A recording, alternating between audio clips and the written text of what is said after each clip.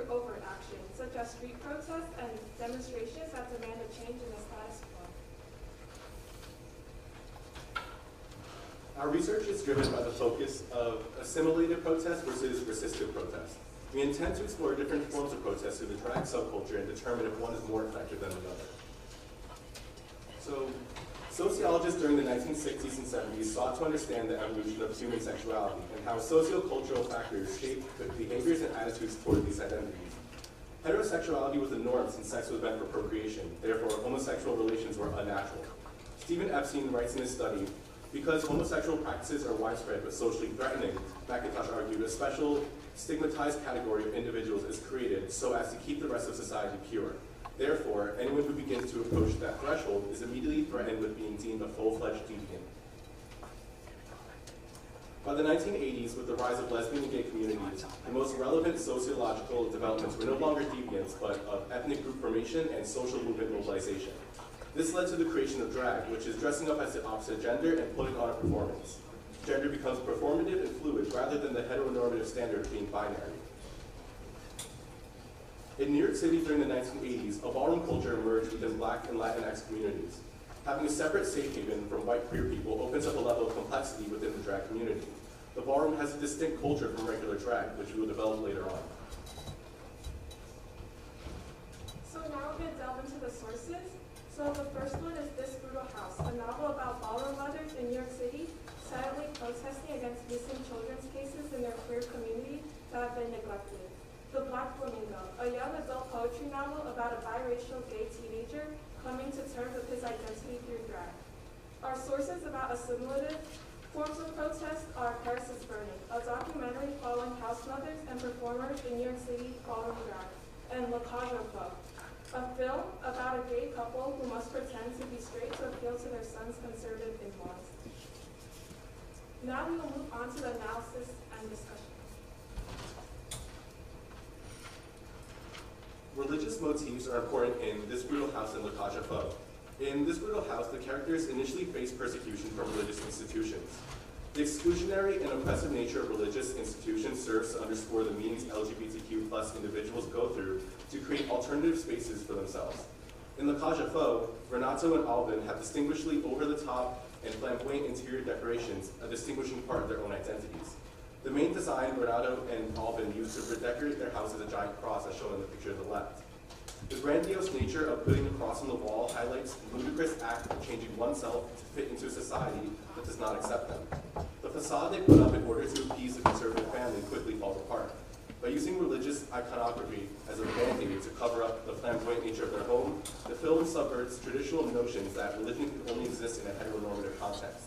The eccentric culture overflowed when it tried to be covered, ending up in an outburst that even made an ultra-conservative dress up in drag, shown on the right.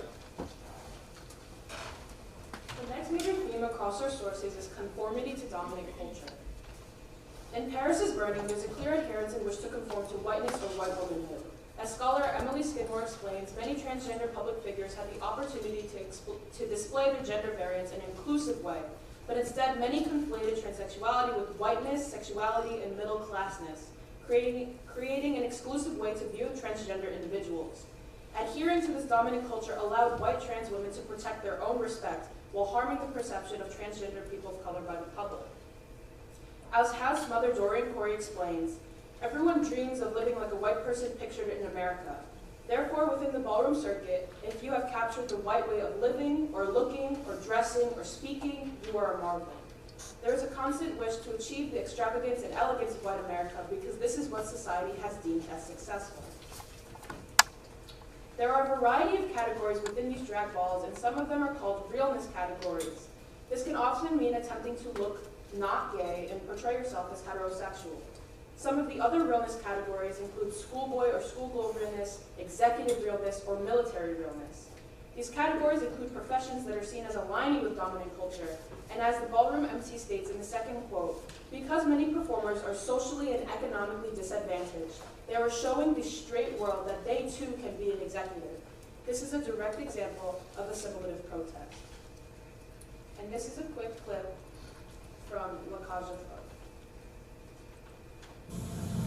Alban, the girl's father, is that politician wants to impose his morality on all of us, and there's nothing to be done. They are who they are, and they're on their way here, and so for one night I shall be somebody else for them.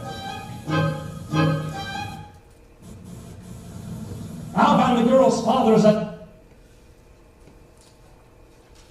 Throughout the entirety of Lakaja, a gay couple must pretend to be straight in order to appeal to their son's new in-laws who are homophobic. In this clip, Renato explains how he is okay with adhering to these norms for one night. Therefore, to conform to dominant culture, the other husband, Alban, uses his own femininity to change the way that he is perceived.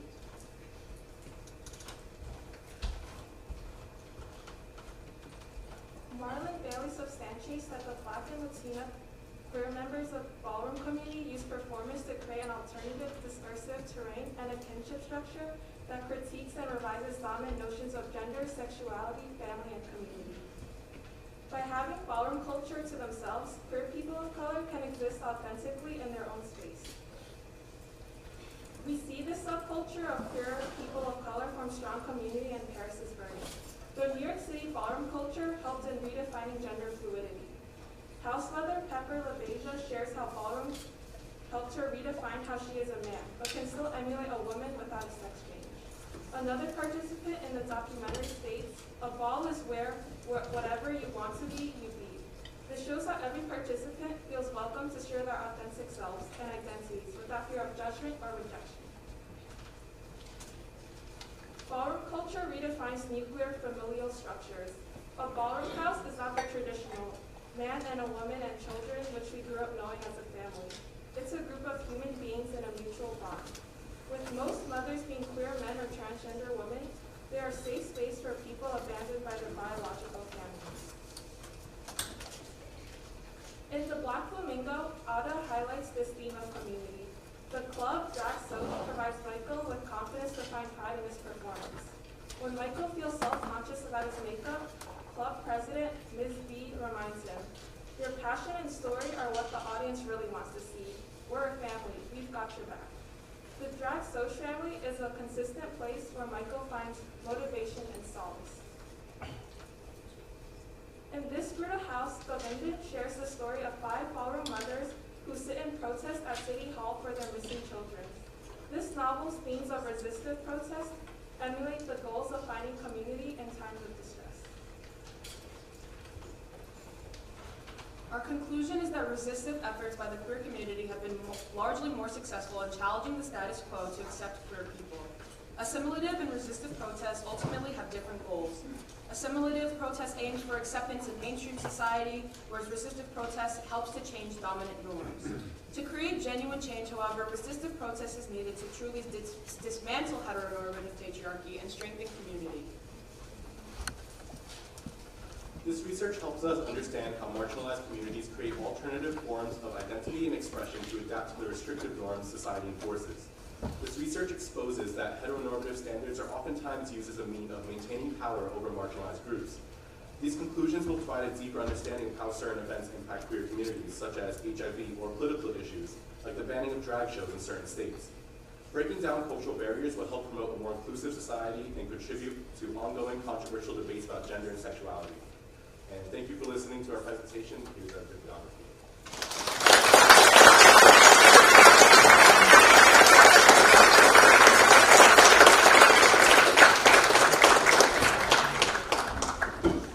All right, so there'll be a time for Q&A after the second group has presented. So if you have any questions for this group, write them down somewhere so you don't forget.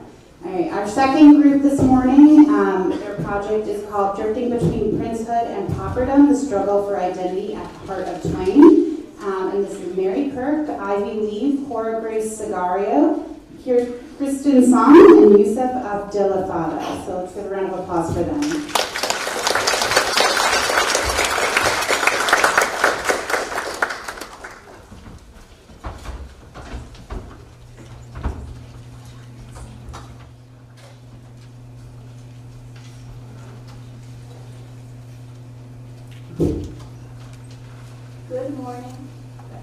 Good morning, ladies and gentlemen. It is our pleasure to present Drifting Between Princehood and Pauperdom, the struggle for identity at the heart of the Twain. Today we'd like to examine a question everyone ponders at some point. What is happiness? Is it achievable? Is it money? Take a moment to imagine what you will be truly happy. Living life as a cushy CEO or attending an Ivy League. Instead of a therapy session, we're going to investigate this question in literature, specifically in the works of Mark Twain. Our first text by Twain is The Prince and the Pauper, published in 1881. It is a seemingly simple tale of two boys, a pauper Tom and a Prince Edward, who switch clothes and thus switch places in society. After writing The Prince and the Pauper, Twain wrote what was considered his magnum opus, The Adventures of Huckleberry Finn. It follows the story of a young boy named Puck, who runs away from civilization with an escaped slave named Jim via the Mississippi River. Through our study of these texts, we found that The Prince and the Pauper presents a conventional solution to achieving happiness, while Huckleberry proves that it is a continual struggle against a forever living society. First, we will analyze the world of The Prince and the Pauper and how Twain establishes class divides in historical England, as well as how Tom Canty tackles these barriers. By looking at Tom's solution, we can uncover Twain's overall message of happiness. Next, we'll examine how The Adventures of Huckleberry Finn builds on Twain's pre-existing message through the growth of Huck Finn. To begin, let's first explore the importance of language in defining classes. In The Prince and the Pauper, the upper and lower classes speak differently, with educated members of the upper class speaking in Latin, while the lower criminal classes developed thieves' cant, a type of undercover slang. Both were created to remain incomprehensible to those outside of their class. When Tom, disguised as a prince, forgets how to speak Latin, Greek, or French, it is met with the same reaction as in forgetting who he is. This shows that the language one speaks sets expectations for who you are. It not only serves as a physical barrier between classes, but enforces these standards. So to better introduce you to Tom, we'll take you through his daily routine, in which he wakes up, begs for food and money on the streets, receives daily abuse from both his father and his grandmother, eats scraps smuggled to him by his mother, and then falls asleep, dreaming of becoming a prince and escaping this horrible reality. It becomes clear that Tom is stuck in an identity that is assigned to him by his class, and he is a proper pauper, acting as he's expected to. However, even when Tom does get his dream reality, after switching places with Edward, he feels as though he's captive to new conventions, this time the pompous routines of royalty. Now stuck role-playing as Edward, his new identity, Tom is left without a choice of how to act, and he's miserable.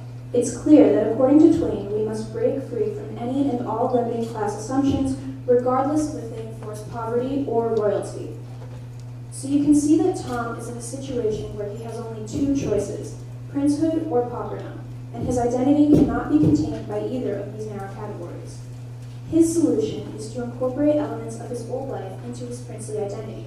For example, when asked how he used the seal of England, Tom says, to crack nuts with, which is followed by an avalanche of laughter from the upper class, because for them, the seal represents power and influence as it legitimizes one's identity within the state. Tom ignores this coding and establishes his own use for the seal, and when he did, he felt, quote, naturally happy for the first time since becoming a prince. And by stepping out of a class-defined identity, Tom was able to achieve contentment. This is also reflected within the book's ending. Beyond cracking nuts, Tom becomes a king's ward, a sort of honorary royalty that escapes both poverty and princely duties. Instead, he's able to financially support his mother and sisters while also being himself. In either case, Twain makes his message clear. There appears to be a straightforward relationship between breaking social conventions and achieving contentment. So, happy ever after, right? Twain established this moral, saying that we must break free from societal conventions to achieve happiness. Well, this was all nice and sweet, until we noticed that Twain does something peculiar. In the margins of his book, he decides to translate the language of the lower class, the thieves' cant, but not the Latin. Why is this? Well, Latin is established as a language for the elite, not only in text, but the 19th century when this novel was published. Funnily enough, being literate itself was a privilege. Twain recognizes this by calling us readers privileged ones. It then starts to make sense why Twain only translates one half of this class divide, since readers are automatically expected to know Latin anyway. For instance, you can barely tell apart the speech of John Canty, an illiterate thief, and Edward, a well-educated prince, because everything's made out to be grammatically understandable. So here we reach a confusing point. Though Twain tells a story of breaking conventions, that same work is structurally conventional. By allowing his work to be consumable to a target audience, Twain gives in to the same class divides that he denounced. It is only with the adventures of Huckleberry Finn that Twain lets go of this narrative hypocrisy. Any Southern slang that might be unfamiliar to his audience remains untranslated and colored with misspellings. This is most prominent with the introduction of Jim, an illiterate black slave. From this first sentence, we privileged readers are confronted with what seems to be a mess of syllables. It is only after pages of this vernacular text that we grow to understand more of Jim's talk. For example, reading Pooty as pretty. By taking this time, we, like Huck, start to empathize with Jim and understand the grim realities of slavery. In Huck Finn, Twain forces us to confront the reality of an untranslated world. This sense of fantasy versus reality in the shift from Prince and the Pauper to Huck Finn is clear in each text's respective settings. The Prince and the Pauper, despite being set in England, explores many American themes, like the idea of achieving freedom. So there's no real reason for it to be set in England, aside from an escape from our own society. The opposite rings true in Huck Finn. Set in slavery-ridden America, the Southern setting is closest to home. It places focus on racial and religious institutions and their ugly controversies. By not following conventions, Twain is able to provide a proper social commentary that forces the reader to confront a horrible reality in our own backyard. So in this world of hypocrisies, what does Twain propose we do to find happiness? As we saw Tom in The Prince and the Pauper find contentment through breaking free of class barriers, we can see Huck Finn do the same. Specifically, when he contemplates the morality of helping Jim escape slavery. On one hand, he's helping a friend, but on the other hand, he's stealing someone's property. At one point, he writes a note that would expose Jim as a runaway, but he couldn't bring himself to send it. So he rips up the note and decides that he'll follow his own conscience. If he goes to hell because of it, so be it. In the same way Tom uses the seal to break norms, Huck ripping up the note is symbolic of his rejection of the religious and racist ideology of his society. If Christianity preaches treating others the way you want to be treated, what could be so wrong about stealing Jim away to help him be free? While it would be logical for faith and class-based oppression to oppose each other, they actually work together in Huck's society to create a unique kind of hypocrisy. And by deviating from these conventions, Huck creates an identity out of his own moral system. And yet, despite this revelation, Huck's pinnacle choice to free Jim ends up for nothing. It gets revealed that Jim was free all along. Unlike how Tom was able to reform his society, Huck was unable to have any lasting effects on his. He's exactly where he started, up the river under someone else's expectations. So, is this what Twain wanted us to see? A reality of bleak hopelessness where we never get to break free from class? Not exactly. Despite not changing the society around him, Huck himself undergoes meaningful inner change. His final line in response to being civilized reveals that he's no longer hesitant to run away from conventions. Through his journey, he's realized his own needs, that he cannot be happy in a space that confines him to an identity. On the surface, it may seem that The Prince and the Pauper and The Adventures of Huckleberry Finn say the same thing. To find happiness, we must go through the arc of breaking out of our class conventions. But upon further examination, we realize that this arc applies to Twain himself. His early works follow the same conventions it mocks. The story exists to quell our anxieties in a scary world. We want to believe that once we overcome these pressures, we're guaranteed that path to happiness. But that simply isn't true.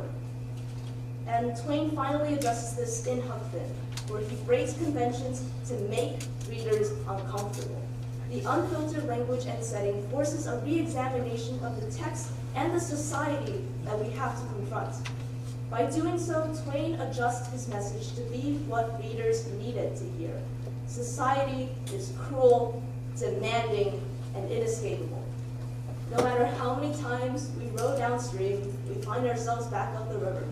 But with each new confrontation, we begin to take steps towards what makes us truly happy. Thank you.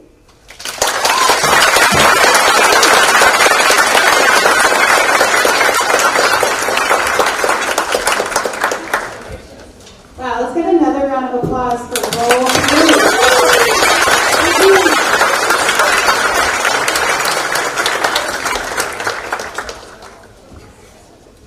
All right, we have some time for Q&A right now, so I think we can do maybe 2 or 3 audience questions. So if you have a question, raise your hand and we will bring you a mic if I can figure out how to turn them on.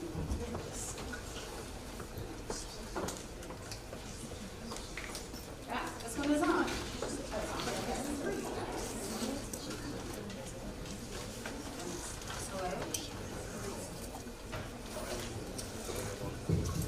And now this one is also on. All right, do we have any questions from the audience for either group?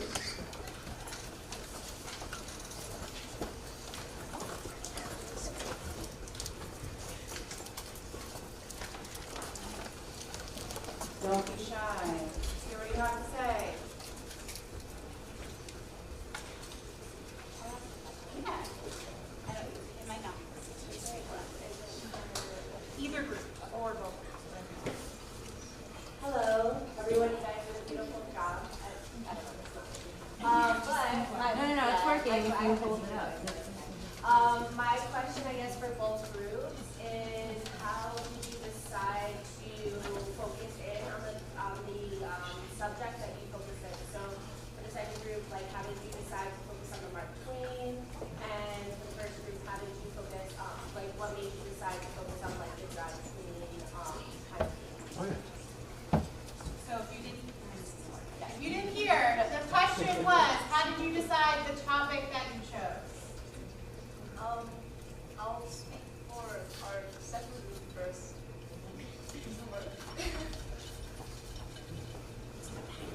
Hello. But I'll say that it's actually a little bit of a funny story.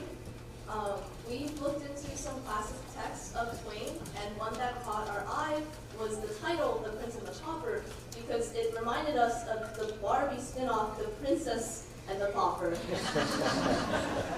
And we were so intrigued that there was an original text, that the Barbie movie was not just like its own thing. That we were like, what is going on in this book?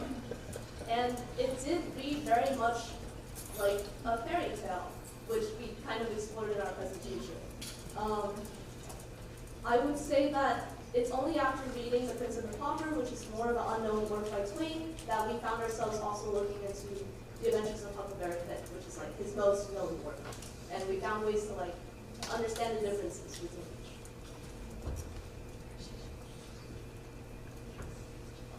Our group's research kind of started with another research project from a different class.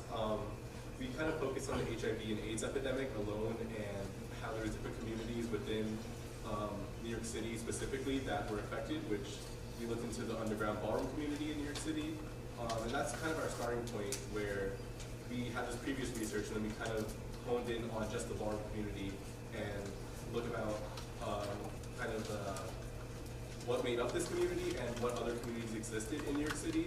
So at first we started it in New York City specifically, but then we said that, oh, that was too specific, so we broadened it up to just drag in general, and we found this much more interesting approach because, especially in the news today, where we see drag being banned, in certain states, like in Texas, you see politicians dressing up in drag but then denying it. So this is a very controversial issue that has been continuing since the 1980s or even beforehand. So we just thought this was a really interesting approach to Eat the Rich. All right, we have time for one more question. So is there a student question? Over here, Asa. Can you yell? It's for the second group. I know you analyzed like the similarities and differences between Huckleberry Finn and Prince and the Pauper. So in context of the theme of breaking social barriers to reach contentment, which text would you say is more impactful or influential than the other?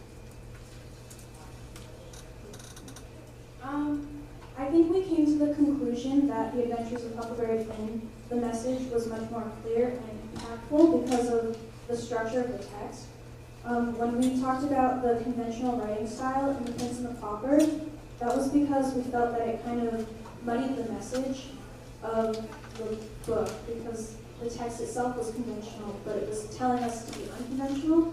So when we read Huckleberry Finn, there was such a big difference with how it was written that the message just became so much more clear. Yeah. I would just say it adds like nuance. It definitely, and that's more realistic. So it hit harder for us. All right, maybe one last question if there's another student. Nope. Okay, sorry, I'm being cut off by Mr. Singh. All right, let's give another round of applause.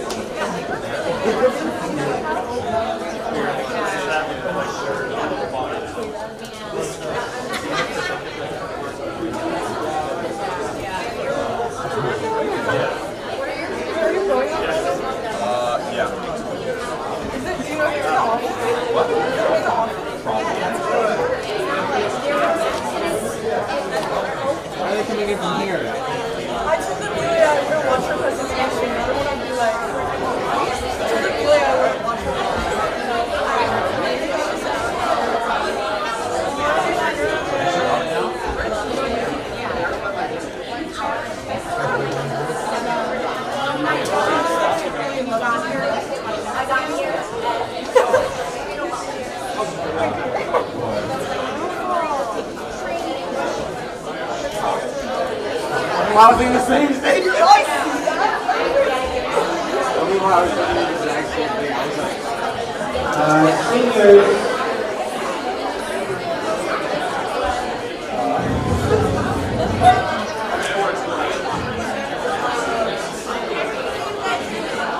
So, seniors who are here to help usher, make sure that you're at the door. And you're going to start helping the next group of classes get to their seats. So any senior who's ushering, go up to the front door, and I'll meet you there. Anyone who's presenting, come take a seat.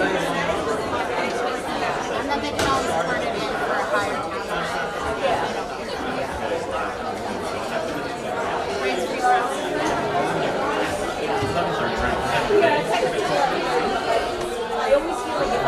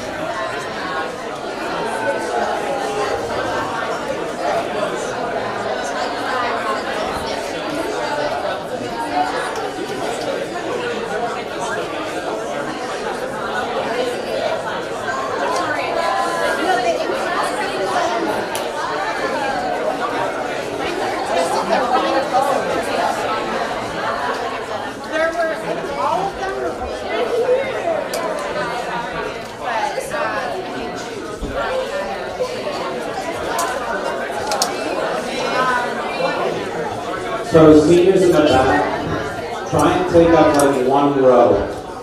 At any given time, we could be at capacity here. There might be space, I don't know, it depends on who's absent and who's present. So just fill up as much space as you can in the back.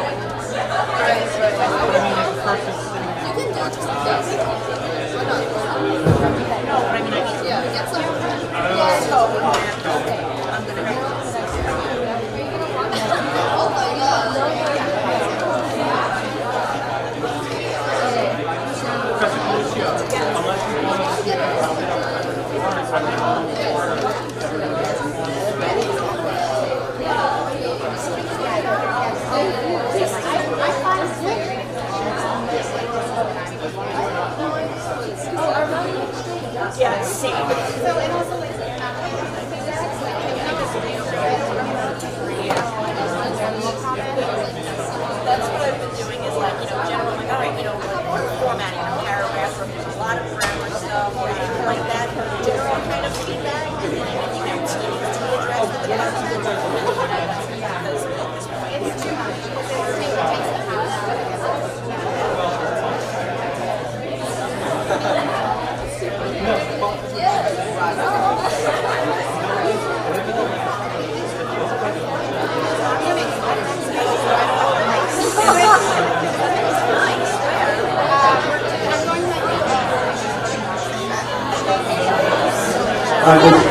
Quiet down for 1 second.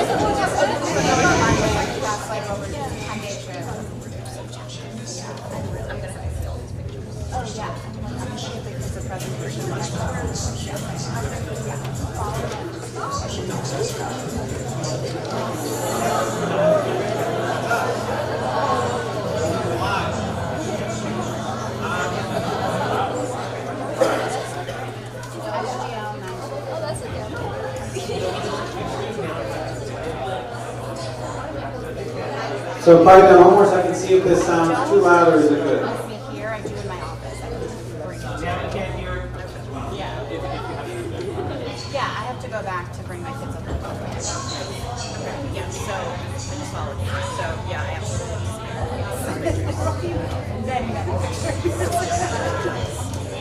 All right, I'll see you next time.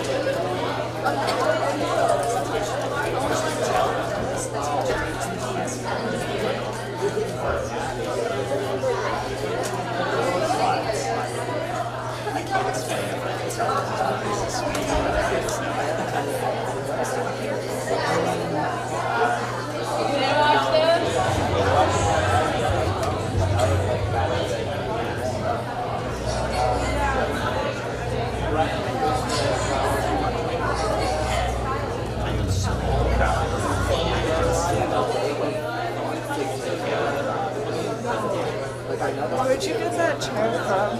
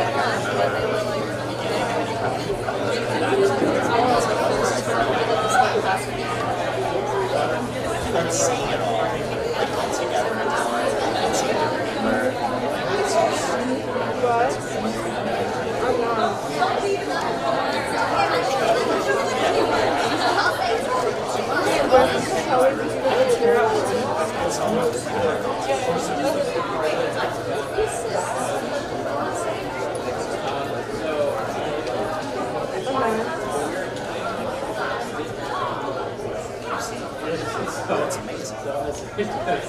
No. XPR. Yeah, I wanted to ask, but I didn't want to. I appreciate your sharing. That's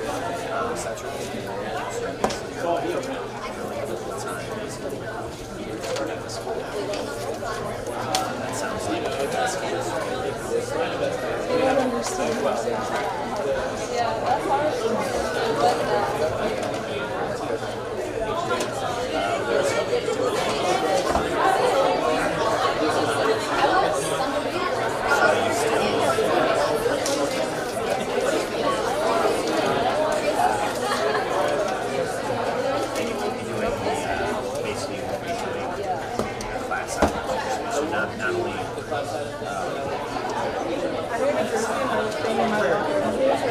Can you bring me in?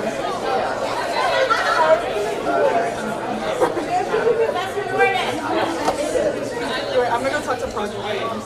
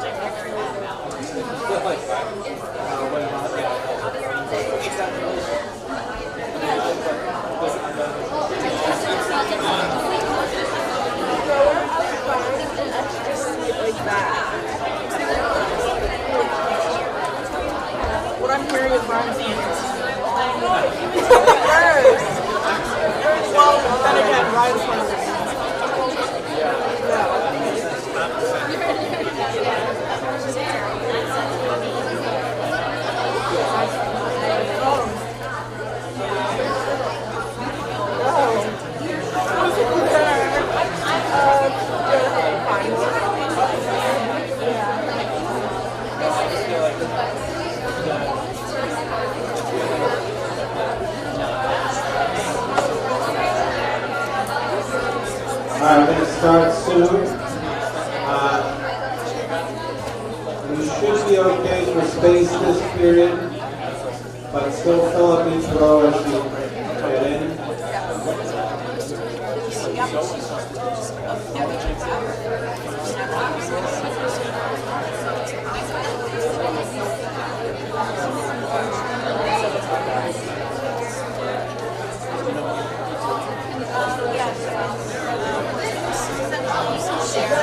Seniors in the back, are any of you in Mr. Dunbar's, Mr. McDonough's, Mr. Lacker's class?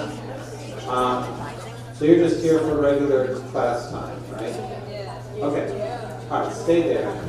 We're good. We just might have a gap, but that's okay. All right, so we're going to start at 9:10.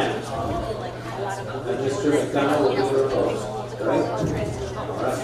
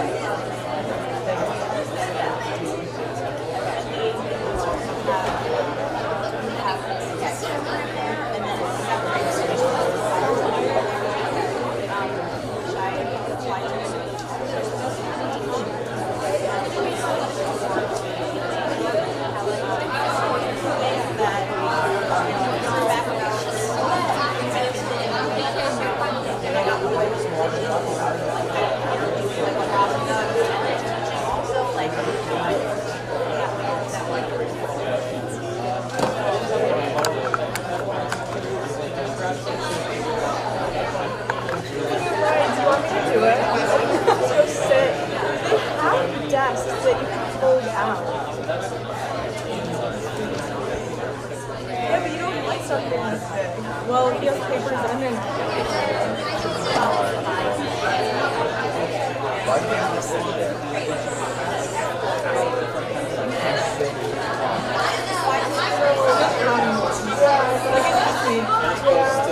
And I feel like I'm being like forced in something. That was first grade, so that's pretty accurate.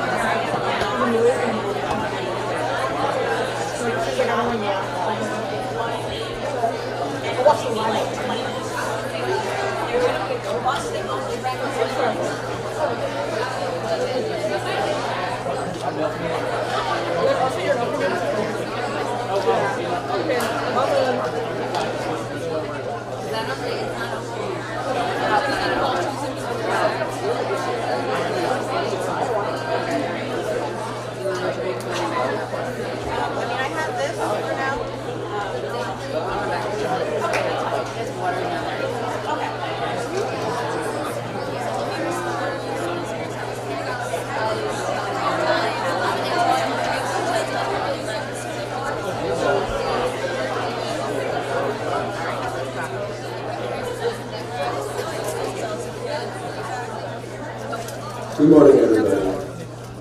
Welcome. Today's, these two groups will be presenting on sci-fi and social class. That will be the theme of this band's presentations. If you could please take a moment to silence or airplane your phones and try not to talk, well, not try, don't talk during the presentations, all right? So first off, we're going to hear from Jasmine Deonadin, Arvind Gall, Samia Khan, Amelia Jankowitz, and Jessica Sandoval. And the title of their presentation is Spiders, Cells, Scares, and Self-Destruction in Do Androids Dream of Electric Sheep? So give them a nice warm round of applause.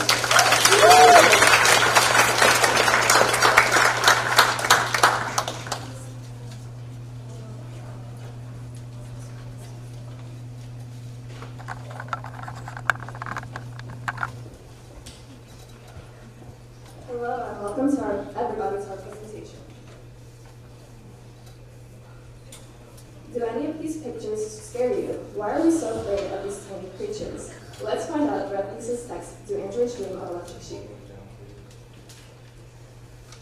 To give some context about our text, in the novel, World War II leaves Earth almost uninhabitable.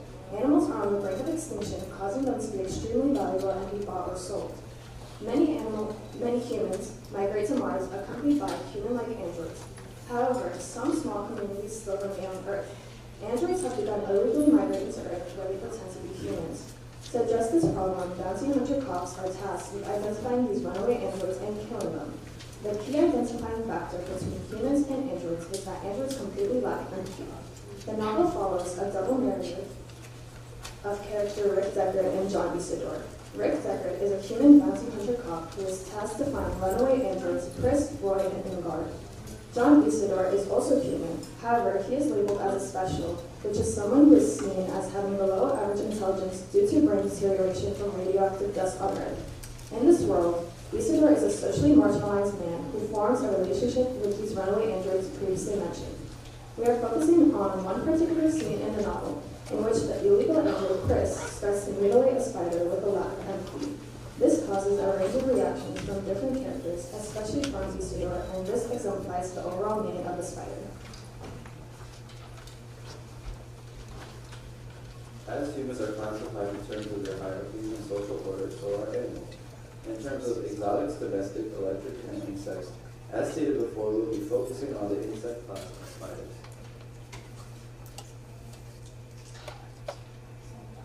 In terms of do androids, this wealth is in the form of animals, which are commodified due to the extreme rarity of natural life within their society.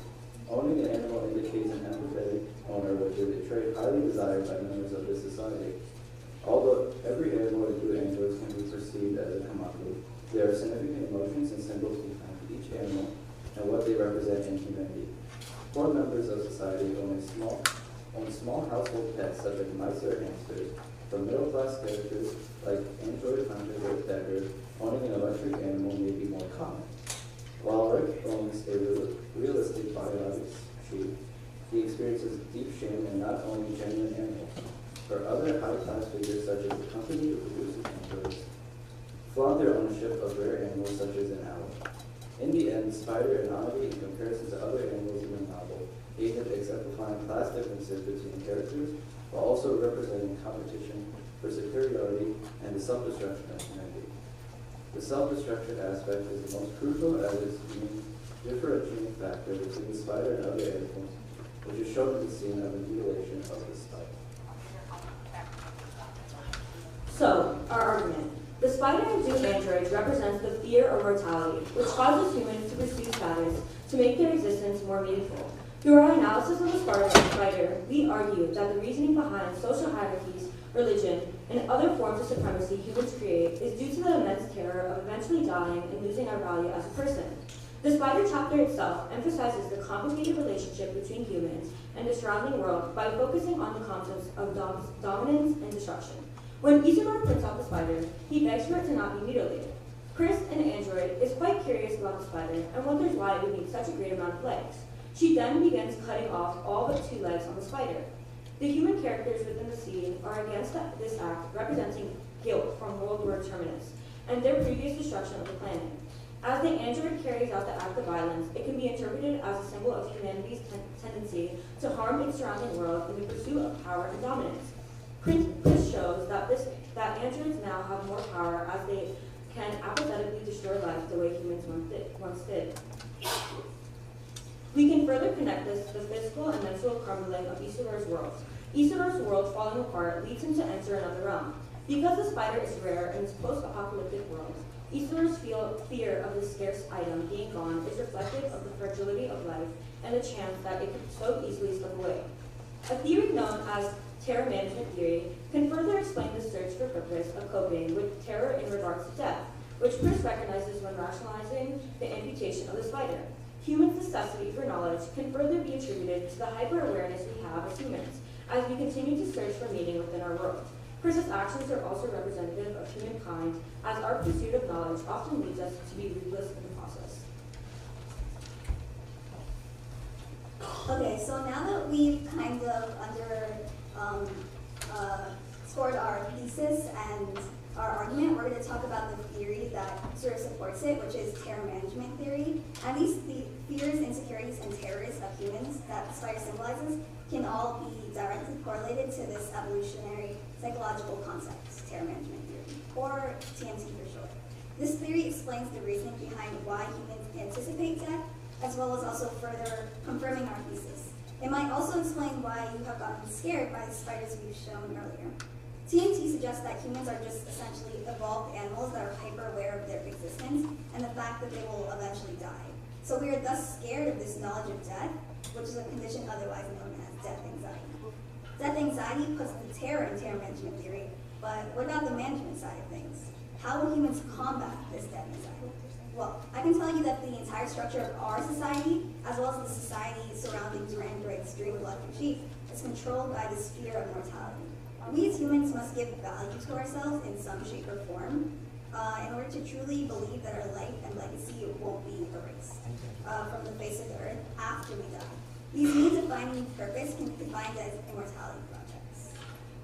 These immortality projects can be displayed through means of maintaining superiority or becoming part of something larger than oneself, such as religion. For the purpose of our argument and the novel New Androids, we're going to talk about how animals are avenues of immortality projects. So, as we mentioned earlier, animals are commodified in the New Android society, in which the more exotic animals are attributed of having a higher value, thus those who own it are higher in social class and more respected in social order, while those who own electric animals are in the lower status of the society as they're trying to conform to the status of those above them with a fake animal because it's of cheaper value. So, as we mentioned, different animals in their society have different values, and that brings us to the scene of the spider. In a commodification perspective, the spider has very little value, but the thing that makes it important is that it also has an intrinsic value in the view of Isura, as we mentioned before. Many scholars have already discussed how unique characteristics of the spider, such as its reclusive, predatory, and persistent natures, contribute to its role in literature. One characteristic that threatens us is their lack of boundaries. They say that you're always within 3 feet of a spider.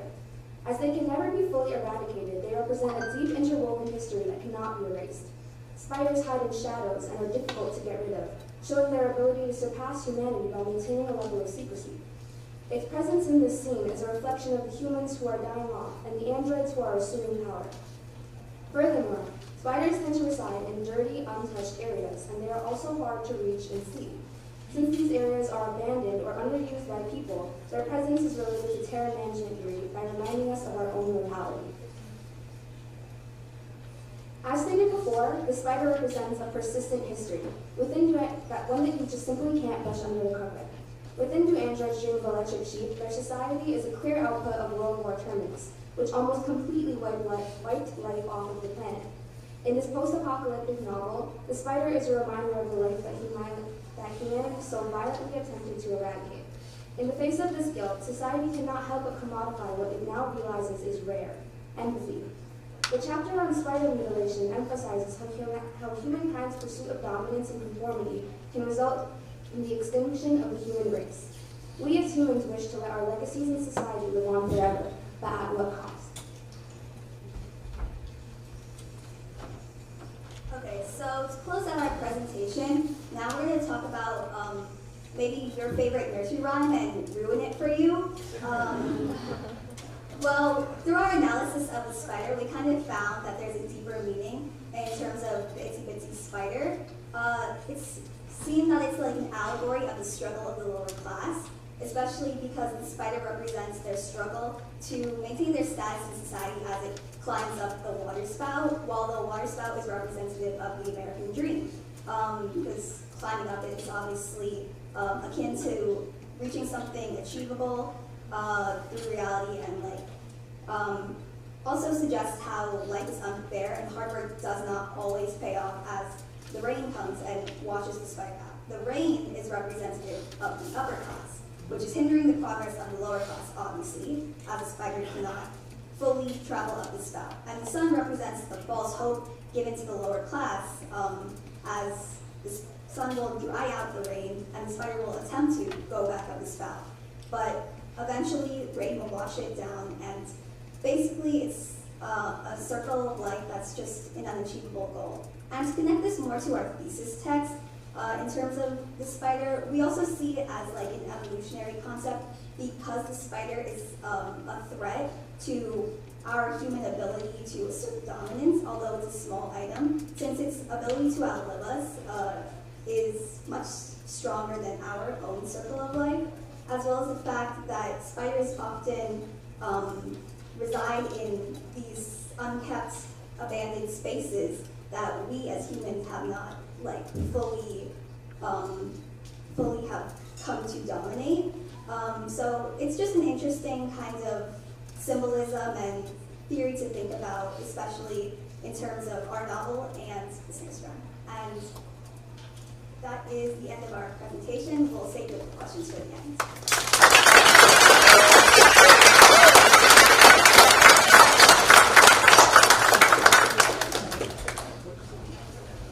Thank you.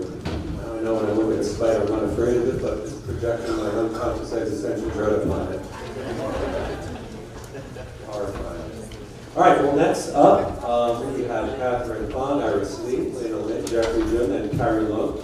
And their presentation title is A Moral Dilemma of Human Nature, Systems and Humans in Alice in Borderland. Give them a nice warm welcome.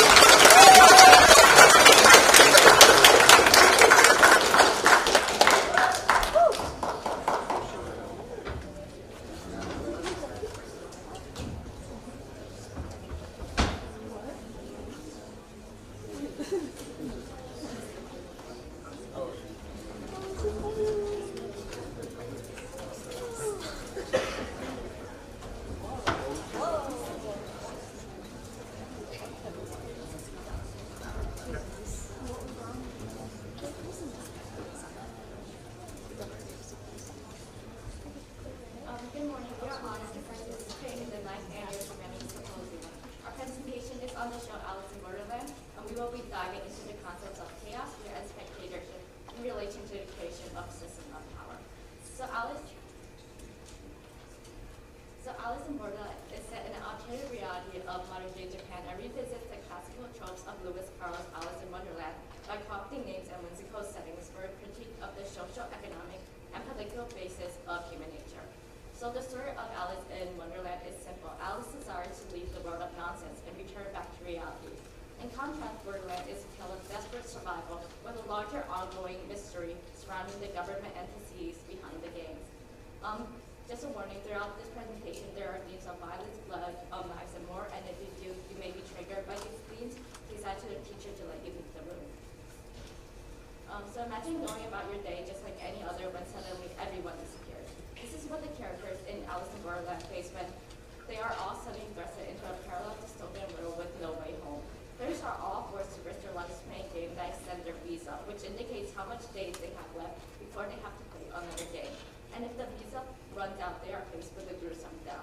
There is seemingly no form of government with an omniscient system organizing each game before they arrive. All the characters in Borderland are faced with this question: how far are they willing to go to survive? So in this world, players have banded together to create a beach, a place where everyone completes things with a common goal: to collect cards and to stay in this paradise. Food, shelter, and company is provided, and people have the freedom to party and live their lives. Is it possible to truly live in this anarchical land? Well, what if the beach becomes the grounds for a deadly game? Please pay close attention to the characters in the following clip.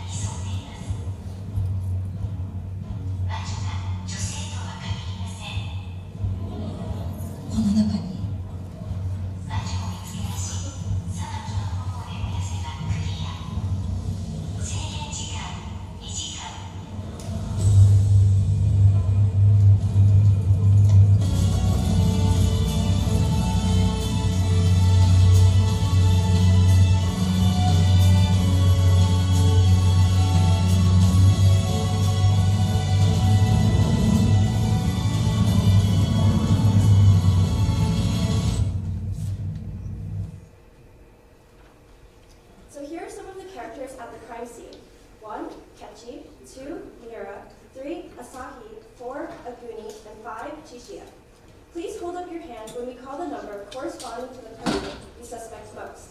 Even without context, make a guess based on your observations. Who do you think is the killer? Who should be thrown into the fire? So 1, 2, 3, 4, and 5.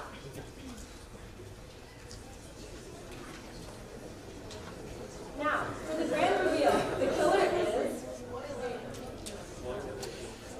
Actually, none of the above. Momaka killed herself. It was later revealed that she chose to work for the system, guiding the games as a dealer, who sets up games while pretending to be a player. Her chances of survival were dependent on ensuring other players lose games to extend her own visa. You all assumed that by choosing one of the 5 options, you had a 1 out of 5 chance of choosing the correct answer. But the reality is that each of you treated it like a game, calculating your chances of winning.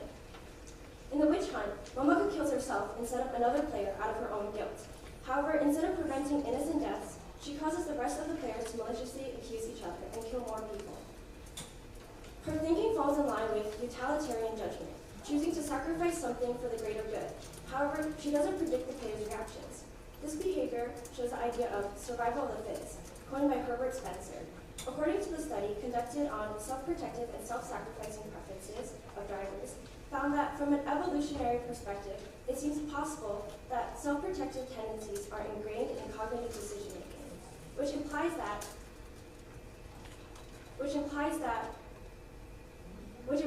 people show a preference for actions that protect their own life. In the end, Momaka's self-sacrifice ends up meaningless, as chaos and fear consumes the player's rationale.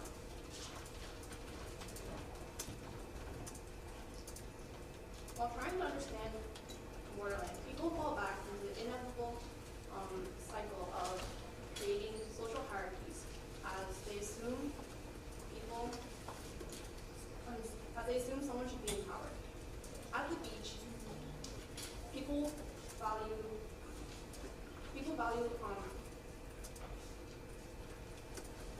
stability over morals and more readily follow orders. This social hierarchy corrupts people's good intentions to work towards a higher purpose because one's identity and value in life becomes dependent on their place in the social hierarchy.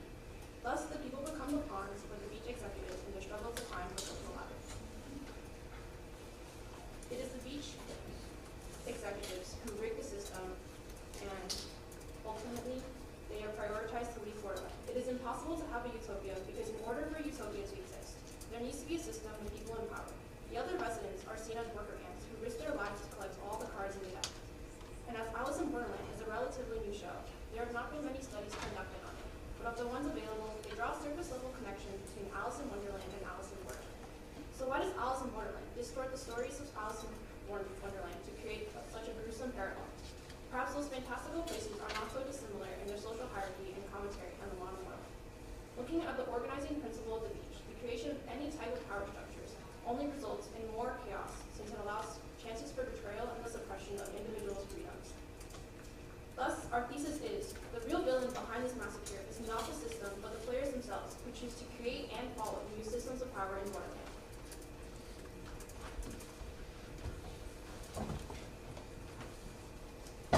Recognize any of these titles? These popular mainstream TV shows, such as The Hunger Games and Squid Game, are part of the ever-growing genre of reality TV and survival games that include Alice in Borderland. We found that this genre critiques real-world problems that many people can agree with, but disguises them in the form of entertainment. In the case of Borderland, players blame the system, resulting in a never-ending cycle that enables them to avoid taking responsibility for their own actions. Peter Bazeljet is an independent television producer, best known for creating the style of TV shows in shows such as Big Brother. Annette Hill, professor of media communication, summarizes his views. Having such a forefront role in genre, Peter believes that reality television is no longer about the unscripted reality shows it was meant to be, but instead, rather what the viewer is interested in becoming reality. As these reality shows become more and more game-like, people begin to associate their idea of reality with entertainment and games, and as a result, viewers begin to reduce these players into puppets for their own entertainment.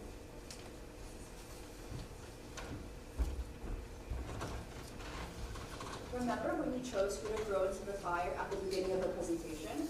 Your first thought to win at any cost imitates the reactions of the dealers of the game, who don't feel empathy for the people beyond what they see on the screen. This showcases the phenomenon analyzed previously, as viewers become desensitized towards death and slowly fail to humanize the people they are seeing on TV. In this clip, you see the dealers celebrating the win of all the players, celebrating the death of all the players as a win, because the dealers are not the ones experiencing the games. If the dealers were forced to play the games, they too would seek the stability of a social hierarchy and blindly follow any leaders who present themselves. As the audience begins to question who is running the system and why the system is in place, they too are engulfed into making Borderland fit into the genre of reality TV. Our failure to look inward for the cause of our problems reveals our instinct to instead blame those higher up on the social ladder. We believe the system is flawed, but our choice to follow the system inherently allows the system to continue to exist. Our choice of stability and survival over morality and empathy continues to strengthen the system we see as flawed. You, the viewer, have the responsibility to continue to empathize with others in both reality TV shows you watch and in real life. In a sense, maybe humanity's selfishness and overwhelming greed for power is the cause of many of our problems. Here is our bibliography, and I'd like to thank all of you for listening, and thank you to Professor Riya and Mr. Sweeney for all your guidance. We will now open the floor up for questions.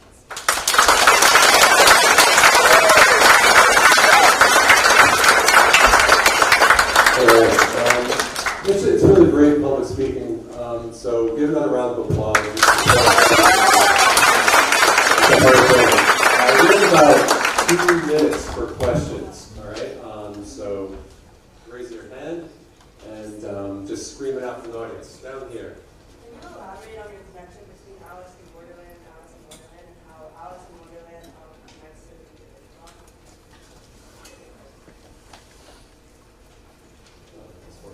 Here.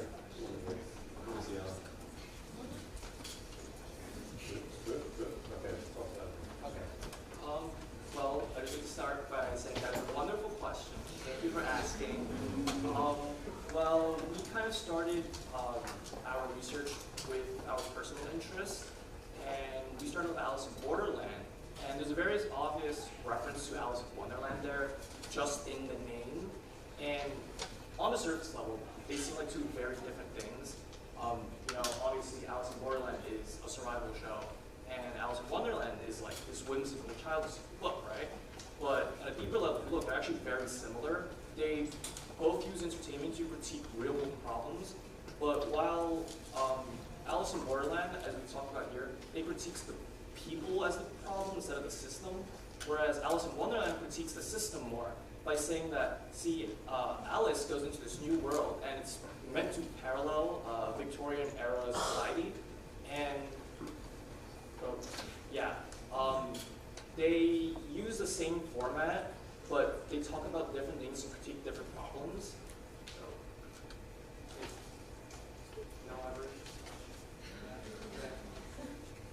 Thank you.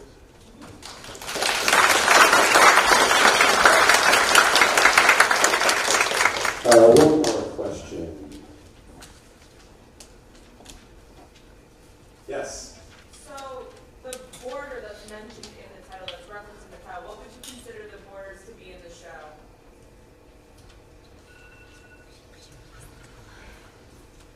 Please elaborate. So when it's changing the title of the show, instead of using Wonderland to Borderland, what's the significance of the Borderland? So in this case, Borderland doesn't refer to like a specific border. It's an alternate reality, similar to how Wonderland is an alternate reality. Wonderland is in itself supposed to be full of wonder, while Borderland, it's almost like the border between life and death. So it pushes these people to make a choice of life or death. And even though the system is curating these games, they are ultimately making the choice of whether or not to sacrifice people or make choices to prolong their own survival. If that helps them.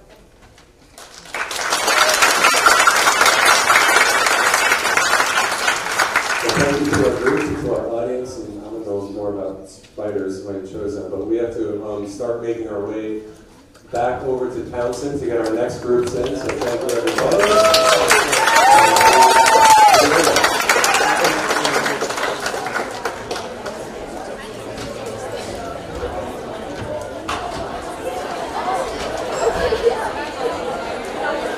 Exit the same way you came in, so we'll be walking over that way.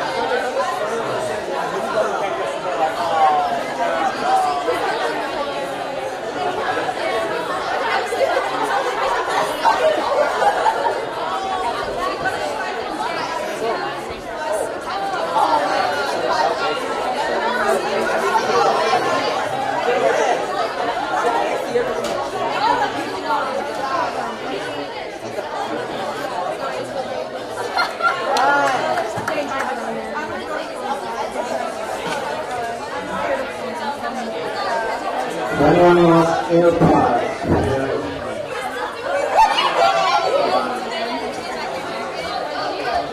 Anyone lost AirPods? Recovered your AirPods. Seniors, continue to consolidate your back row.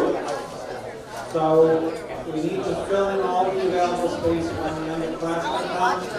So if you're a senior and you're not in the last two rows, make your way to the last two rows. Oh, okay. So you got the email.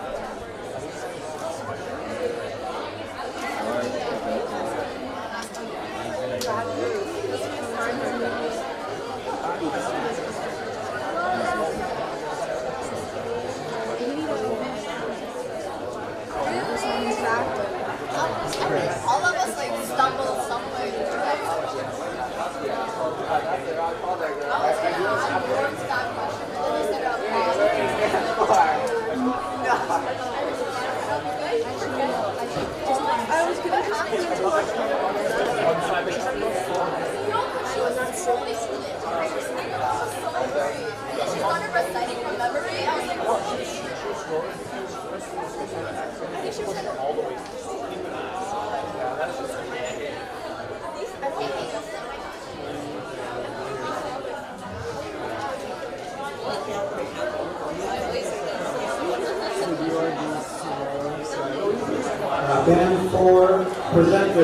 if you're here, if you did come take a seat, make sure your slides are all ready to go. We're back for presenters. Seniors, again, consolidate in the last 2 rows. Consolidate.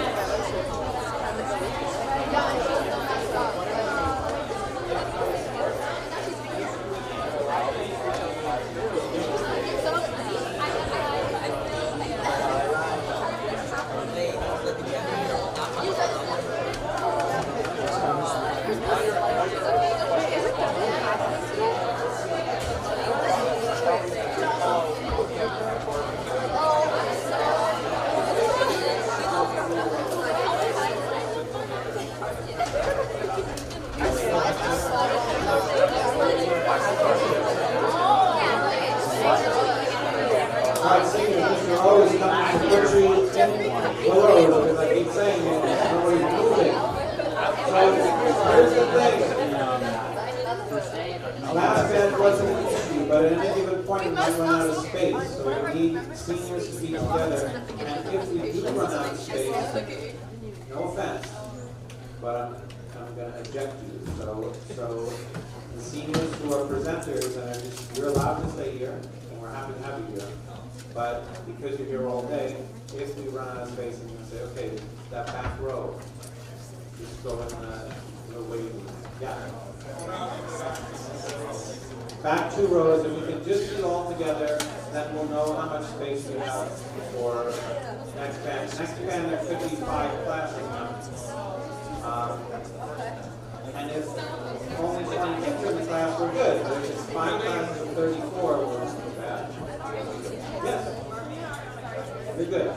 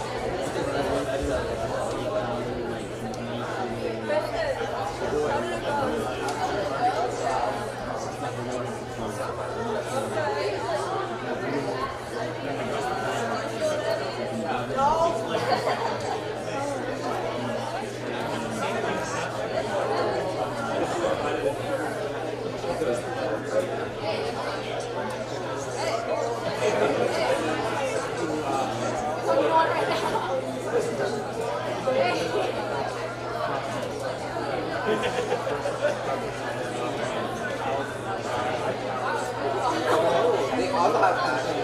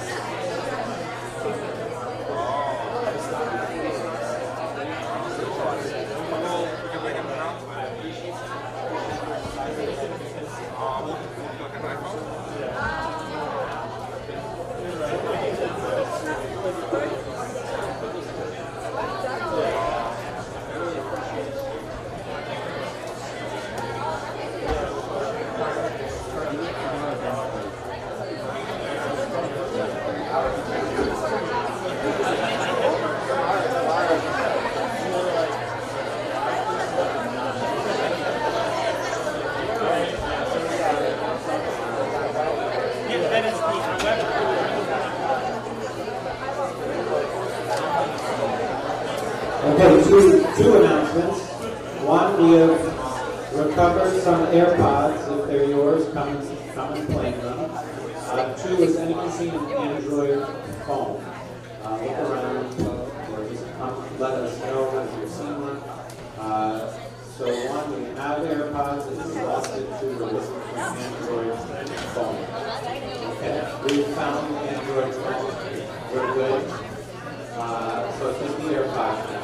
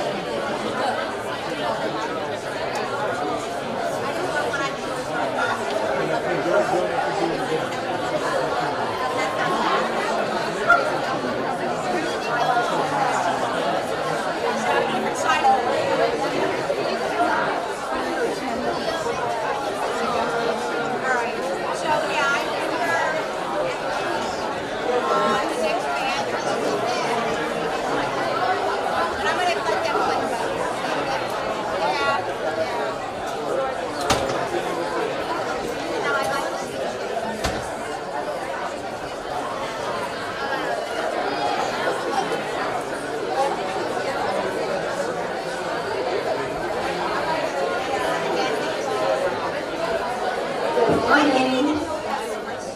Okay, I'm going to get started because we are going to find two fascinating projects up here which we're going to want to talk about. So my name is Robin Hisme. I direct the collaboration with the Queens College and Townsend High School, and I teach in Humanities. And this is our third panel of the day. I'm going to introduce our presenters for the first project, have them present, and then I will introduce the second project. So the title of this particular panel is Gender and Social Class.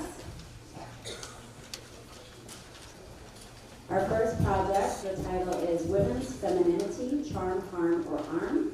And our presenters are Stacy Zhang, Julia Shaw, and Caitlin Chen.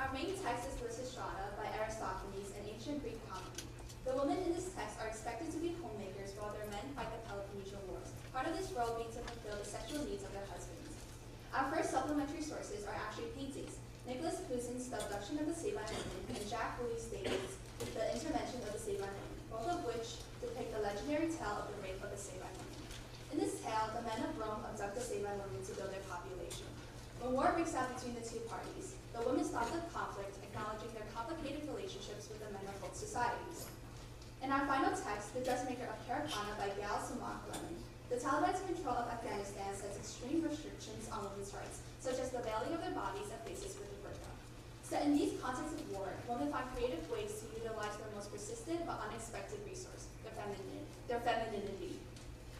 This leads us to our thesis. Our research aims to recognize uncommon ways feminism can take form to challenge the patriarchal structure of society. Our argument focuses on how women can use the very weapons held against them to resist and override the oppression in which they live.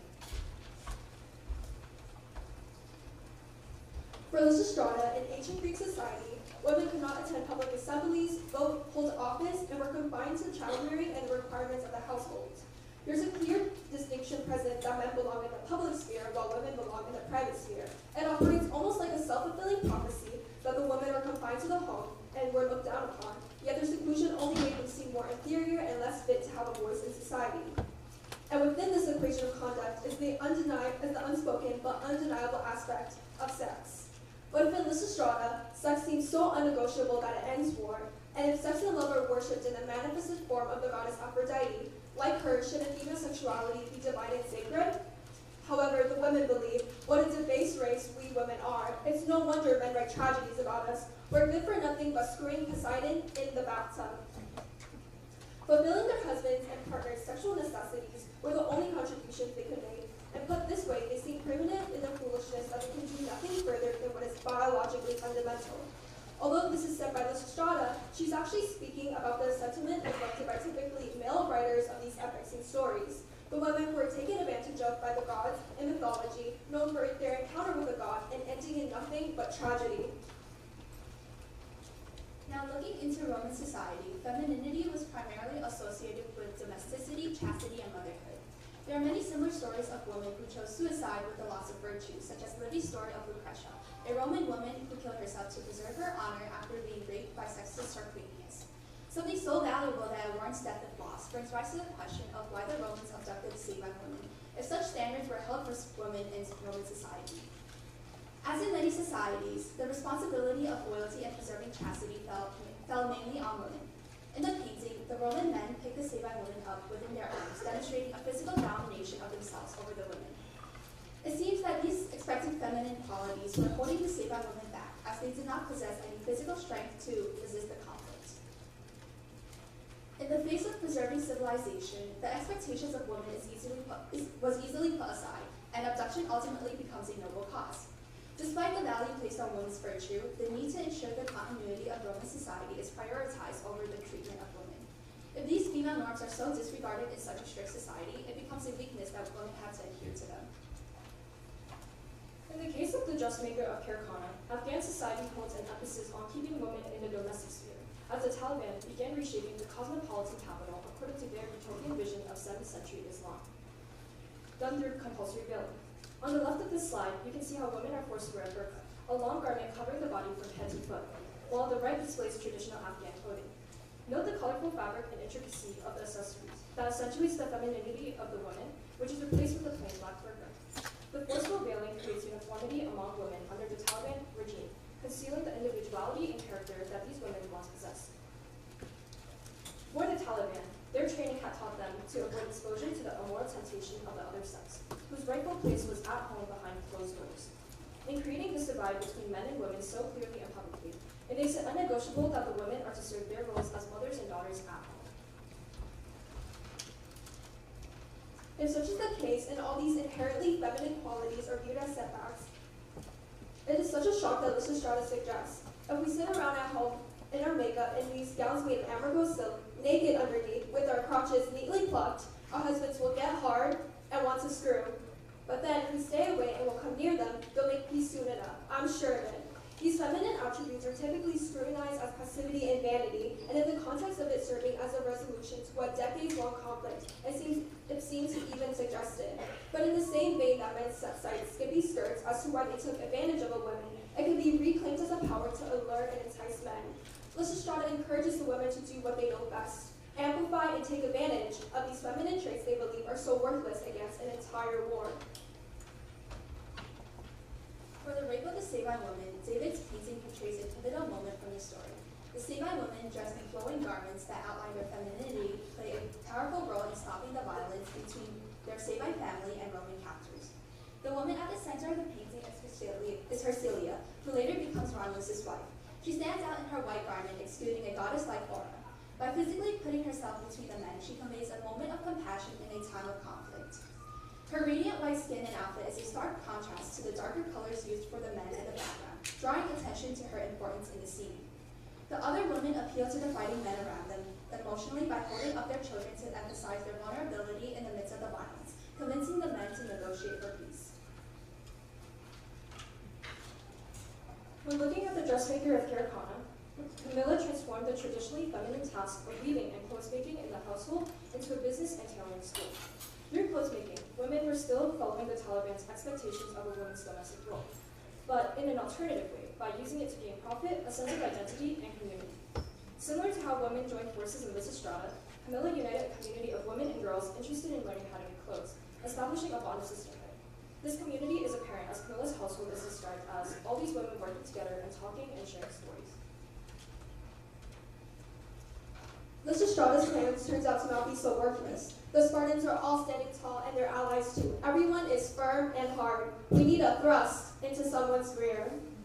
It becomes a unifying experience for all the men, allies, and enemies to be suffering from the same hardship, the most unexpected hardship of this war, an erection. The unexpected heroes in the situation, it is more unexpected that the men call Lysistrata's plan a female plot, a grand conspiracy affecting all of Greece. Return to Sparta as fast as you can go. Tell them they must send out ambassadors with full authority to deal for peace. First regarded as an impossible idea, a silly little plan, these words signify the men's acknowledgement of this as a sophisticated and successfully executed war tactic.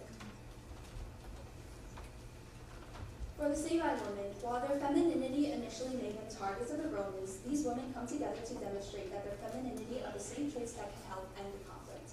As daughters, wives, and mothers, they leverage their roles to demonstrate their desire for unity and the connections they share with the men involved. Their femininity ultimately becomes a power as they are able to end the conflict and unify the divided nations. Turning to the dressmaker of Karakana, according to Camilla, money is power for women. If we can give them some training and an ability to earn a good salary, then we can change their lives and help their families. It is clothesmaking, the feminine and, as the Taliban deems, inferior trade, that unites Afghan women into a community where they have a greater identity and role beyond the one isolated in the household. Camilla points out that she and her sister didn't just need an income, they needed a purpose. Camilla used the feminine chore of sewing to create a business and school, redefining herself as an entrepreneur while her sisters became teachers.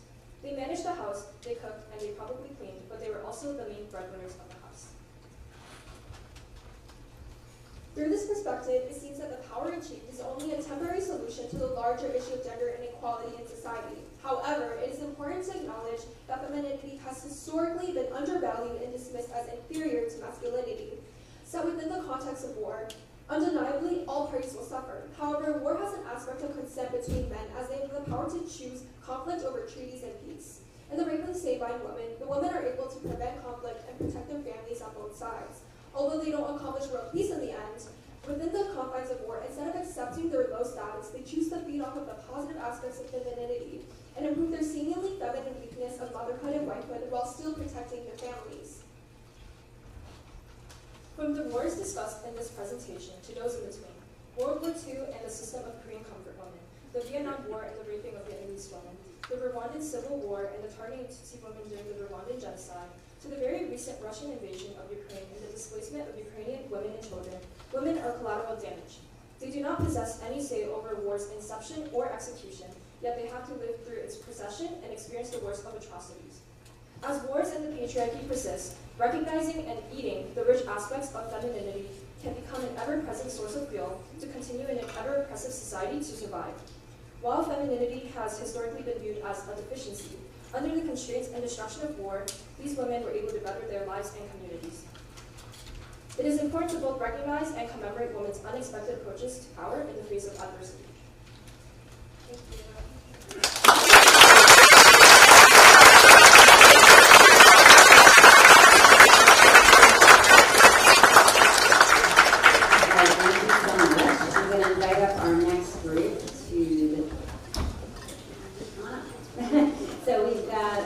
Entitled Tragedy is Gendered, Female Oppression and Dystopias by Angelina McCabe, Caitlin McKenzie, Sharon Lynn, Emily Prasad, and Riya Singh.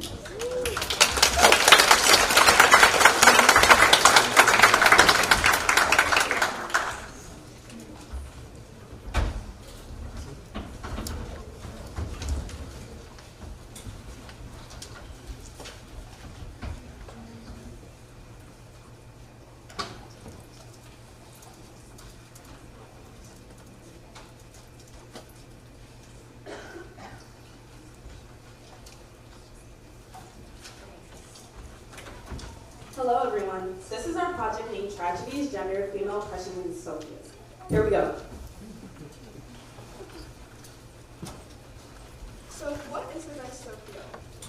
A dystopia is an imaginary society which projects the issues of the real world and predicts the consequences of these issues. The Handmaid's Tale by Margaret Atwood takes place in the context of a global infertility crisis. Alfred, the protagonist, is brainwashed by society to believe that her only purpose is to bear children for the commanders, powerful male strangers to whom she is assigned to.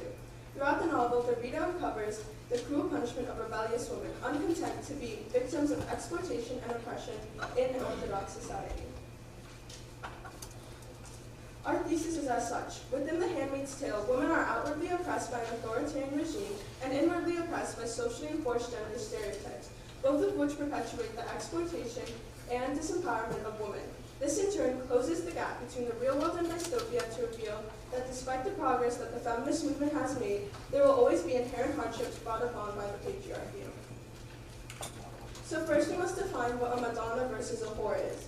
A Madonna is defined as a person with obedient and docile qualities, while the original definition of a whore is a prostitute. But this definition has expanded in today's world to mean a woman who is shamed for embracing her sexuality. From these two figures comes the Madonna-whore dichotomy. The Madonna-whore dichotomy demonstrates how men perceive women in polarized ways, either being pure or promiscuous. These extreme perceptions oppress women by undermining their individuality. As seen in images from Victoria's Secret magazine, the women are tailored to fit either side of this dichotomy. These are our subtopics. Number 1, construction of power in dystopia. Social stratification in Gilead creates a rigid class structure for women, ultimately benefiting the male commanders on top. All women are placed in their respective classes to serve a purpose for the men of society. For example, wives are trophies for high-class men. Aunts are vehicles of religious brainwashing to exploit handmaids, who are made to be reproductive machines for high-ranking men. Gilead perpetuates the antagonization of handmaids by putting them into false competitive relationships with wives. Distracting them from their actual source of misery, commanders exploit both groups of women. In addition, handmaids are brainwashed into thinking they only serve the purpose of reproduction, and as a result, they purposely comply with the system. Overall, women are used to suppress women. Religious coercion and means for sexual abuse. Certain religious practices may negatively impact women. While Christianity boasts to be a religion for all, it thrives off of male authority and male-only interpretations of the Bible. This advertently makes women inferior, as these practices relay the message that women do not embody leadership qualities. According to the New York Times, the truth is that male religious leaders have had an option to interpret holy teachings, either to exalt or subjugate women. This is definitely shown in The Handmaid's Tale, as the commander says, the woman being deceived was in the transgression. Notwithstanding, she shall be saved by childbearing. This was proven wrong by the Bible, as it directly states, to the woman, God said, I will surely multiply your pain in childbearing. In pain you shall bring forth children. This is done purely to be coercive, due to Gilead being a highly religious society. The men of Gilead know that the women would do anything to achieve salvation. The Bible never said that having more children would save the woman, yet this is what is taught. The effects of this start with Ophrah avoiding viewing her own body. She has lost a sense of individuality and has become disgusted with the fact that her body has basically been demoted to a sex toy. How the women view rape. Ophrah is not physically manipulated, but she is raped through coercion. Due to her religious practices, she believes that God has made this her duty as a woman. Women do not support other women. When Janine was gang raped at 14, they twisted it into being her fault due to her being alone at night. She was ridiculed by all of the handmaids, and the aunts even went as far as calling her a sinner. This teaches that rape is well-deserved and a punishment for previously done sins. The prayers. The handmaids are taught prayers that belittle them in every single line. These prayers are effective due to repetition. The more you say something, the more you believe it. Disempowerment as a fault of social doctrines. Previous to Gilead, Ophrah boasted a unique life in which she had the power of money, knowledge, and a day. Yet, unknowingly, she partook in her own demise by destroying the same books that she worked with, and even her simple acts of rebellion by taking them home were not enough to counteract the desires of the men in her life, like her husband, who requested that she not go out to protest for her rights, but stay at home and remain a good mother and wife. Knowledge is now the ultimate perversion in Gilead, where a whore is no longer defined by her physical promiscuity, but by her intellectual promiscuity. The presence of books prompts Ophrah to describe scenes as seductive rather than intellectual. Ophrah has essentially treated books the same way that the men of Gilead treat women, as an illicit affair, making the entire ordeal inherently seductive and secretive. Jezebel's, a nightclub, is more accepted than Ophrah having knowledge. Why? Because a woman's lack of knowledge allows her to remain submissive to the abuse of Gilead. By eliminating the ability for a woman to express this intellect, they remain subjugated, and Gilead ensures that the following generations of women will be unable to understand the fault in these customs. By preventing these women from having free thought, they hold no difference from one to the next, making it easier for them to be treated as property. We can see this from their names, of Fred, of Glenn, of Warren. These are not reflections of their identity, but rather references to their owners. These women are no longer seen as patrons of society, but objects and products to be used and disposed of accordingly. This replaceable nature is easy when women first are not allowed to speak to their owners or develop relationships with them, but also when they all are dressed to look the same, so there is no defining feature from one handmaid to the next. This loss of identity disempowers women indefinitely in society, but slowly begins to disempower their own views of themselves as they begin to see themselves as objects and rather just procreating in flesh instead of an actual sentient human being. Here you can see the handmaids dehumanizing outfits that hide every aspect of their body. In specific, the wings around their face block their view of society and conform them into a mask with no recognizable features.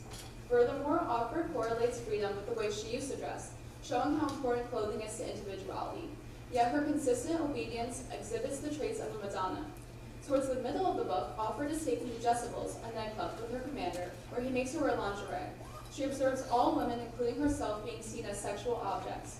Although she strays away from her typical handmade uniform, she is still dressing without free will, only to fulfill the criteria of the male gaze.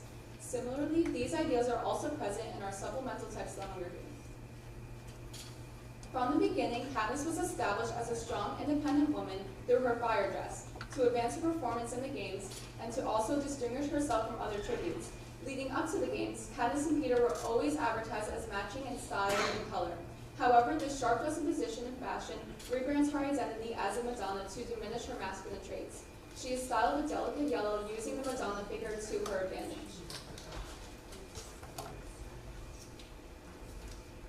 Although anti-feminist ideologies are prevalent in the dystopian societies discussed, they exist in our modern society too. In fact, dystopian oppression draws dangerously close parallels in our society. Recently, Senator Chuck Schumer stated, "Women in America have far fewer rights today than they did even a year ago." The senator is referring to the overturning of Roe v. Wade, which guaranteed a constitutional right to abortion. Red Clocks depicts a dystopian society where abortion is completely illegal in the United States, a future that may not seem too far off after its major Supreme Court decision. This message is an intense, realistic eye-opener and may act as a warning to our current society. The Handmaid's Tale's TV adaptation is another example of feminist dystopia that conveys a crucial message, while also reflecting modern times. In the book, Offred refers to how dangerous and deadly protests are. In contrast, in the show, Offred participates in marches and protests, revealing her rebellious feminist nature. She believes the cost to protect her rights outweighs the possibility of her death. The purpose of these decisions was to make the series more relatable to our current society, as the book is outdated, so people would consider joining current protests and marches for women's rights. The goal of dystopian feminism is to uncover gender inequality and, as a result, inspire women to work towards empowerment and freedom in their own lives. It represents corrupted worlds that show just how much worse things could get, and thus essentially forces us to look at our own reality from various perspectives. Despite history repeating itself continually, and the patriarchy continuing to hold immense power, women will continue to find a way to fight for equality despite hardships faced along the way. A special thanks to Ms. Levine, Mr. Remy, and Professor Coluccio for this opportunity, and of course, thank you all for your attention.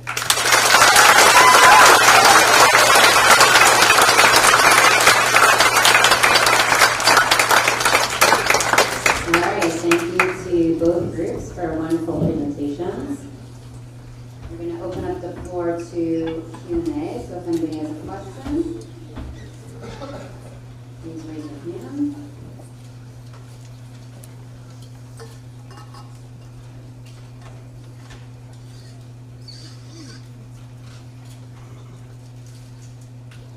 Any questions?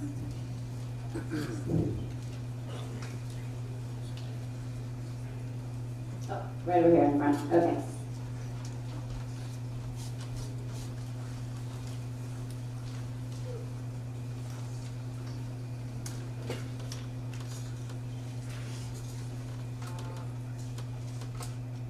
Okay, talk loud.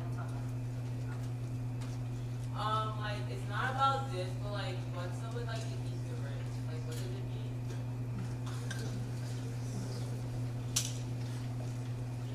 So, either rich is a term that came from the French Revolution, spoken by Jean-Jacques Rousseau, and it's referring to like the sentiment of the richness of the class. So, like in terms of our project, we kind of like interpreted the rich into first the eating aspect of it, which is of course done by the oppressed class, and then the rich aspect of it, which is of course referring to the upper class. And since we're talking about femininity, we identify the people eating as the ones that, as the females who are going to, of course, like always be oppressed in a patriarchal society, and the rich as the men. So they're like creating this dichotomy which we're able to analyze the text through the lens of the rich and the rich. Okay, any other questions? Dr. Norman. Hi everyone, thank you for two really excellent presentations. I have a question for both of you, which is, what was it like to analyze and look closely at two different kinds of text. I got the sense that there was, you're looking at the TV show as well as the book, and what was that difference like for you? And for the other group, analyzing, works of art, paintings alongside text. How was it like to compare those two things, and what do you think each one can tell us that's maybe a little bit different? Okay, yeah, thank you for the question. So, me personally, I analyzed The Handmaid's Tale, the TV show, and also the book. So, the book was created in the late 1900s, and the show was just released in 2017. And I think the difference is that it really showed how different our societies were, because the book, it predicts the future. It's saying, oh, this is how feminism, the outcome of feminism will be, like women will be oppressed. However, now in the TV show, actually there were people of color actors and also LGBT. So it made it more relatable to our society and more relatable to me because I could physically see how it relates to our society. Because here in America, we're a very mixed society. And yeah, I think that was a very important distinction to make. So for our text, so we have a play which is supposed to be performed. So in a way, it's kind of like almost honoring the aspect of the play by choosing a painting as a supplementary source. The way it's able to kind of illustrate the action that you don't really get within a play or like the written portion of a play. But also for the play, I think it also emphasizes a lot of the vulgar language kind of used by Aristophanes when he's writing. And I think that's something that we also try to highlight within our presentation, kind of the vulgar use of language and the more unconventional ways like he's describing sexuality for women. And also for the painting, I think the advantage of using these paintings over like just talking about the historical, because like using the painting, you also have to understand the history. We had to like do research on the historical context of the rape of the Sabine women, and I think the painting really helps to capture that visual of the scene and like the importance of the woman in the scene because of the color contrast the painters used. Do we have time for one more question, Mr. Singh? Quick one. Okay. I don't see any hands, so I'm going to ask one. I noticed in both of your presentations, which were wonderful, that a lot of what you were doing is reconstructing or trying to overturn the way men conceptualize women or women's femininity. Did any of you find in any of those resources a way that women were trying to kind of invent their own way of thinking about womanhood or femininity? Like the Madonna versus Ford dichotomy is not a woman-made concept. Yes. So one of the texts that we analyzed was The Power, and in that it's more of a matriarchal society in which women have like the physical power over men because they have the power of lightning, so they can zap men. But still, we found that even in these types of societies where women have the physical power over men, they were still often oppressed by men to being viewed as like villains or evil instead of actually like putting them on a pedestal like the way that patriarchal society is now. But also in the real world, there's a movement in Korea where the 7B movement where women are like completely getting rid of like the patriarchal structures like that they're tied to, and they've gone into not dressing feminine and dressing masculine and cutting their hair. So we've seen women trying to gain their own power in ways like the power, but also it can also be reflected in society now with those like feminist movements. Okay, thank you so much. I think that's where we've got to cut. Thank you so much for the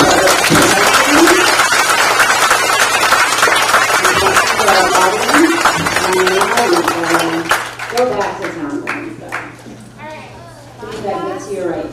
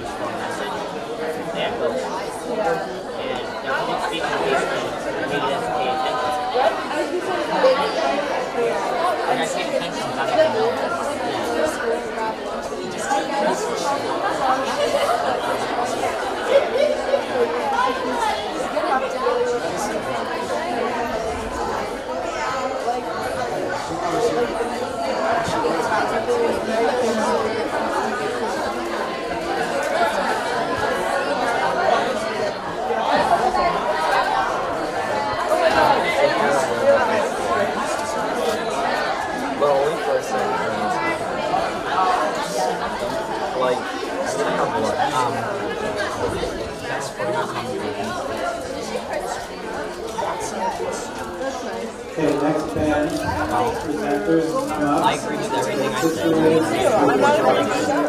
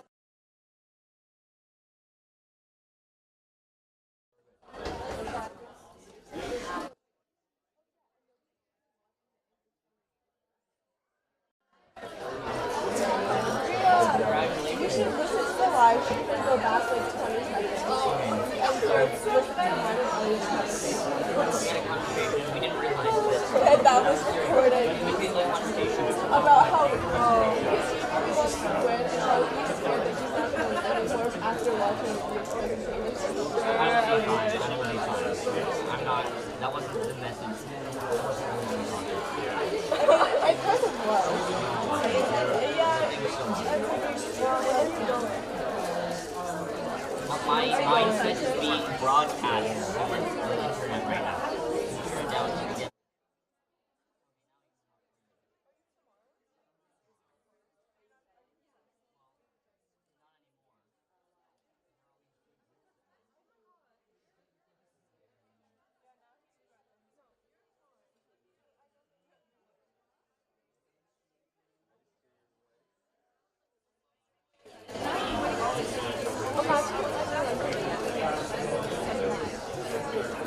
luckily we work on using it. I just don't want everybody to think that I'm like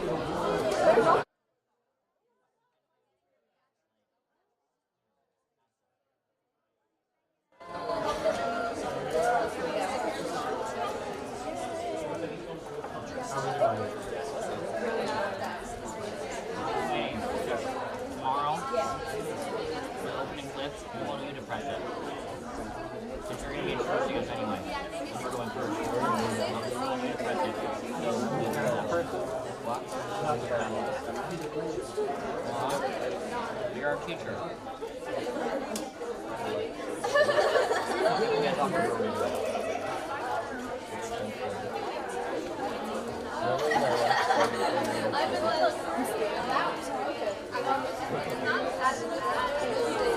Good job.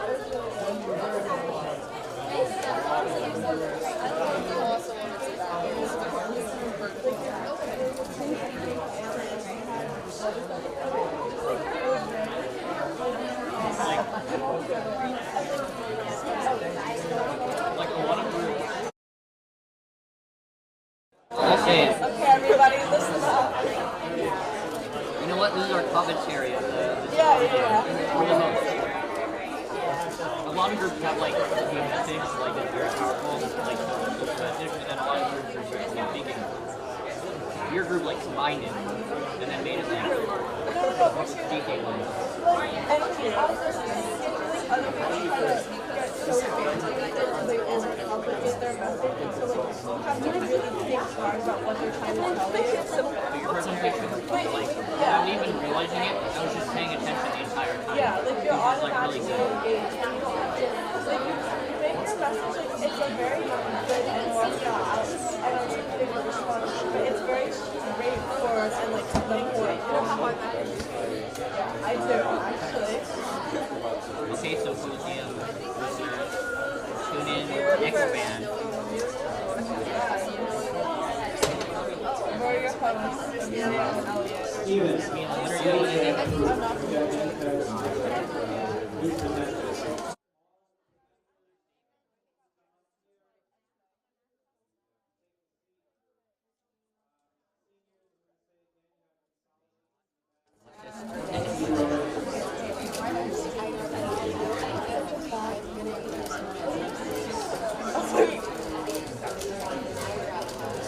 we all know it. What are you searching for?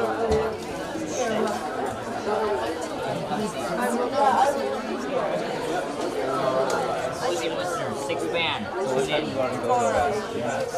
Shakespeare and social class. That's such a late one. I used to have a grandma, and then I had a boy grandma. Like, it was like a seven band. Either at 9:30 in the morning, or, yeah. Are you still in college? Oh, by the way, I was not invited. I was Irish. Oh, just saying.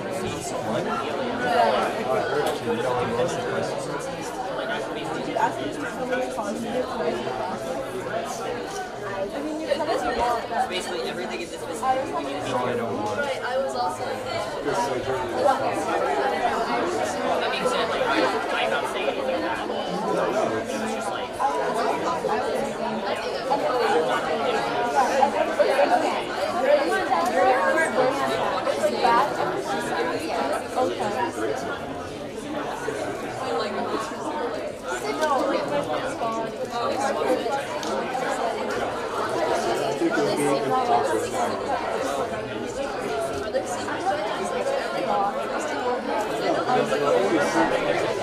know, like, I'm worried that they're going to be biased because they're going to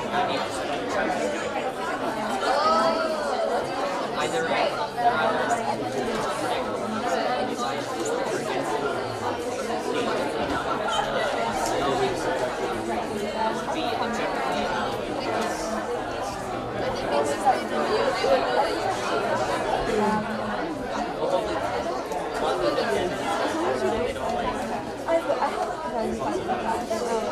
and friends. It's still have some work to do.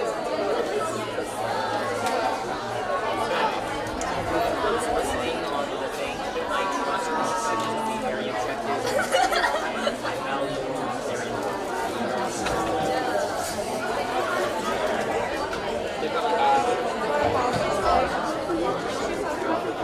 They're all doing an amazing job.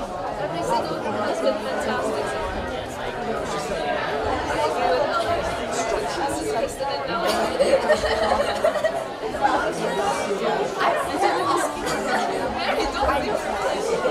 That's anti-feminist. Speak your mind.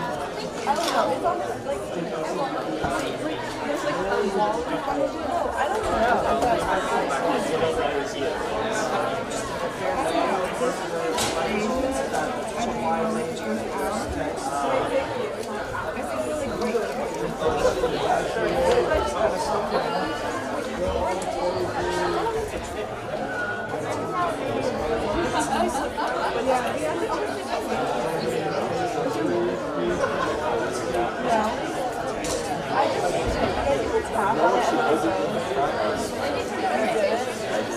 Oh yeah, I was demonstrating my seats with this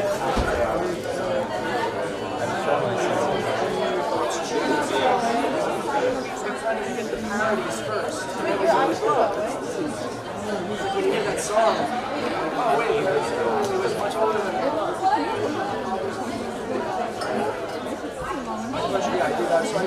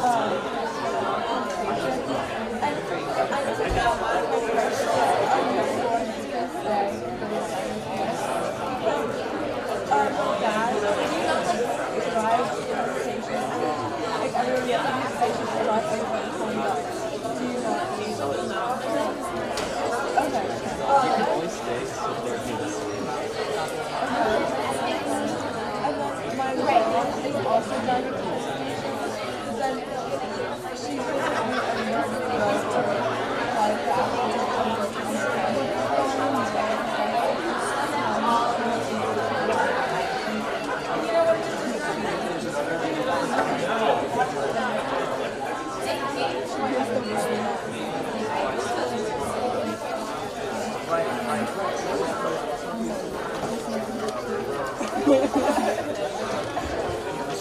would just make me mad. Oh, yeah. I'm in the circle. That's what I got it. I mean, on my phone, but it didn't even stem to it. Right? No, that was horrible. I got for it, and I was proud.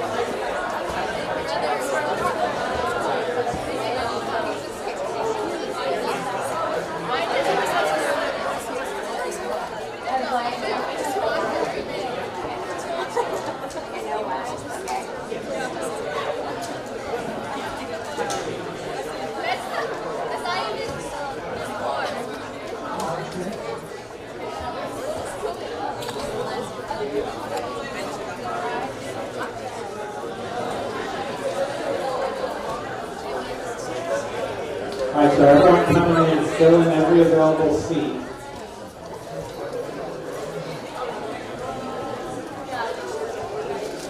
We may have to have you sit in some open seats in various rows.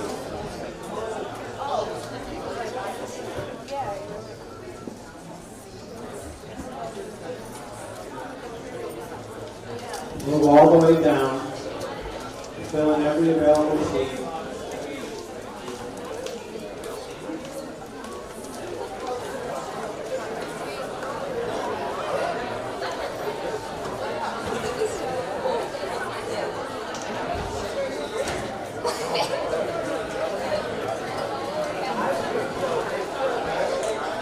We're going to start in 3 minutes, so try and get to your seat right away. Yes, all the way down in your aisle, fill in each seat.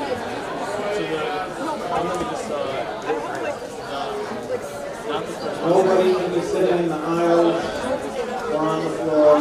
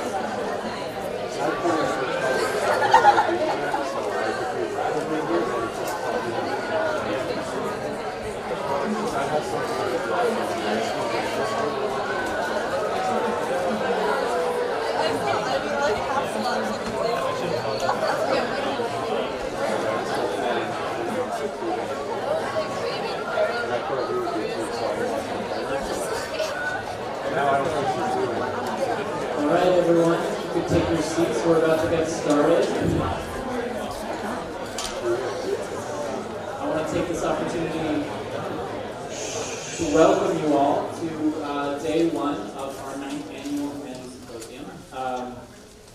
This is our 4th panel of the day.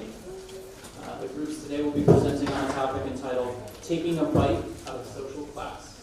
My name is Professor Norton. I am a professor at Queens College. I teach in the Humanities program here at Paris, and I'm also the Queens College Writing Fellow for the program. I will be moderating this session. I encourage you all to think critically and take notes as you go, with the knowledge that there will be time at the end, maybe 5 minutes for a short Q&A session with the panelists. So we welcome your questions. Without further ado, we'll get started. Our first presenting group is the group of Rachel Lee, Yuna Zheng, and Sean Zhao. And they will be presenting a talk entitled, Are We All Mad? Small Mouths, Big Fights. Children protagonists in the face of social injustices. Please welcome them up.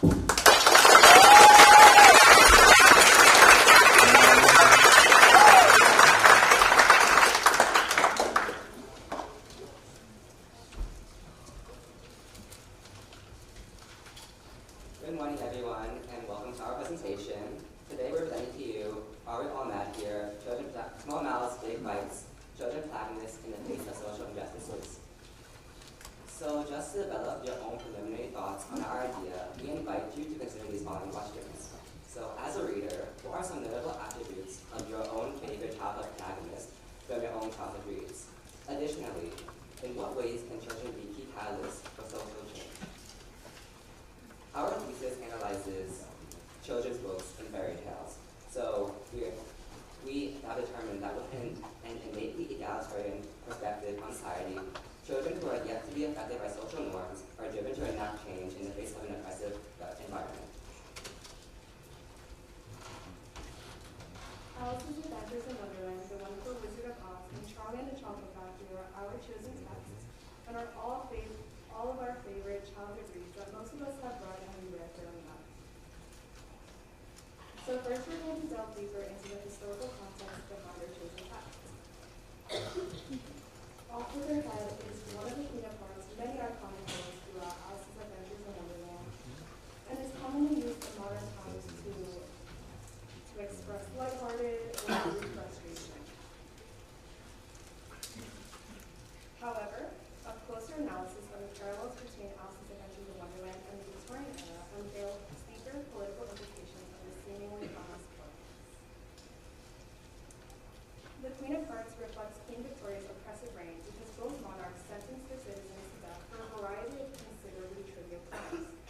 This concept is highlighted during the croquet game scene, where the Queen of Hearts commands her subjects decapitations for merely missing a round of the croquet game, as shown by the quote on the slide. Carol reveals how absurd and chaotic the world is, due to the rigid laws and harsh punishments that form the very foundation of Victorian society.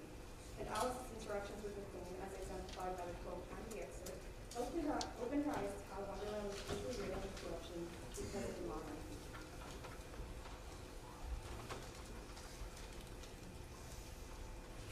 So this type of damaging social structure from the Victorian era is a commonality in many equal-rich movements, because these people can fall into patterns of perpetual learned helplessness that perpetuates these systems. Learned helplessness, the feeling of powerlessness and incompetency following consistent failures, is a very powerful institute to keep the rich on top. We read of the Frog Footman in Alice's Adventures in Wonderland, how he reduces there stupidly up at the sky all day. Additionally, the Scarecrow, the Wonderful Wizard of Oz, when he finds himself drifted off the boat and stranded in the sea, he instantly concedes and says that he will forever be stuck in the river and he'll never get his brains at the end. The lower class, when faced with repeated failure, can have the loss of motivation for improvement. Within Marxist theory, there is a false consciousness, which is the faux understanding that the working class must be under the upper class, even if this isn't in the working class's best interest. We read in Charlie and the Chocolate Factory, when Charlie opens one of the chocolate bars, his grandparents are very sure to remind him that you do know that we don't have a hope. When the upper class is so unfathomably far away, it can feel that individuals in the lower class have to accept this place in society. So, as they gain these harmful experiences, this just cements the existing social structure.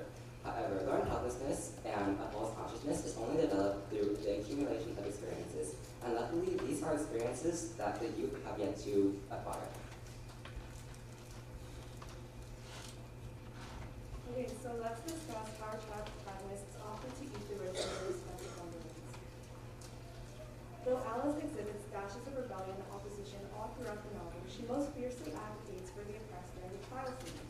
Because the Knave of Hearts was accused of stealing the Queen of Hearts' tarts and then returning them, the monarchs conducted a trial as nonsensical as the world could rule. Alice was thoroughly surprised by the punishment for his prejudice and invincible, and the royal public's irrational conclusions, finally found her voice and strongly objected to these statements, as revealed by the following quotes. For example, when the Queen states that the sentence should come before the verdict, Alice quickly replies, "Stop the nonsense, the idea of having the sentence first." Alice explicitly calls out the injustices of Wonderland society and boldly advocates for the oppressed, prioritizing her sense of reasoning and her egalitarian mindset over the potential risks of opposing those in power.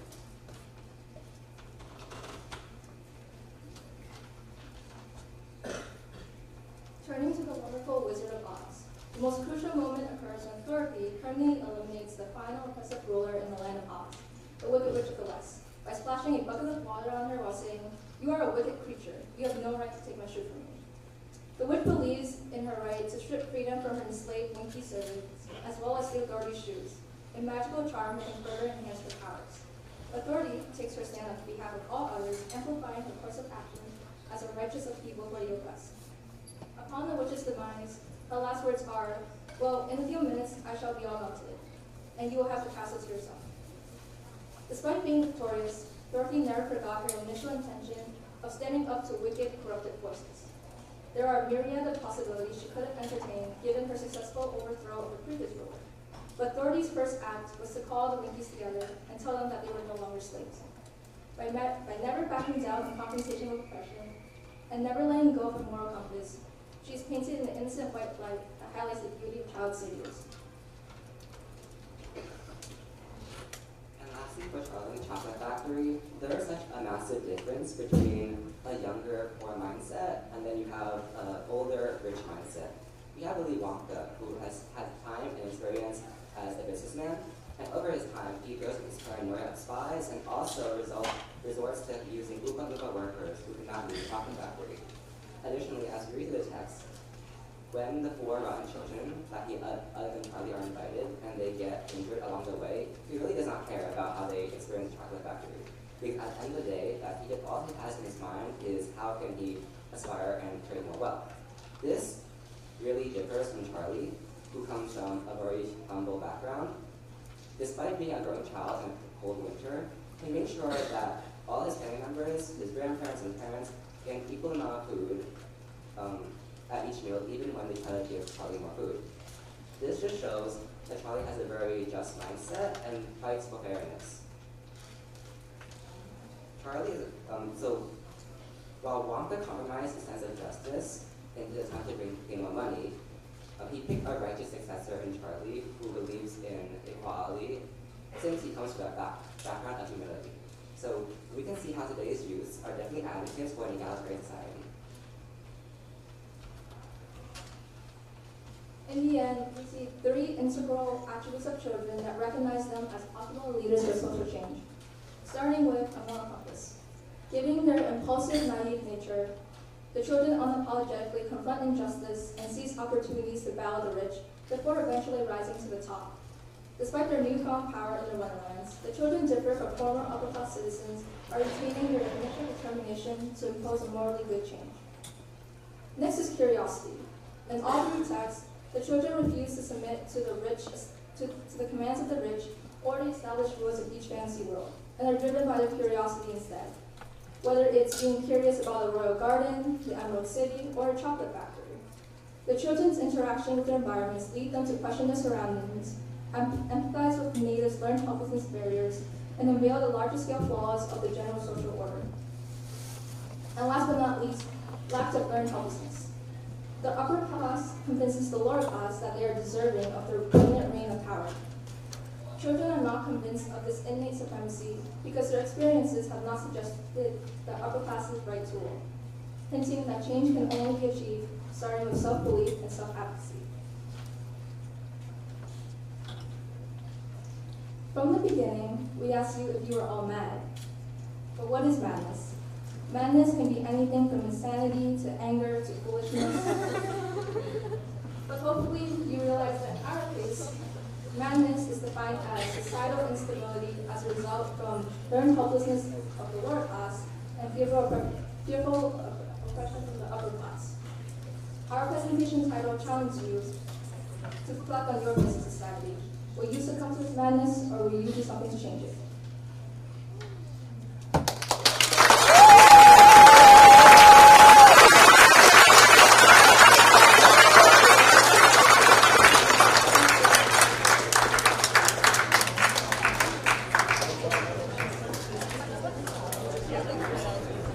That was an excellent way to start this panel. Thank you very much.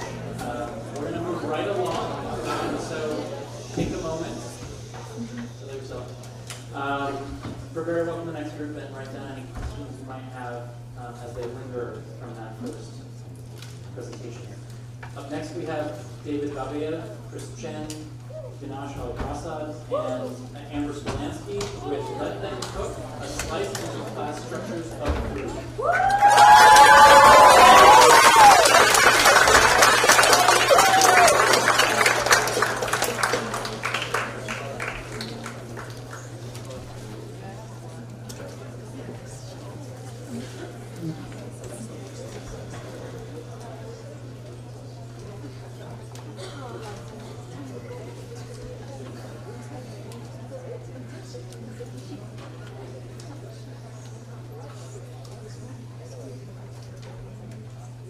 Good morning. My name is David, and my group members are Amber, Dinesh, and Chris. And this is Let Them Cook, a slice into the class structures of food. Before we dive right in, I want to ask you guys something. Now, raise your hands. How many of you guys have ever needed something? You need homework done, a ride to school, a new piece of clothing. Those are a lot of hands. So, as much as you guys may think these are a priority, what we're about to show you shows that at a base, before we can even get to those things, there's food.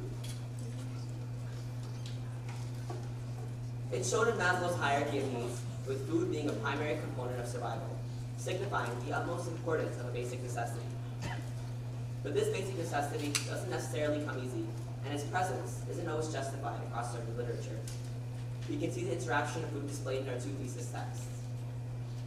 Our first thesis text, Lord of the Flies, follows a group of boys after their plane crashes. The boys start off gathering food to survive, but eventually feast on pigs. Our second thesis text looks at the Hunger Games. This dystopian novel is set with a totalitarian government called Capital, controlling 12 districts of Panem. It follows Katniss, a girl who volunteers as a tribute to participate in the Hunger Games. The parallels between these two texts are astounding, as we see the same themes persistent in literature across generations. As fortunate as we may be to not think much about food, it plays a crucial role, going as far as determining who gets to live or die. This leads us into our thesis, that within most structured societies, it becomes evident that the rich control distribution and thus are in control of the life and death of all below them. This constant struggle of having enough food creates wealth disparities separated by whether or not they have access to it. As a result, food is used as a weapon, a tool to manipulate the foundation of class structures. Both sides of the class spectrum wield this weapon against each other to maintain or subvert rigid hierarchical structures in societies. While some benefits are obtained from weaponizing food, this act is ultimately destructive on both sides. To break down this thesis, we will cover our claim in 3 curves. Our first course, the appetizer, will focus on food as a social impetus, following the entree, where we look at the weaponization of food across class spectrums. And last but not least, our dessert, which ends off with the consequences of this weaponization. Our first course will be the appetizer, where we discuss food as it stands, acting as a primary driver in influencing social hierarchies. Peter Wallenstein, a Swedish peace and conflict researcher, says, the aim of a military weapon is to kill. Thus, by denying access to food, life can be threatened. It becomes clear within Lord of the Flies and the Hunger Games that food is weaponized because of its necessity and its ease to be manipulated. Food becomes a weapon for the military, in this case the Capital and Jack, to control the districts and the boys, respectively, ensuring their own power can't be disrupted. Due to the necessity of food, it has historically been used as a weapon for primarily political or military control.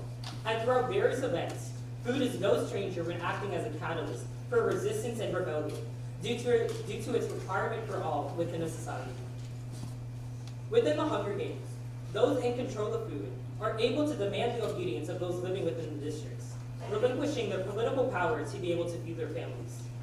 Thus, the system arises from the distributors and those who have to work in order to obtain food. The rich are stripped of the stress that comes as a result of living from meal to meal, while the poor are exemplified by their view of food as a fuel.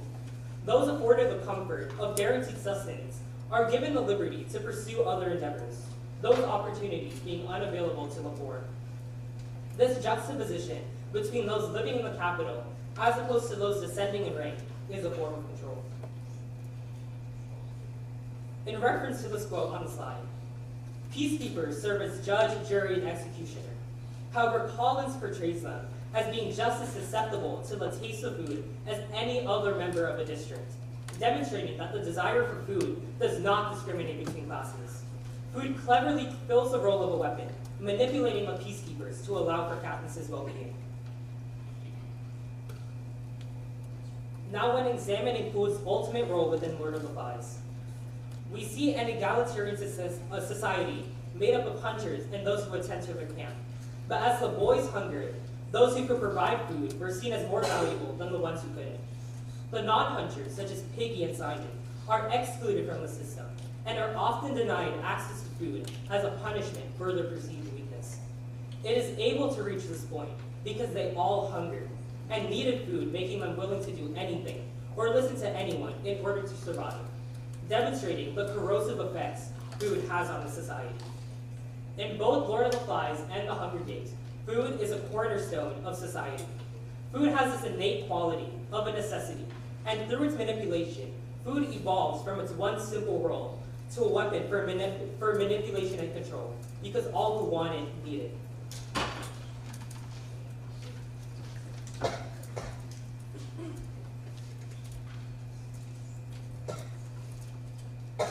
Our next topic is weaponization of food by the rich and poor. This is more of our entree as we explore how food is weaponized across class spectrums. Our first example includes the rich wielding the weapon in Hunger Games. This includes the tesserae system, which allowed individuals in the districts to receive extra food and oil in exchange for their names being entered into the reaping more times. This meant that the poorer and needier your family was, the greater risk your children had of being chosen as tributes. An example of Katniss, whose name has been entered 20 times in order to feed her mother and sister. The tesserae system is a key component of their oppression and control over the districts. And by controlling access to food and resources, they wield this powerful weapon and can manipulate and exploit the population, ensuring their compliance to the capital. But it's not always the ones in power that can be in control. Let's look all the way at the other end of the spectrum for a minute here. One of the biggest instances of the poor weaponizing food in the Hunger Games can be seen with the nightlock berries. The small pieces of fruit that Katniss and Peeta used to defy the capital that set a spark across the entire nation. When there was a sudden rule change at the end of the game, stating that only one victor could remain amongst the two, Katniss' decision for her and Peeta to eat these berries is not a testament to the love between them, rather it is a direct defiance to the capital. Berries, to any other person, are considered small, harmless. It demonstrates that the poor finally willing the food to their advantage. Katniss went into the games preparing to die, and they know that if they don't perform this act of utilizing this food, the cycle will only continue. The berries represent a sense of hope for Katniss, since now she has the ability to fight for her own freedom, on her terms, and for the first time in the arena, playing by her own games. Let's transition into another example of weaponization of food, but with our other opposite sex, Lord of the Flies. Unlike the Hunger Games, there isn't a clear distinction of the rich and the poor in the novel, rather a transition and a flip of the hierarchy. The boys of the island use food in order to weaponize the hierarchy and use it to their advantage when establishing their authority. Ralph starts off as the character in power at first because he found the conch. However, as the story progresses, it becomes clear that the power and call to authority goes to the person who can provide the necessary resources. Jack, being power-hungry from the start, weaponizes food in order to gain control. On the island, the rich is based on strength in numbers and resources. Jack is once considered the poor because everyone else doubted his ability to hunt. It isn't until Jack offers the boys the sustenance they've been in desperation for and becomes the leader, as can be seen in the quote on the slide, with him singing, whistling, and giving orders. Therefore, even though the rich use food as a weapon against the poor to maintain hierarchical power, when the lower class weaponizes food and wields that power, they have certain benefits as well. As examined, since this resource deems necessary for survival, no matter which group of people have access to it, they will use it to any advantage to try to elevate their own social status. And now for the best course, the dessert. It's been seen that both the rich and poor leverage food against each other. But as much as they think they're getting something out of this, they're actually losing something far more important, their culture. In Lord of the Flies, Golding introduces the boys in a tropical paradise with a variety of food. And in this micro-society, they're able to gather food, build shelters, and establish a signal fire that acts as their fragile tether to civilization. However, after Jack's reversal of the hierarchy, the fire not only enables the hunters to engage in their primitive culture, no longer linking them to civilization. This spawns the debate between the world of hunting and the world of common sense, forcing Jack to sacrifice the fire's original intent for something more egocentric, that is, to fuel his pride as a hunter. And in doing so, Jack loses his desire to tend to this fire, that is, to reject civilization and to embrace increasingly primal societies. On the other hand, the poor also face the consequences of weaponizing food. This is seen in the Hunger Games, where the games essentially epitomize this intra-class conflict. The tesserae system is seen as a way to plant hatred between the starving workers of the sea and those who can generally count on supper. Those that are fortunate use a tesserae to distance themselves from the social others that rely on it, losing touch with the lives of the poor from District 12. As such, the system only exacerbates conditions in this district by undermining solidarity and rewarding selfishness. However, the Hunger Games also demonstrates that by refusing to organize food, individuals are able to maintain civility and spread hospitality. Peter offers candy spread, which he notes as an enormous kindness. Given that food is considered a luxury, this altruistic act underscores that even in the worst of circumstances, empathy can prevail. It also serves as an indirect rebellion against the capital's efforts to encourage a selfish lifestyle. Thus, Candice and Peter prove that when food is used as a form of cooperation, it promotes resilience against indulging in primal instincts and a loss of compassion. So as we've seen today, food can be this research that breaks us apart, but also a tool that brings us together. It is all a question of whether we choose to utilize it or weaponize it.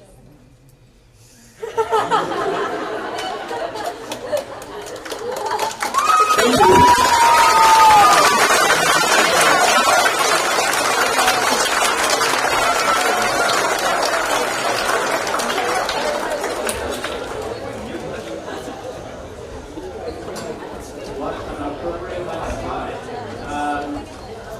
We have a couple of minutes, I believe. Does anyone have any questions for either group? Yes, I see one in the back. Shout it out and I'll repeat it. I know the first group mentioned like factors that allow children to like make the egalitarian society, and you mentioned like your moral compass, their curiosity, and a lack of learned helplessness. Out of those three, which one would you guys argue is the most important? Okay, so what is the most important factor of childhood in challenging the tyranny of the parents?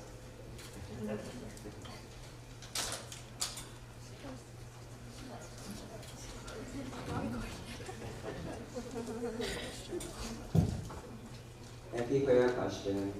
We chose those three aspects of childhood because them combined is what makes children a unique part of our society, so that's why I consider all three of them. And I feel like with my partners, we would have individual answers. For me personally, I took a lot of time researching learned helplessness aspect of childhood because in our research, we discovered that children take success and failure in a very different manner than compared to adults because there's the intended goal of a task and what a child feels as their own personal success. And that mindset, to me, is just very important to make sure that people can maintain motivation as we saw throughout all the texts. Just the children's ability to rebound because they have their own interpretation of the experiences. That's just a great way to keep moving forward and a model for all of society. Thank you for your question. Great. We have another one right here, I see. This is also a question for the first group. You talked about how children will disrupt societies because of their willingness to be egalitarian, right? And you talked about Alice kind of disrupting the trial, the EFT's rights. And you talked about how she did that despite the risk to herself. Do you think that her decision to do that had anything to do with the fact that she's already grown larger by that point due to the fate she would consume? And if that's had more serious interaction? Yeah, that's a great question. Thank you. I would say that her growing larger in size does play a role in her willingness to speak up. But if we were to say that she were an adult instead, that had already been part of that society for a long time, she might not have done anything to speak up for those that were oppressed. She would have just kept to herself, and maybe she would have had those opinions, or maybe she wouldn't have because of her helplessness. But because she has that strong sense of moral compass and that egalitarian mindset, she uses that as a factor to play into how she's able to speak up for those who are oppressed. Does that answer your question? One more question over here. Sure. Thank you. Again, for the first group, Charlie Johnson, really laundry comes across as a hardline industrialist representation by other than in the novel, aren't the children fully socialized by their parents and not victimized by the one?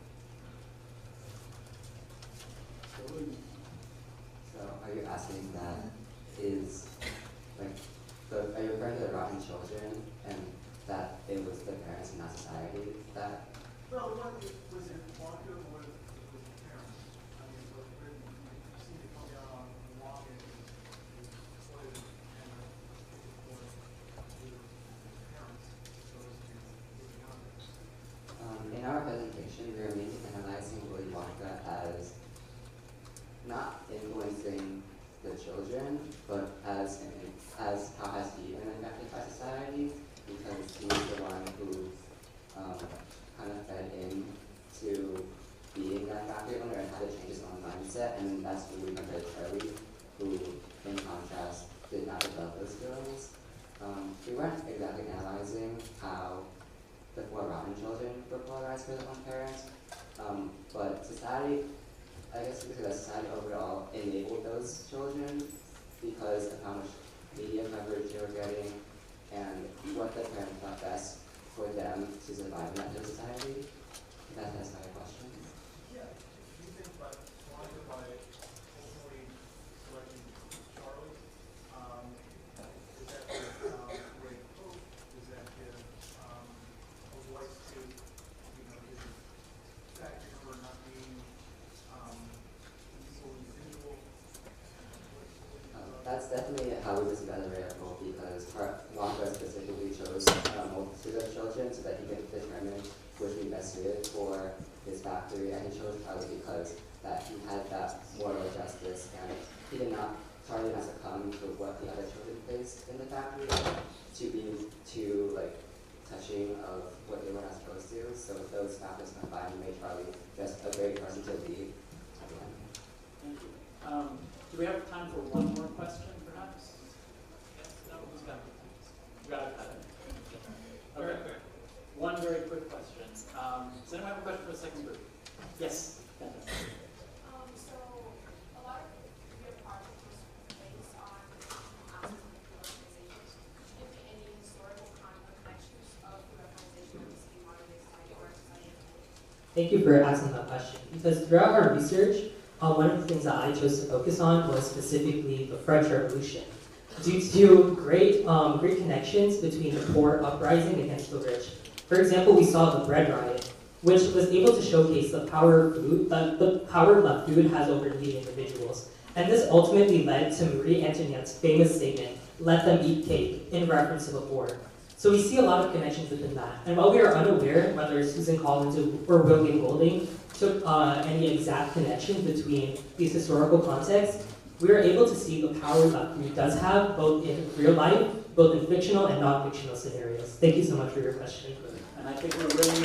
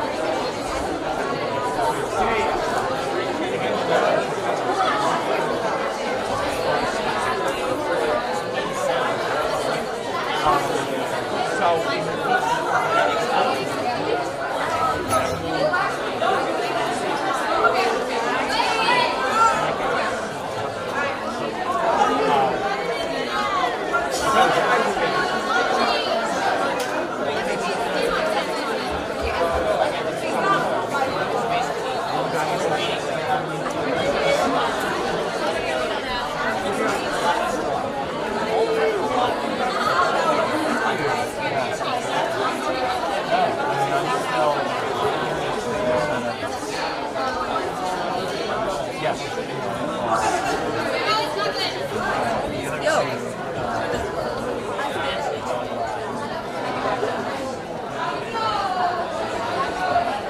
excited. I wasn't expecting it at all.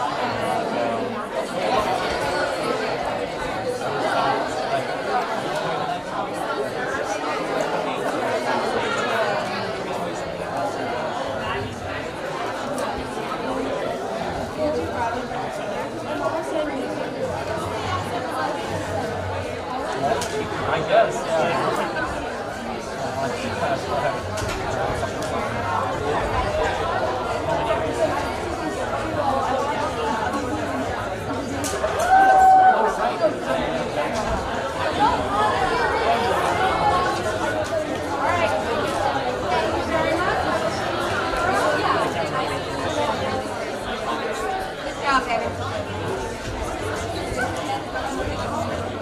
Alright, we will see you tomorrow. We're going to go eat and rehearse and tweak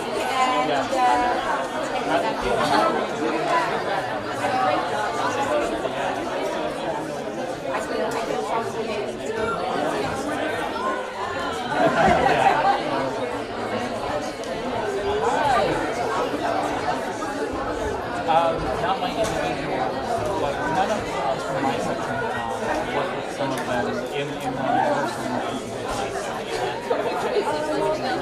Yeah, I'm good.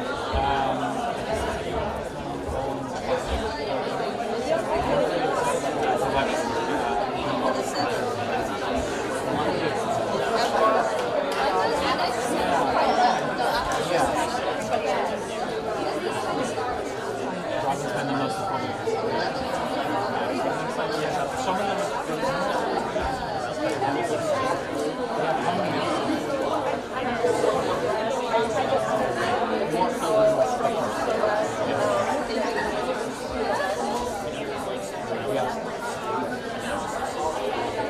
Yes, absolutely. She stepped away only to work with some of her students who were feeling a little, just like, I think they're going later today or something. So I think she's getting a lot. I know. Okay.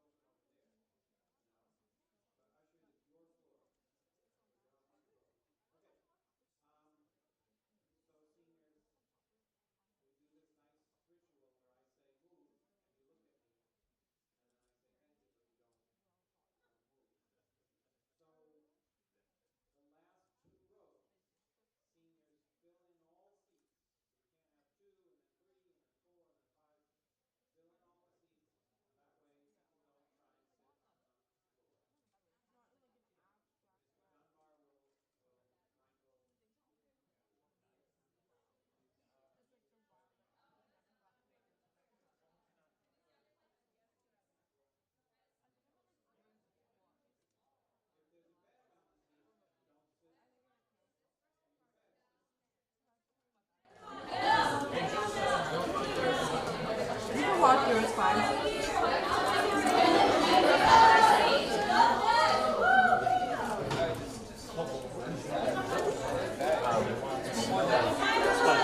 Vilified the humor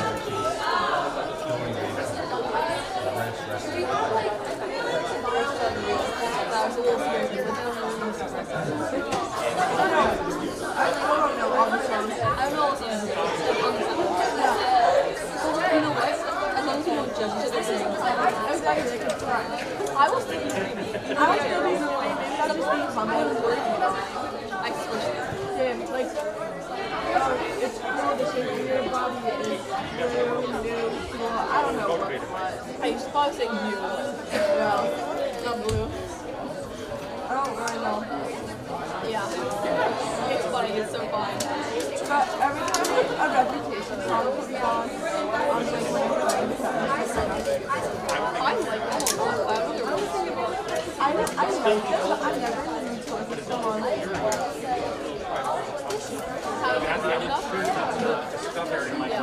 there's like songs I thought I knew really well, so I'm trying to sing along with I just can't.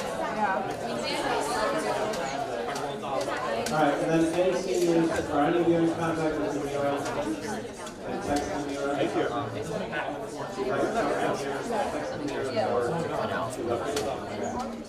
Devin and I had like a conversation with the parents and worried that it got Oh, we can check, but basically him giving yeah, I don't want to be about no. Yeah. I don't know. Can you just well, just listen to you here. Yeah.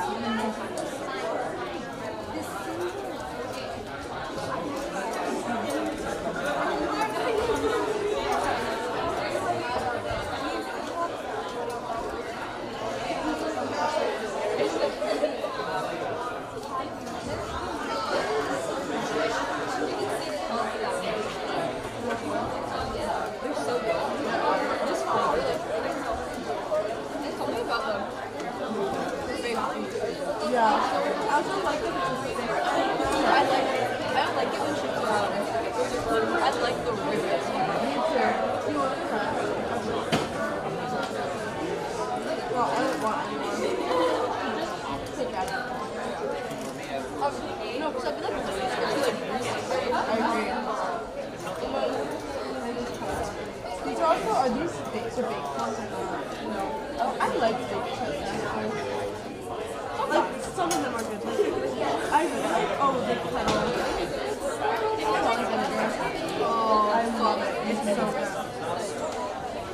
That's like an underrated one. It's so good.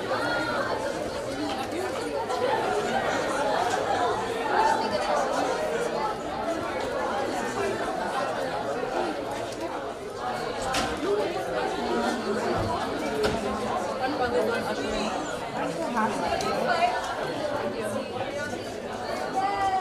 I feel like I should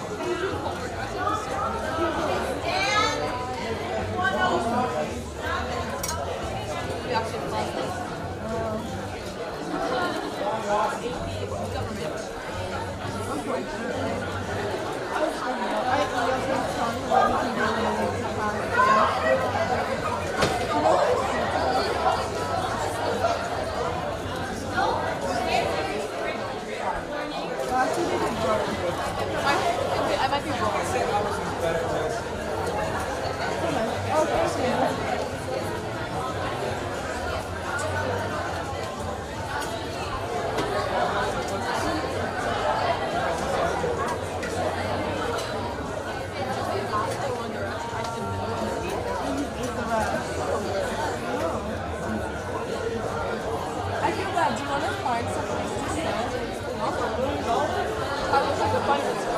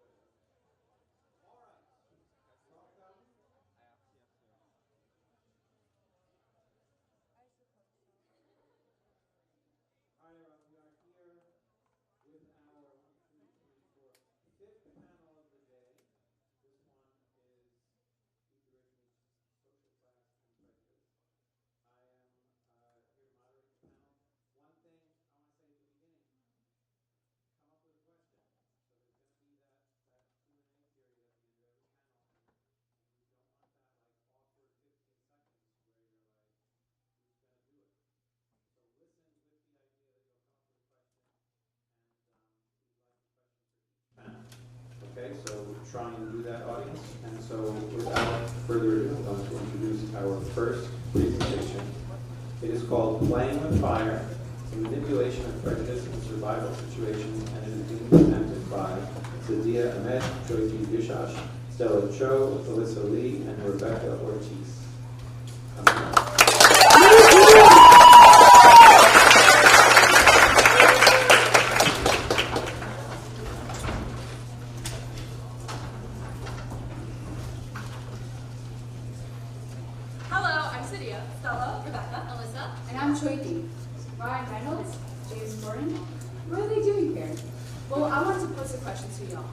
If you were stuck on an island with no way out, who would you be stuck with? Ryan Reynolds. Yeah, for sure. Majority of us would say Ryan Reynolds. But why? I mean, they're both pretty tall, have a good sense of humor, and they both have fathers. But what makes us choose Ryan Reynolds over James Corden? Well, that leads to our presentation. Playing with Fire, the Manipulation of Prejudice in Survival Situations. Which led to our thesis of that when you're put in a survival situation, people tend to exploit bias and stereotypes based on gender, experience, and appearance. But in our presentation, we will be focusing on gender and appearance. In this presentation, we will be speaking about sexual assault. If this is something to include, please feel free to read.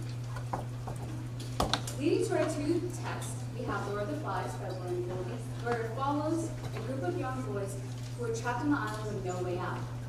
For sprawling resemblance in Alice in Borderland by Aro Asu, citizens in abandoned Tokyo are forced to compete in games in order to survive, with no way out. Let's set the scene with characters in a pre-survival setting. Lord of the Flies' ideals in England during World War II displayed men providing and serving during war, conditioned to not show emotions, whereas women held domestic roles of housekeeping and taking care of their families. Alice in Borderland originated in 2010 Japan, where traditional gender roles upheld and emphasized the importance of men being dominant and women being submissive. With the lack of women throughout both novels, there is a masculine versus feminine hierarchy.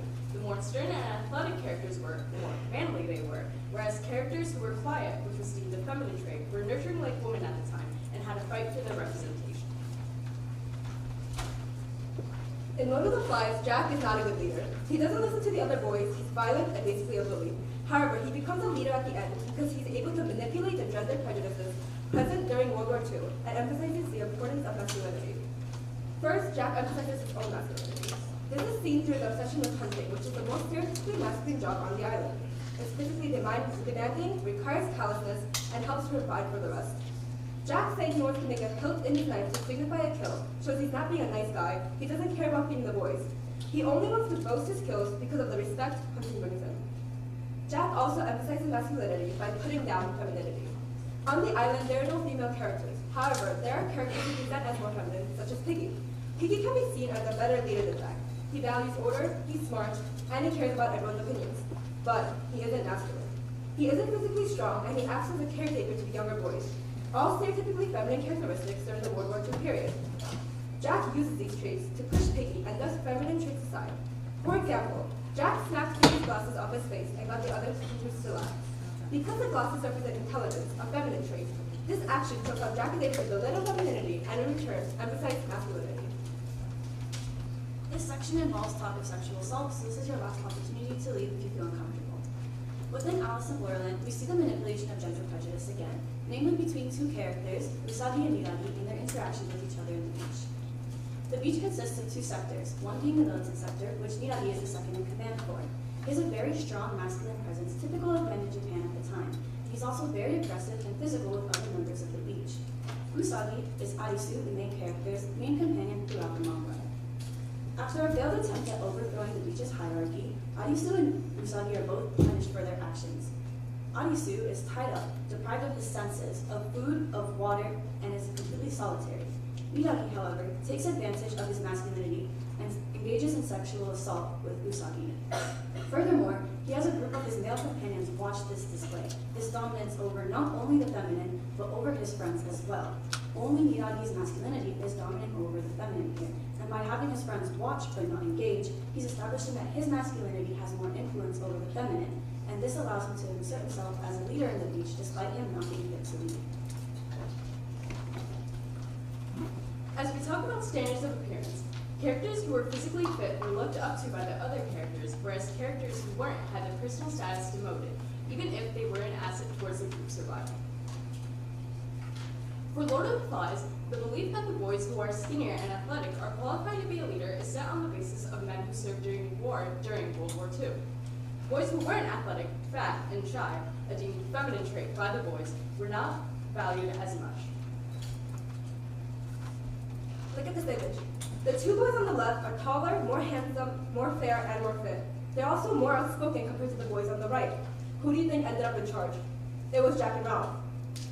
When analyzing appearance in Lord of the Flies, we see similar patterns to the manipulation of gender prejudices. Jack uses these appearance prejudices to destroy the confidence of Piggy and Simon. He makes fun of Piggy's weight every time he tries to speak, and he tells inappropriate jokes to make the boys laugh when Simon tries to explain that the beast is actually in them. This destroys the two boys' confidence when it comes to speaking their mind. Piggy was one of the only boys who spoke out against Jack's savage ways, and Jack disagreed with Simon's claims about the beast. Jack is able to completely silence opinions that go against his own. just by using prejudices based on body image and dominant personalities against Piggy and Simon. Appearance in Alice in Borderland is not only limited to physical appearance, but also extends to how we present ourselves. We can see this especially in a character named Udemy and the Jack of Hearts game, in which players are forced to root out the imposter among themselves, while also simultaneously reciting the correct card suit on the back of their collars.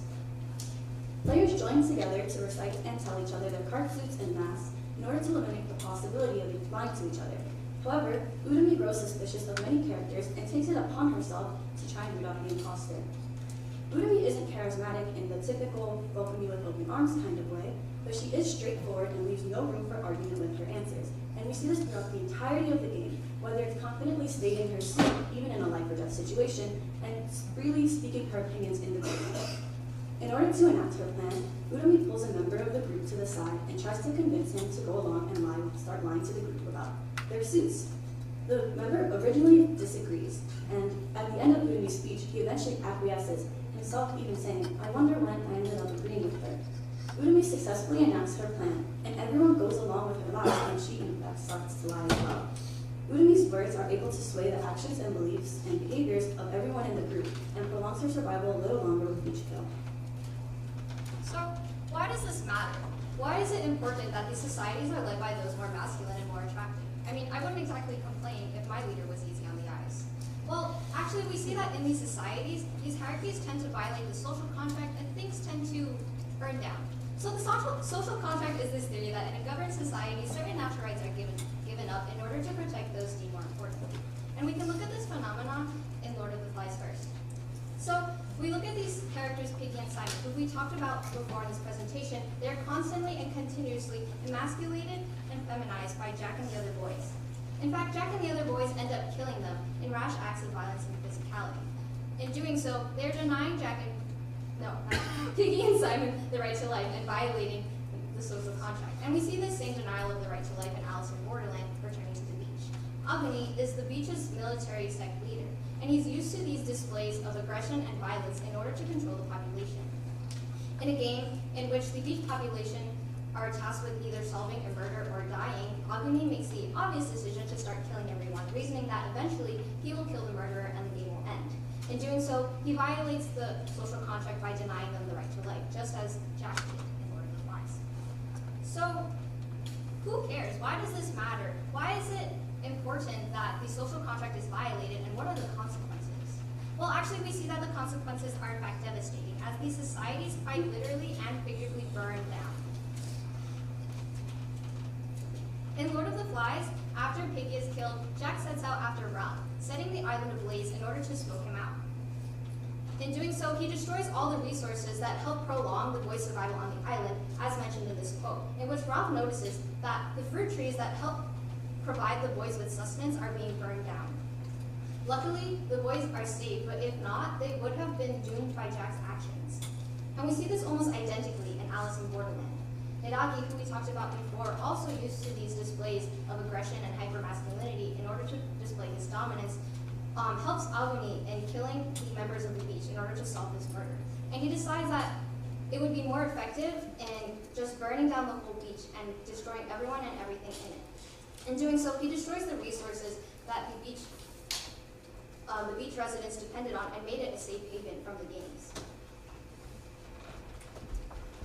So the authors literally chose to burn down these societies in which traits of masculinity and physicality are valued over others, sending a message that we need to stop.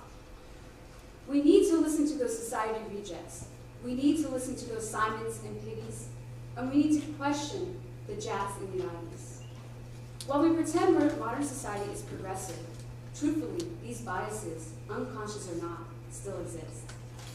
We need to fix that both in ourselves and in others to prevent what very well could be the burning of society. Thank you.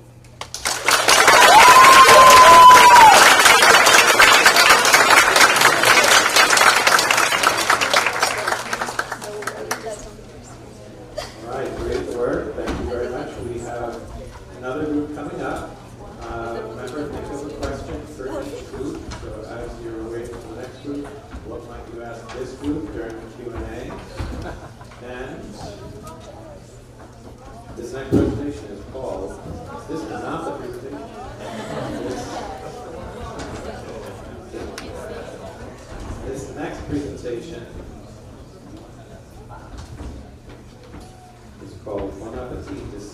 table community as a way to socially climb, despite cultural inequalities. We have Ariana Palanta, Valerie Gauna, Esatu Lam, and Scarlett Perez. Please give them a round of applause.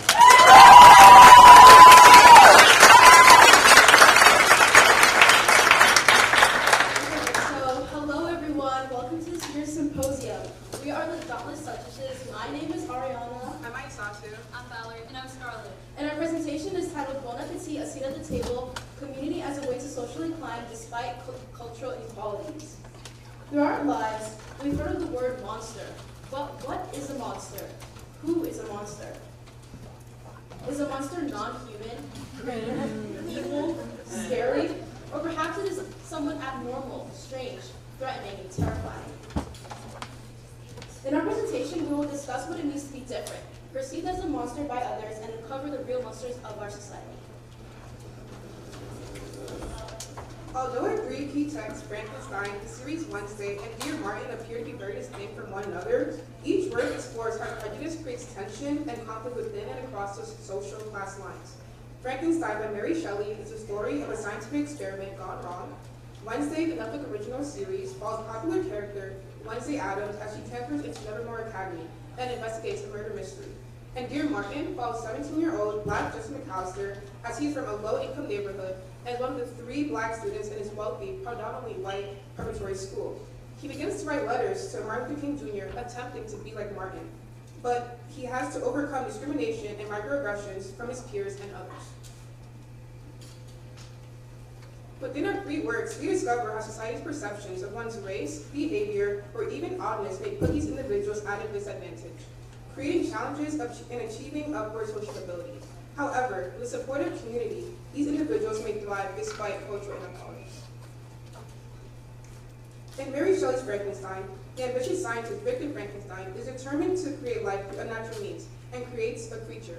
8 foot tall, with yellow skin, black hair, the eyes and colors dun white sockets, short complexion, and straight back lips, or horrifying look. When Victor first sees the creature, he is petrified and runs away. From then on, Victor refers to the creature as a wretch and even a monster, implying that because of his hideous and terrifying appearance, the creature is evil by nature. Similarly to the creature, Wednesday seems to be different from her peers. Although she attends a school made for outcasts, she continues to stand out because of her clothing, style, and dark interests. As she breaks out into hives and flesh peels off her bones when questioned about dark clothing, she physically distances herself from her classmates. Considering that they all attend the school because of their differences, she highlights that even though they are in the same social class and would understand her struggle, that she must accomplish her feats alone. In addition, Dear Martin amplifies monsterization, which is the concept of vilifying the individual through negative stereotypes that support racist views. In Dear Martin, Justice explains to his teacher that his Be Like Martin experiment showed him that no matter how good of a person you are, how you look decides how people will treat you. This is proven when Justice was arrested and racially profiled as a punk by Officer Tyson for wearing a black hoodie and roaming the streets. Therefore, the officer's initial instinct was to arrest Justice. So why are individuals monsterized? Monsterization is done to justify the murders of young men due to society's prejudice. Black individuals are consistently characterized as having attributes that are a threat to others in society. The themes of monsterizing are shown after Justice's best friend, Manny, one of the other black students, was killed by police. A man comments that he believes the officer's claim of a weapon being present to be true, justifying Manny's murder. This goes to show how the media uses stereotypes to monsterize black individuals to defend those in power. Moreover, monsterizing individuals is used as a way for other groups to obtain a form of societal power over them, whether it's ruling power, religious, intellectual, or persuasive. Ultimately, monsterizing individuals is used to make them feel inferior and to justify the violence they receive from others, which is why those in power use it as a way to step on black individuals in their attempts to attain upward social mobility. Within each of these works, each of these characters experience social mobility, which is defined as a person's movement over time from one class to another, either upwards or downwards. We see this play out in Frankenstein. When Victor describes his motives for creating life, he draws an interesting analogy. Here, Victor claims that he is as entitled as a father to a child, implying that, in a way, Victor is a father to his creation. When a child is born, they're born into their parents' social class. So, using this reasoning, Victor and the creature are both in the same social class. However, Victor's rejection of the creature puts him at a disadvantage, decreasing his social status. The creature acknowledges this disadvantage when observing the Lacey family. I knew that I possessed no money, no friends, and no kind of property. I was, besides, endued with a figure hideously deformed and loathsome. Because of his appearance, the creature is rejected by Victor and moves down the social ladder, possessing no wealth, property, or community. Thus, the creature's appearance dictates his social mobility. Similarly, in Dear Martin, Lanny's father, Mr. Julian, described the discrimination and prejudice he faces as a black man, despite being the head CEO of a wealthy company. According to Mr. Julian, I was continuously overlooked for promotions. I worked much harder than my many Caucasian colleagues, but rarely received a fraction of the recognition. People of color, specifically black individuals, face more difficulties climbing the social ladder due to discrimination and prejudice from colleagues and from society. In another sense, Wednesday struggles towards upwards mobility because she neglects her community. When she says friends are a liability and can be exploited that makes them a weakness, the key words liability and weakness reveal how Wednesday embraces solitude and sees friends as a hindrance. Because of this, her principal and the time sharers constantly undermine her plans. Thus, without a community, Wednesday continues to fail in solving the town's mystery. So, what do these characters turn to when they are denied class belonging, struggle to thrive within a class, or rejected by their class altogether? These characters must turn to their community. As Churchill said, united we stand, and divided we fall. Even though these characters face adversity due to their appearance, behavior, and race, each character relies on a community's strength and support to achieve upwards mobility. So returning to Frankenstein, because society denies him a community, the creature seeks out a community of his own, a female companion as hideous and as terrifying as him. We shall be monsters, cut off from all the world. Our lives will not be happy, but they will be harmless and free from the misery I now feel. This quote suggests that even though both the creature and his companion will experience hate and violence from others due to their appearances, they will be able to overcome these challenges because they have the support of each other. Hence, a supportive community can help an individual overcome challenges brought on by societal prejudice. Mom, I've got to go. Wednesday's my only friend, and if she's in trouble, I've got to help her. It's hive code. Hive code is a phrase used to describe a tightly knit community like bees from the same hive. This phrase was used by Eugene, one of Wednesday's closest friends, and shows how, without even wanting to at first, Wednesday has grown into a community filled with support and trust. After everything they have been through together, Wednesday can always be confident her friends will have her back and constantly leans on them for support toward the common goal.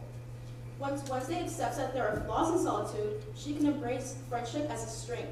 She is supported by a like-minded community that understands what it means to be judged by the outside world because of her differences.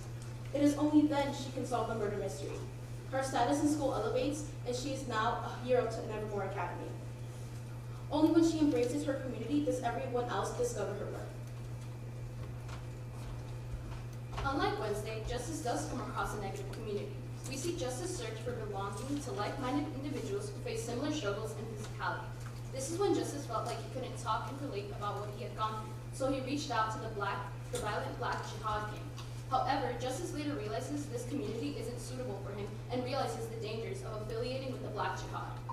On the other hand, the quote under positive community shows how Justice's community are his friends from school. These group of people are the ones who uplift you and make sure you feel safe. So, although it does take him a while to realize the right community after Manny's death, he understands the importance of having a community that can uplift you and lead you to climbing the social ladder. Ultimately, our topic explores how appearance, prejudice, and community all influence an individual's chance of upward social mobility. Beyond these fictional works, the challenges that the creature, Wednesday, and Justice face reflect the challenges that many people of color face when attempting to climb the social ladder in the United States. The real monster is the system made by the rich. Specifically, systemic racism is policies and institutions that exist in society that support a continued unfair advantage to certain groups and unfair treatment of others based on race. According to Eric Williams' book Capitalism and Slavery, The reason for the enslavement of African people was purely economic, and to justify African slavery, racist ideologies were spread and interwoven within many laws and systems that still exist today. Throughout history, we see how people of color have been exploited by the wealthy for their benefit. And today, we see how the rich continue to perpetuate racist ideas and benefit from inequitable systems. As people of color, we can find comfort in our communities. However, to truly create a society that is post-racial, we must change the institutions and policies that continue to disadvantage people of color in attaining upward social mobility. It's time to claim our seat at the table. It's time to eat the rich. Bon appetit.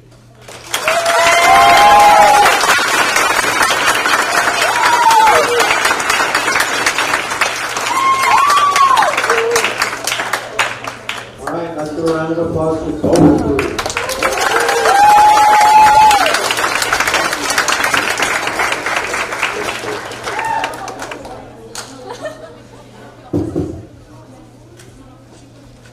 All right, so we're ready for some questions. We have a few minutes. Who has a question for any of these groups? Yes.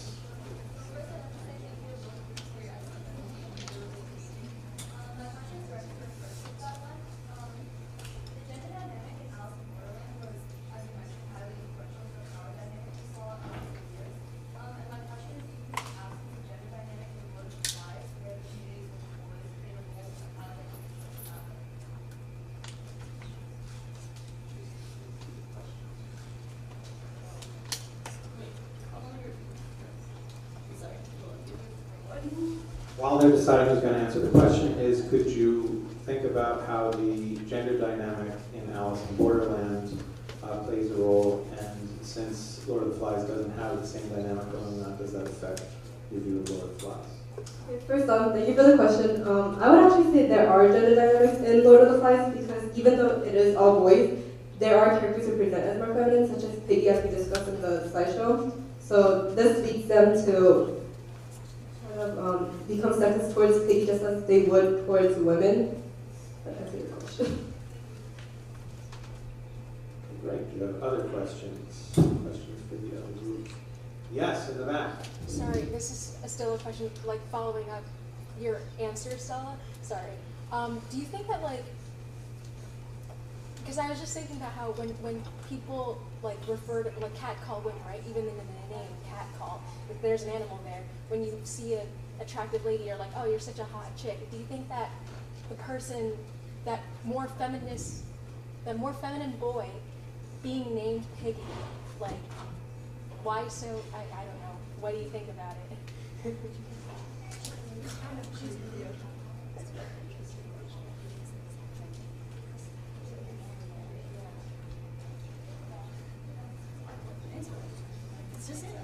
It was such an interesting question that, like, we actually have to discuss about it. That's a really great question.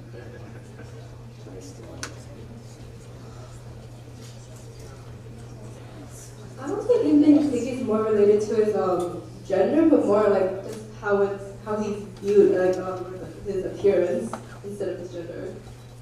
I feel like. Straw.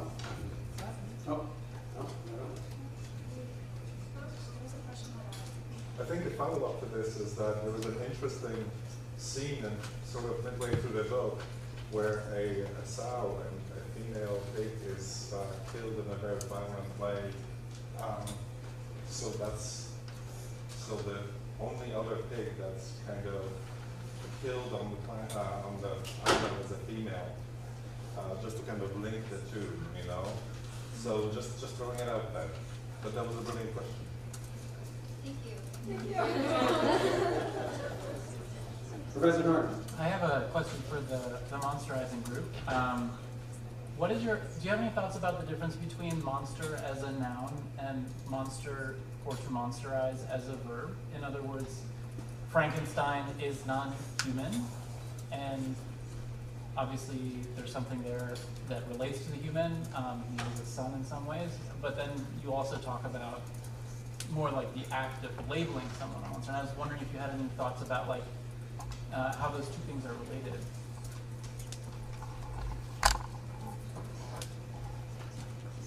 Okay, That's a great question, thank you. So, as you see in our presentation, the real person that's only really defined as a literal monster is the creature. Yet Wednesday and Justice, they are monsterized, or given the name monster, or interpreted as a monster because of society and their prejudices. So I think, to answer your question, I believe that there is a difference between the noun and the verb, but in the way that we explored it in our presentation, it is applied similarly, even though the creature may look different and be a bit hideous and ugly, to say the least. It's the way that Victor judges the creature based on his appearance immediately after he seizes the creature and runs away from it that ultimately gives it the meaning of a verb, because the creature has done nothing to be deemed of the word monster in a sense when he was born. Yet, just because based on how he's looked, the Victor automatically assumes he's a monster and he's evil. Yet, for Wednesday and Justice, it's quite similar, specifically for Justice, because he is black. The scenario that we're referring to in the presentation, Justice was trying to help his ex-girlfriend who passes as white to get into a car while she was drunk, yet we believe that the police officer interpreted it as a black man trying to take advantage of a white woman. And because of those stereotypes that we kind of see within movies like Birth of a Nation, where black men are trying to abuse and take advantage of white women, the officer arrested Justice and wrongfully. And so just to summarize, I think in our presentation, even though the noun can be applied, the verb carries a heavy meaning because society applies the word monster to people without knowing their character, their behavior, or anything else, just their appearance. Thank you. Thank you very much. Okay, very quick, one last question. Yeah, Helen. So, as someone who has watched the show Wednesday, a big part of her character is actually to say herself monsterized, and which of those were set aside from people in that community that she later grows to appreciate. Do you believe that that characteristic can also be found in like our current society, or that certain communities go through the need to like self-monsterize themselves as a form of protection? Yes, thank you for the question. So pretty much in New York City, as diverse as it is, we have little like sectors for like Chinatown and other parts around our city where people try to go and have a community so they can uplift themselves. So in order to prevent judgment, Wednesday's family, the Adams family themselves, all are similar to her. They all wear dark clothing, they all like dark interests and like gory things. So outside of the school, she's used to being in a community of people just like her. However, when she attends Nevermore, there's no one who dresses like her, who has the same interests as her, so in order to protect herself, she shields herself from that and isolates herself. So I think when we have that in our modern day society, it's a way to, at first, your community will grow, and then you'll climb a social ladder, and then as an individual, you'll also climb a social ladder. Thank you. All right, if anyone has any other questions, you can come approach them, but otherwise we're out of time. One final round of applause. Thank you, everyone.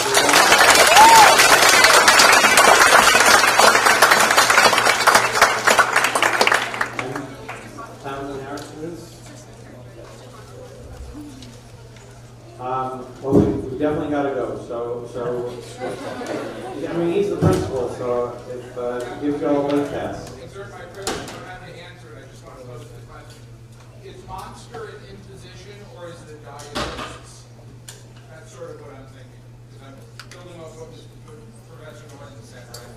So is it an imposition of a category or a diagnosis of a condition? I don't have to answer it.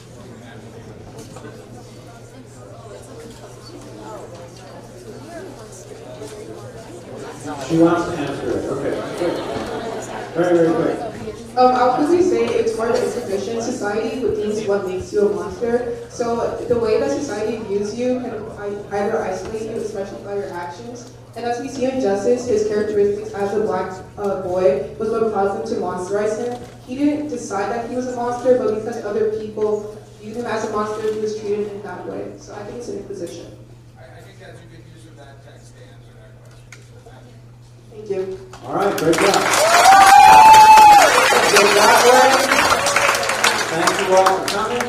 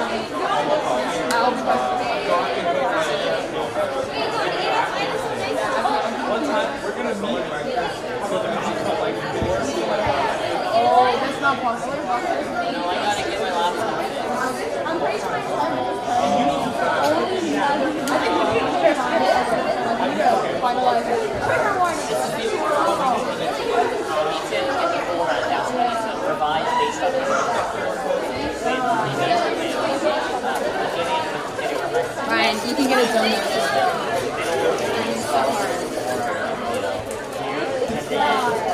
Wait, is it 7:30?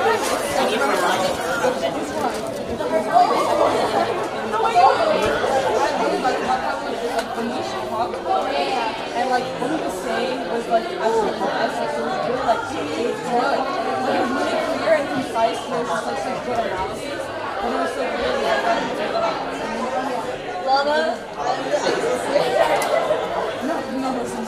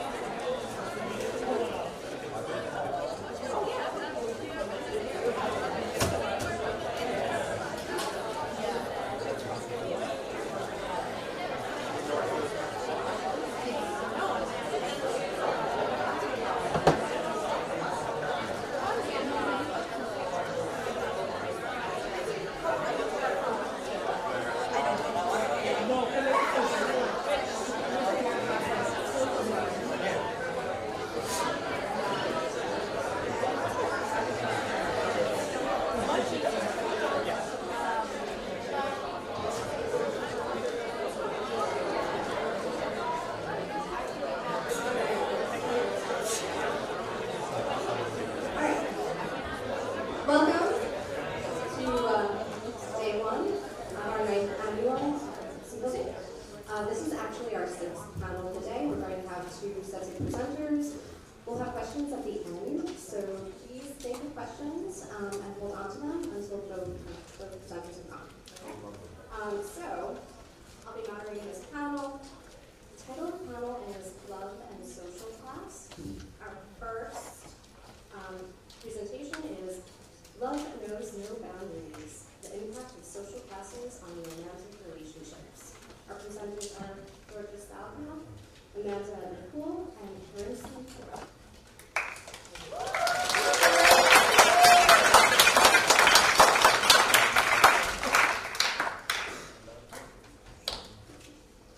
Thank you. Okay. Start off. Our thesis is that through the use of dialogue, setting, and relationship dynamics, Austin portrays the use of romantic relationships as a vehicle to perpetuate classism and elitism in Emma alongside modern media similar to the novel. Alright, so our anchor text is Emma by Jane Austen, which focuses on a matchmaker named Emma, whose misplaced confidence in her matchmaking abilities leads to drama in romantic relationships. And then we have Gossip Girl, a series following rich teenagers Serena Blair and Nate, and less wealthy Dan Humphrey. And then we have Crazy Rich Asians, which is a trilogy of novels and a movie set in the 21st century that follows Rachel and Nick and Ashton and Michael as they navigate through familial drama, romance, and generational problems. We're going to be analyzing our thesis through 5 topics. They include matchmaker or moneymaker, private spaces and accessories, generational pressure, character parallels, and common ground. Starting off with matchmaker or moneymaker, we're going to be exploring the motive of people meddling in the romantic lives of their acquaintances, peers, family members, and more. And starting off with Emma's controlling manner in matchmaking, as stated, it would have grieved me to lose your acquaintance, which must have been the consequence of you marrying Mr. Martin. This is her talking and threatening her friend Harriet, in which if Harriet were to accept Mr. Martin's marriage proposal, she would have had to cut her off immediately because Mr. Martin did not fit her standard of who should marry Harriet. He was not of a higher class than her and just he was not rich enough. This is supportive of the research that I did on the instrument of growth, the courtship and marriage plot in Jane Austen's novels, as Emma is acting as an author, pairing off couples, and she told Harriet not to marry Mr. Martin, but she paired Harriet with Mr. Elton, and then later Frank Churchill, because of their higher class, because they are richer and they're more suitable for Harriet and Emma's eyes. Moving on to Mother Knows Best. Eleanor's disapproval of her son Nick's girlfriend Rachel because she comes from Ulu village in China, and she was most likely of the working class, which makes her a peasant. And her using those two words interchangeably shows her opinion and perspective on the lower class, and just shows how she is very similar to Emma in a way that she is playing matchmaker now too with her son, and is trying to find a girlfriend or wife for him that is just as rich and would fit in society of a high class just as them. Finally, in Gossip Girl, Nate Archibald's father was caught for fraud, and Eleanor, a high woman of status in the Upper East Side, would help them with financial or legal help. And unfortunately, Blair and Nate did break up, and they were forced to get back together just for the money to help his dad out. And the connecting questions are: what allows the matchmaking and meddling to take place? Where does this take place? And how does setting differentiate class? So we're going to be answering these questions through an analysis of the luxurious private spaces that separate those of different classes. Okay, so the first space we're going to be talking about is the ballroom in Emma. So I thought Emma, but what has all that to do with taking likeness? You know nothing of drawing. Don't pretend to be in rapture about mine. Keep your raptures for Harriet's face. So this is Emma sort of disapproving of Mr. Elton, a man lower class than Mr. Knightley, who she had taken to the dance. So now we're going to be talking about the separating factors of the ballroom. The first separating factor is social hierarchy. So in this quote, we can see Emma calling Mr. Martin, who is of a lower class than Harriet, which is her project, an intelligent gentleman farmer, sarcastically to insult. Our second separating factor is the courtship rituals. So high-status men would occupy dancing with high-status women in the ballroom and vice versa. And our third separating factor is appearances. So if somebody did not show up to the ball with a carriage, they would be seen as distasteful. And we can see in this quote that Emma is trying to find Harriet a carriage, which is no project. So as we saw with the ballroom, in a more modern version, Gossip Girl, the private space is a limousine. So in episode Daredevil, Dan Humphrey is unable to afford a limousine for Serena, which makes her extremely uncomfortable, and he ends up actually having to buy a limousine to make her feel safe traveling. So the private spaces I just talked about were inclusive private spaces, where many different classes could enter, but there are also exclusive private spaces that create barriers in relationships. So a great example of this in Gossip Girl is when Nate, Chuck, and Blair would prevent Dan from entering certain spaces in the Waldorf Mansion and creating physical barriers between relationships that only perpetuated the elitism and exclusivity.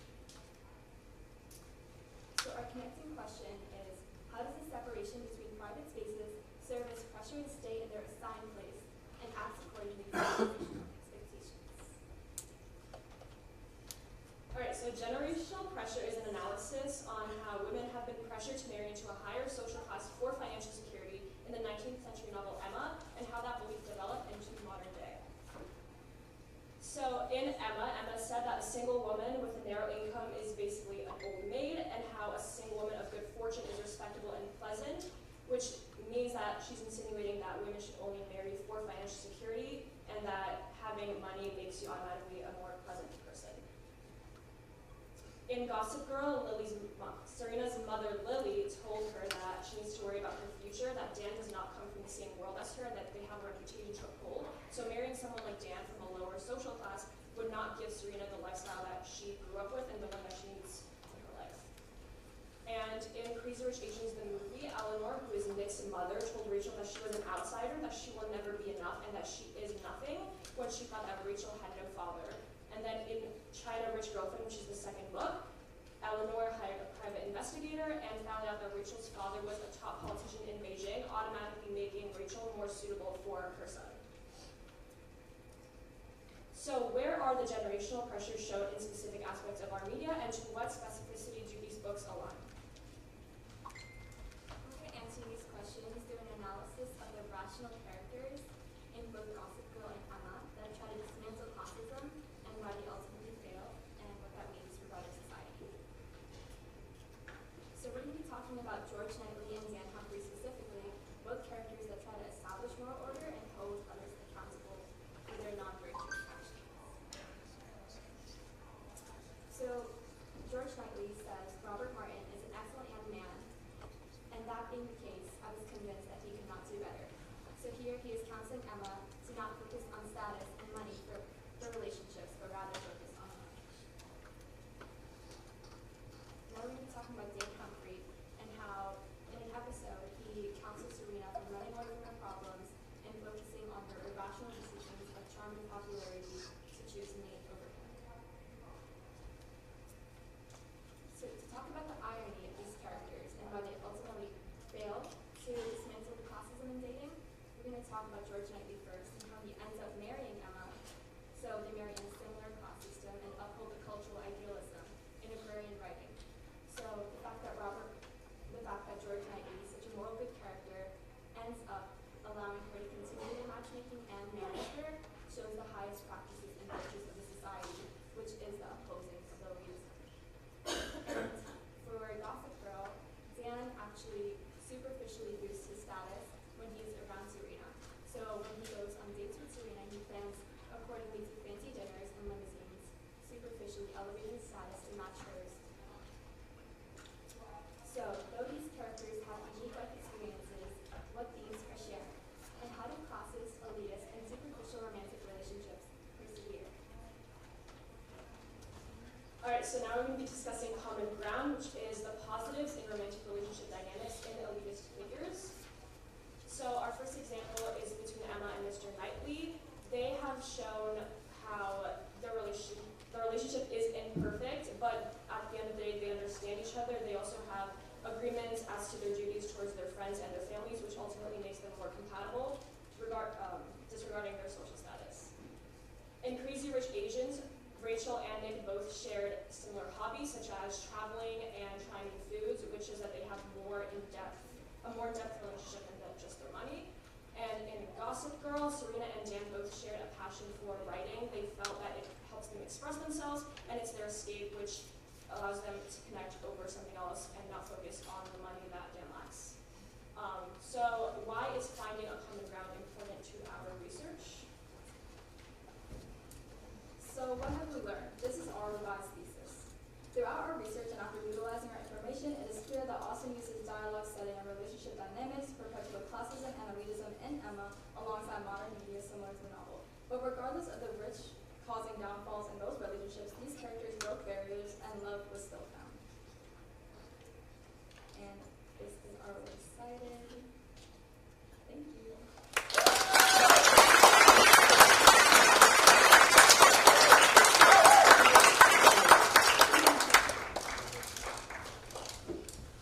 So please think of questions as we get our notes. So presenters ready? Okay.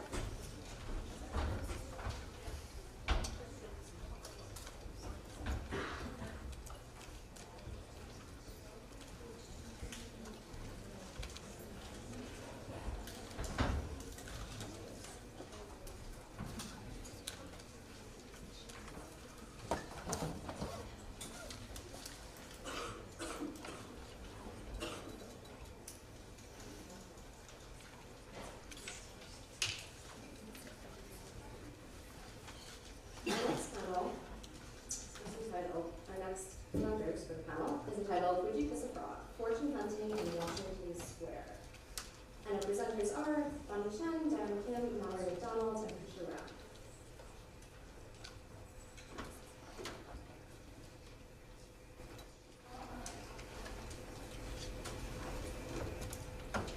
You can use the mic up a bit here.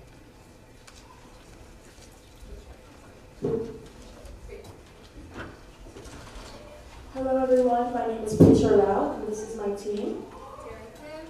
Bonnie Chen, Mallory McDonald. And this is our presentation titled Would You Kiss a Frog? Fortune Hunting in Washington Square. In light of this year's theme, which as you may know is eating the rich, we metaphorically analyze the word eating in a socio-economic manner, referring to the consumption of an individual attempting to access wealth from someone in a higher social stratification for personal gain. So to frame our presentation, we will set the stage through the gender-critical lens, which suggests that gaining social power is not just patriarchal, a man dominating a woman, but is rather multifaceted and dependent upon a capitalistic society. To understand this concept better, we will analyze the internalizations of gender-based roles in a classic and universal story exemplified in the Disney movie The Princess and the Frog, before applying it to the 1880 Henry James novel Washington Square. So we can understand how the crass pursuit of wealth by someone of the lower class is impacted by their gender. Hey, I would do it. I would kiss a frog. I would kiss all monster frogs if I would marry a prince and be a princess. So, in this clip, Charlotte says, I would kiss 100 frogs if I could marry a prince and be a princess. So, how far would you go to move up the social ladder? Now, by a raise of hands, would you kiss a frog to marry a prince?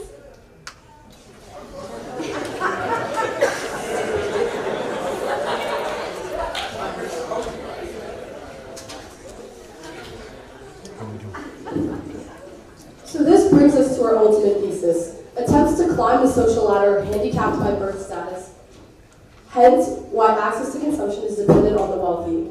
While our capitalist society does associate rags to riches with conventional methods of acquiring wealth, such as employment and hard work, the hunt for material comfort and social mobility can be accessed through superficial methods as well.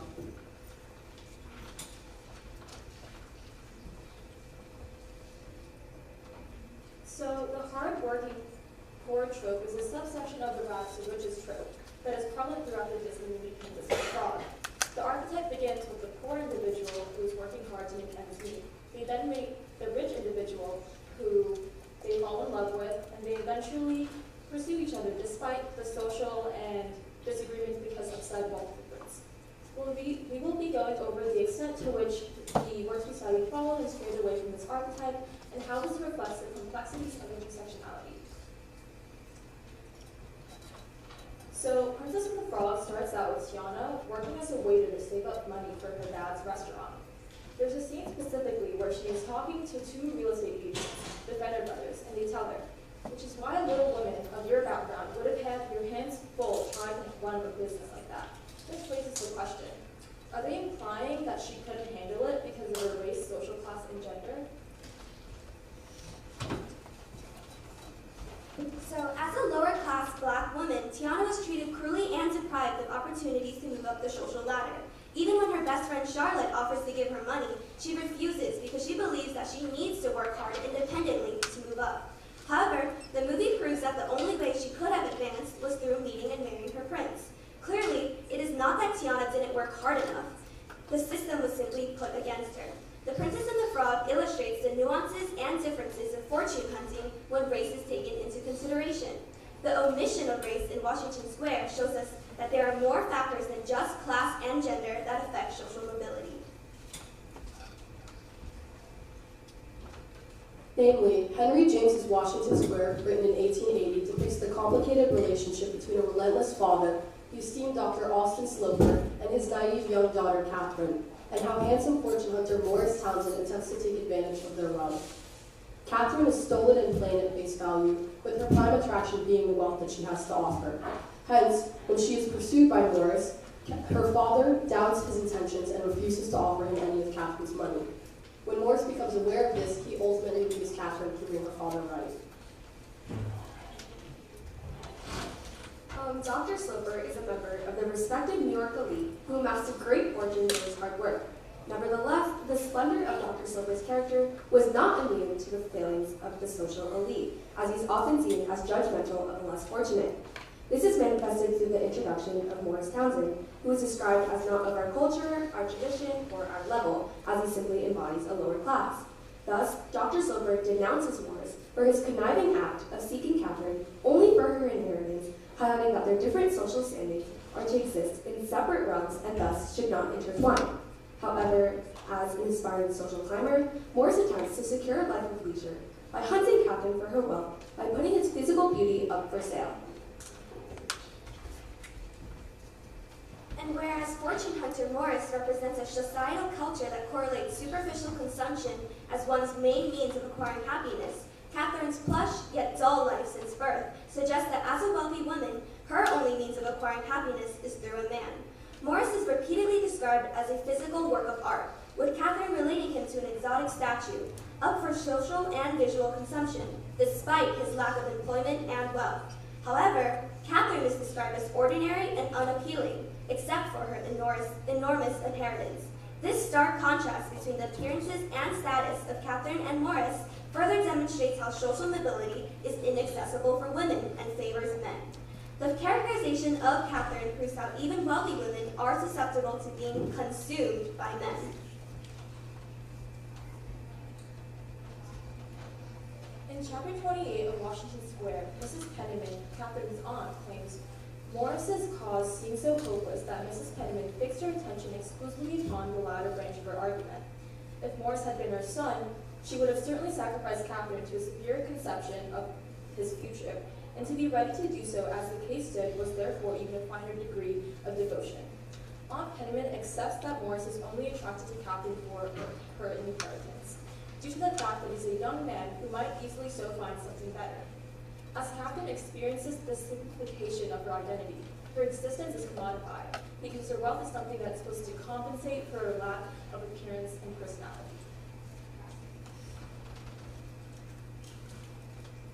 So both wealth and appearances in James's novel are mainly superficial components, but they do have deeper and more important consequences.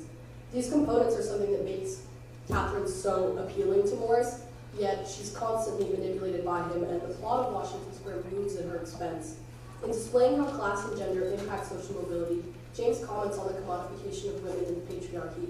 If men aren't offered anything by women, they will not offer themselves to the women to be hunted or tied down.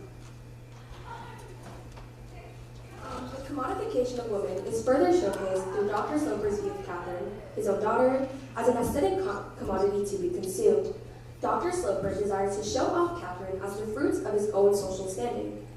In fact, consuming Catherine's autonomy, limiting her capacity to make decisions on her own and be viewed as an independent entity. Rather than having a proper familial relationship, which as you may know is one filled with love and comfort, Dr. Sloper only desires that Catherine can be viewed as a way that exudes class and riches, which is shown when Dr. Sloper often judges Catherine in the way that she dresses and presents herself to the outside world. Dr. Sloper's view of Catherine is dependent upon how her presence visibly distinguishes their family from the lower class, and in terms of hunting, it is clear that Catherine is seen as prey, even by her own father, as she is merely a vehicle to be consumed. So, through an analysis of the relationships in Washington Square, it is evident that in a capitalistic society, wealthy women are used as stepping stones for men to climb up the social ladder. Morris's desire to sell his external qualities in exchange for the Sloper fortune and Catherine's willingness to be used by Morris is indicative of the disparity in social mobility between men and women. Henry James examines the ways in which Morris Townsend embodies a culture in which indulgence and materialism are at the forefront of people's lives. Morris is a product of the emergent culture of consumption of mid-19th century America. Thus, in Washington Square, Morris serves as the villain, so to speak, attempting to woo Catherine in an effort to take her wealth. In many other forms of literature, the person who is seen as the economic underdog is the hero, or is at least well-liked by readers. Conversely, in Washington Square, James makes Morris Townsend cunning and greedy, and by the end of the story, it is apparent that his actions have not come from any sort of good intention, highlighting the idea that social mobility is not always the heroic ladder climb it is made out to be.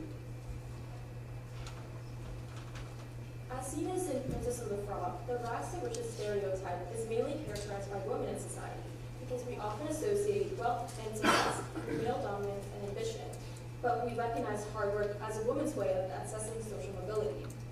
Tiana achieves her dream only after marrying the prince and continues to work hard to move up the social ladder. Alternatively, we are able to see the complications of gold digging as a man in Washington Square through the character Morris Townsend. Catherine is only viewed as a commodity, objectified for inheritance. Similar to how Morris advertises himself to be a product of art to be purchased at a very high price. It's clear that regardless of gender, gold digging is looked down upon by society as a vain shortcut to wealth. However, in Princess of the Frog, it highlights the complications of the process of gaining social mobility through fortune hunting when race is a factor. In Washington Square, when compared to Princess and the Frog, highlights the differences in the complexities and the process of fortune hunting for different genders.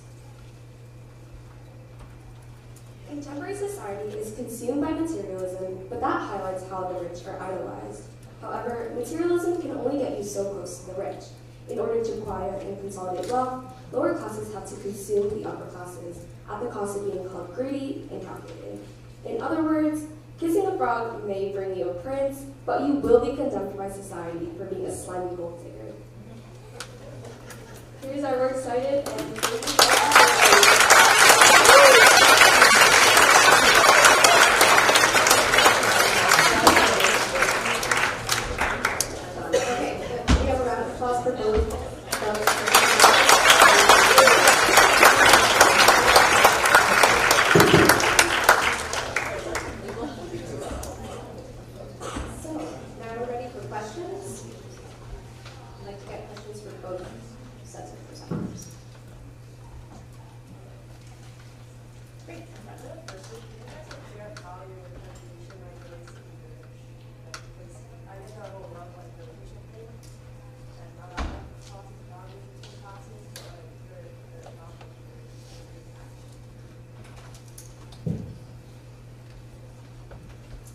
So our presentation mainly focuses on the social mobility of dating and how in our text, Emma was our original text and Gossip Girl and Crazy Rich Asians are modern versions of that. So we focused on how the social mobility in Emma is quite similar to that in Gossip Girl and Crazy Rich Asians, as they both start off by focusing on the sort of like the popularity and also just the money status. So as we can see in all of our texts, they had a similar trope, but we found in the end that they did have a common ground, and we related that to that as well.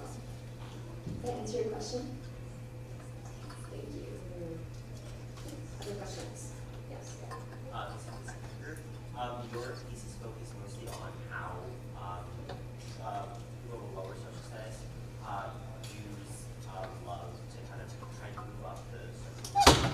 How do you think that changes in the capitalist economy, like in the presence of communist economy? Do you think that these relationships would still develop in both New York, in the Peninsula of Prague, and Washington Square? Yeah, I think there will always be some sort of oppressive structure. I think it doesn't necessarily have to be capitalistic, but I think it does eliminate a lot of relationships that do happen because of social status. And most of social status is because of capitalism. Everything's tied back to capitalism in some way. Like gender, for example, it does happen because of capitalism. It is easier to oppress certain groups because of capitalism also. So that in itself makes it easier for relationships to form because of gender gaps, gender wage gaps, because of social groups like social stratification, like because of the social groups that form from capitalism. So obviously it does reduce like the amount of relationships that form because of capitalism. But I think if we did live in a communistic society, relationships would form to create social growth, but not in the same way that capitalism would. Great, thank you. Other questions? Yes, in the back. Yeah, so this is for the second group. So I feel like usually princes are characterized as like the rich dream person to the princess, or the woman, or the young girl. But then I think in the Princess and the Frog, I think Prince Devin is a broke prince. He has having money. So my question is, how does the fact that he's the one that's trying to gold dig rather than Tiana being the one that wants to gold dig, so how does that reversal of the trope of the girl being the one that the princess, or the woman seeking the prince, and how the prince actually seeking the princess in this case, how does that reversal imply something about social class, which is the gold digging? So yes, in The Princess and the Frog, Prince Devin is broke, and he does squander his wealth by seeking pleasure through like entertainment. But we framed our presentation on eating the rich through Tiana marrying the prince and being able to get social status, because before she was on like the bottom of the hierarchy. Not only was she not able to rent out a venue for her restaurant because she was black and a woman, but because she was of lower social class. So through marrying the prince, she was able to gain social class and gain access to opportunities where before she was not. And although the prince is poor and does not have wealth, we still saw it as a way of eating the rich through eating their social class. And alternatively, if you view it as, oh, Prince Devin is trying to gold dig, I think you would also see that, like in Washington Square, when a man is trying to gold dig, you often see them as a villain because they're like portrayed as like lazy, or this is like the easy shortcut way out. Whereas for Tiana, because she's portrayed as diligent and hardworking, even though you could see her as like a gold digger because she did kiss a frog and win a prince, you don't see her as a villain because she's portrayed as someone that was able to earn her way up. Thank you for your question. Other questions? Yes.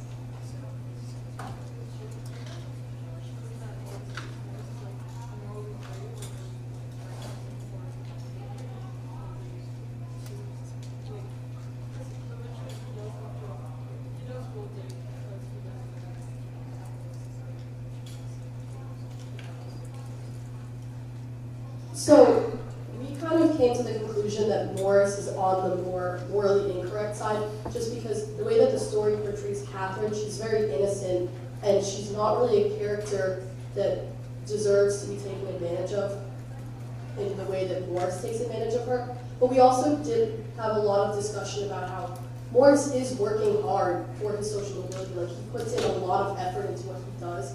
So although his means is not really justifiable, we also did have respect for the amount of effort that he put into his goal. So although he might be more on the darker side of being morally gray, there is respect for what he did.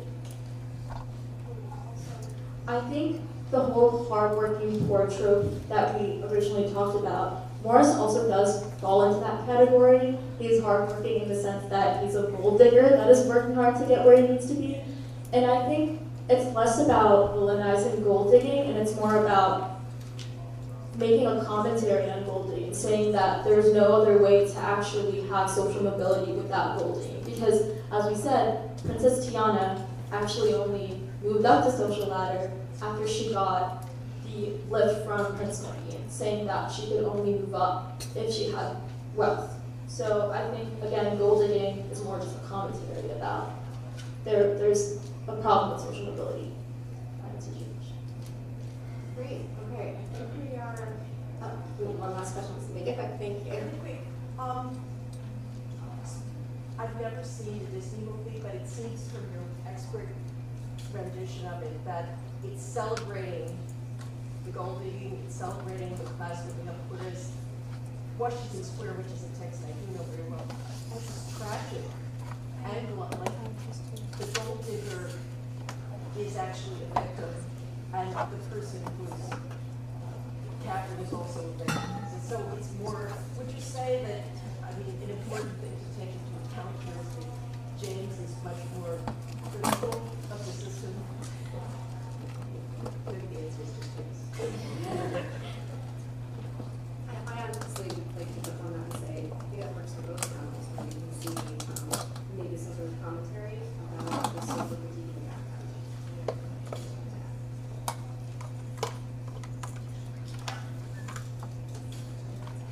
All right, I think we're at time anyway. Thank you guys.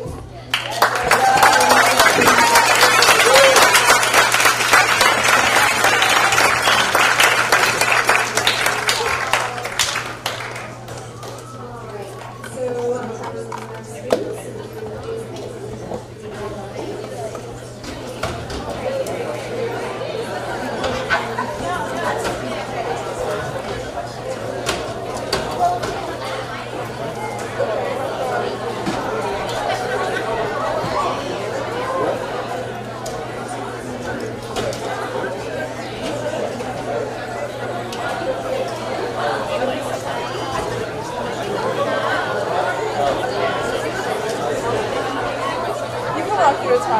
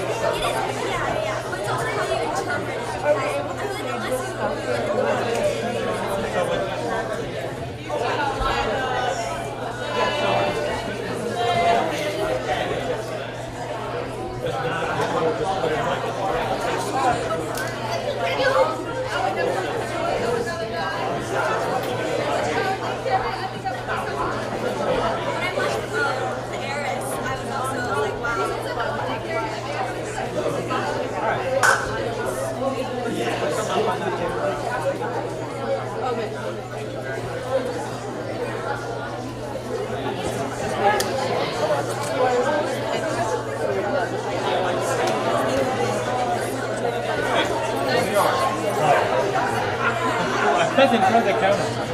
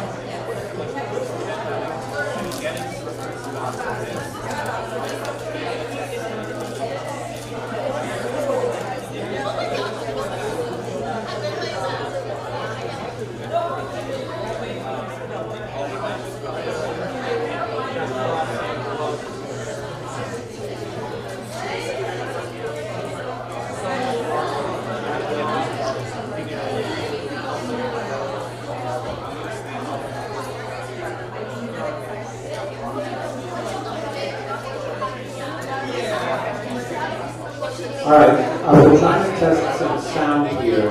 Everyone just be quiet for 1 second. Let's see if we hear it. The tech has been in and out already.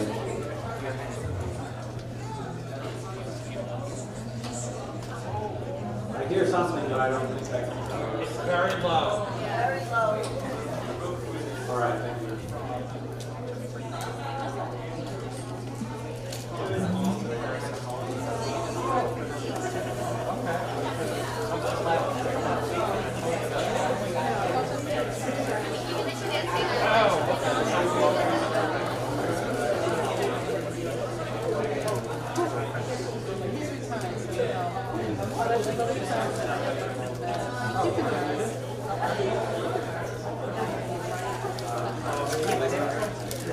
Do you have the master and margarita, please?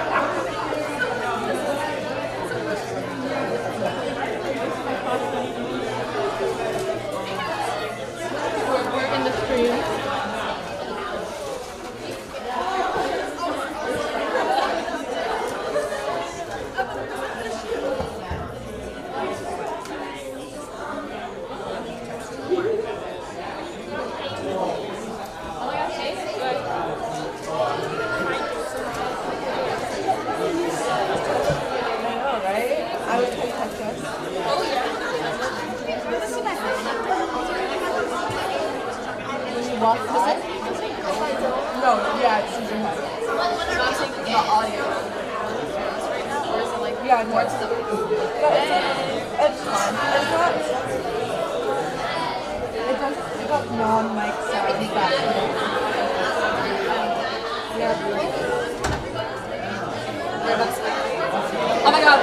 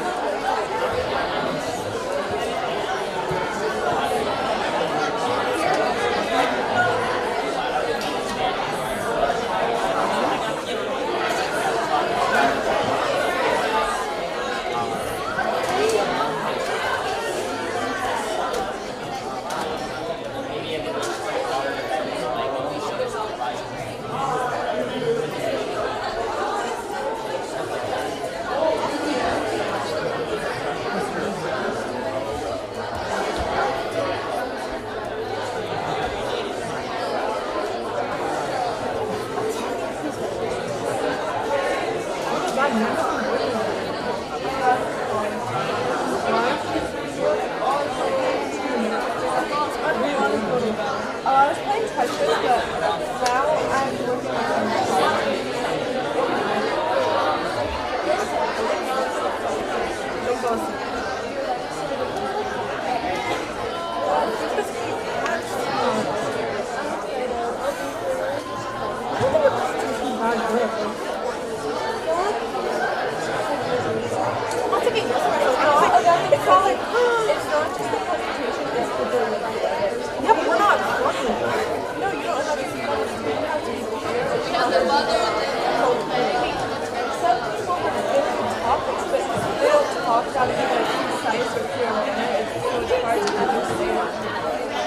what they're arguing. I feel like ours might be like, I'm not trying to win. I just want the game. I know Devin is. What are they presenting? Yeah.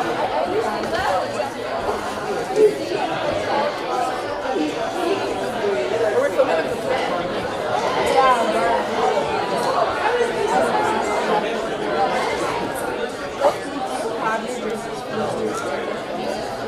yes. Let me go run to swing it.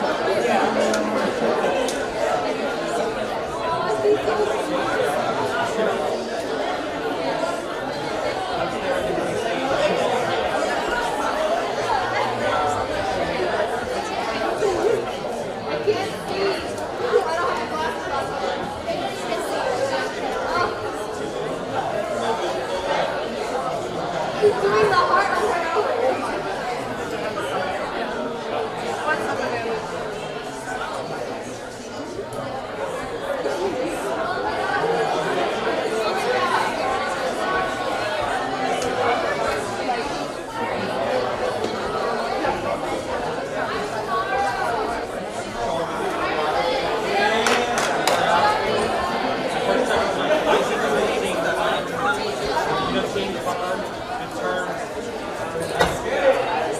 That's what you were doing.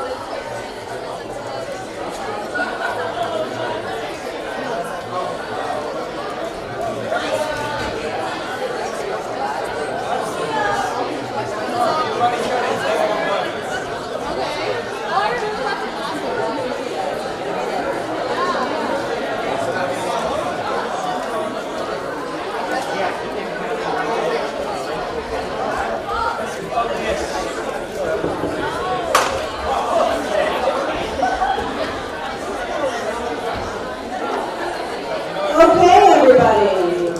Hello, good afternoon. Welcome to our final panel of the day.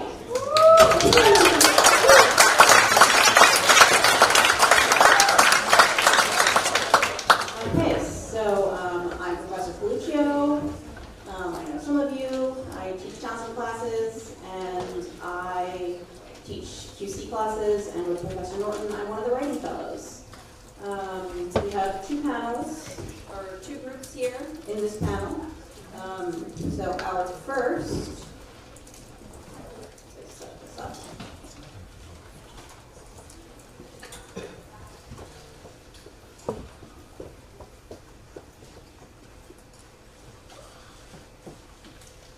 Okay, our first group is Cindy Shu, Navshin Madrula, Rachel Ng, and Leo Zhang.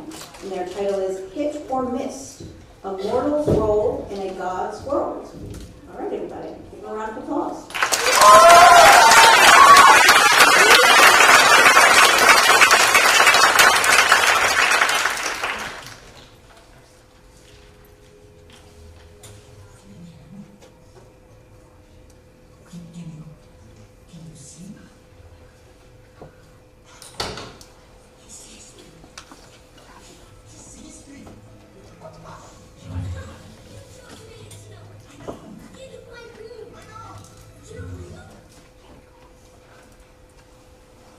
Hit or myth, a mortal's role in God's world. No, myth is not a typo. For Percy Jackson fans out there, the myth is the force that distorts human views of mythological events and creatures, implying a barrier between the godly and mortal world. Similarly, as seen in the previous clip, humans typically would not be able to see such figures like Jack Frost. However, the boy is able to, signifying the divine and mortals are more interconnected than we think. Raise your hands if you think gods are superior to humans. The common assumption is that mortals are inferior to and dependent on gods. But what if they were more equivalent, where gods and mortals are both powerful and necessary to each other, creating moments of interdependence? Gods provide humans with protection, while humans provide gods with offerings.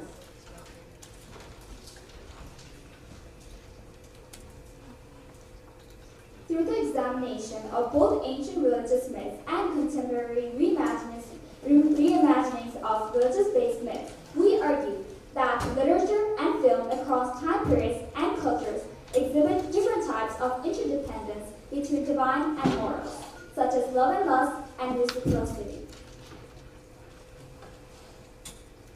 But why are these texts interested in God and mortal relationships? Well, religion has greatly influenced human society, and thus we use it to justify many of our actions, such as slavery and manifest destiny. Religious storytelling allows humans to question class structures within their own relationships, especially power imbalance. For today's presentation, we will be focusing on 4 sources. Based on ancient Greek mythology, in Perseus, the son of Danae and Zeus, is challenged to behead Medusa of Gorgons. The gods provide him with information and objects that ultimately lead to his success.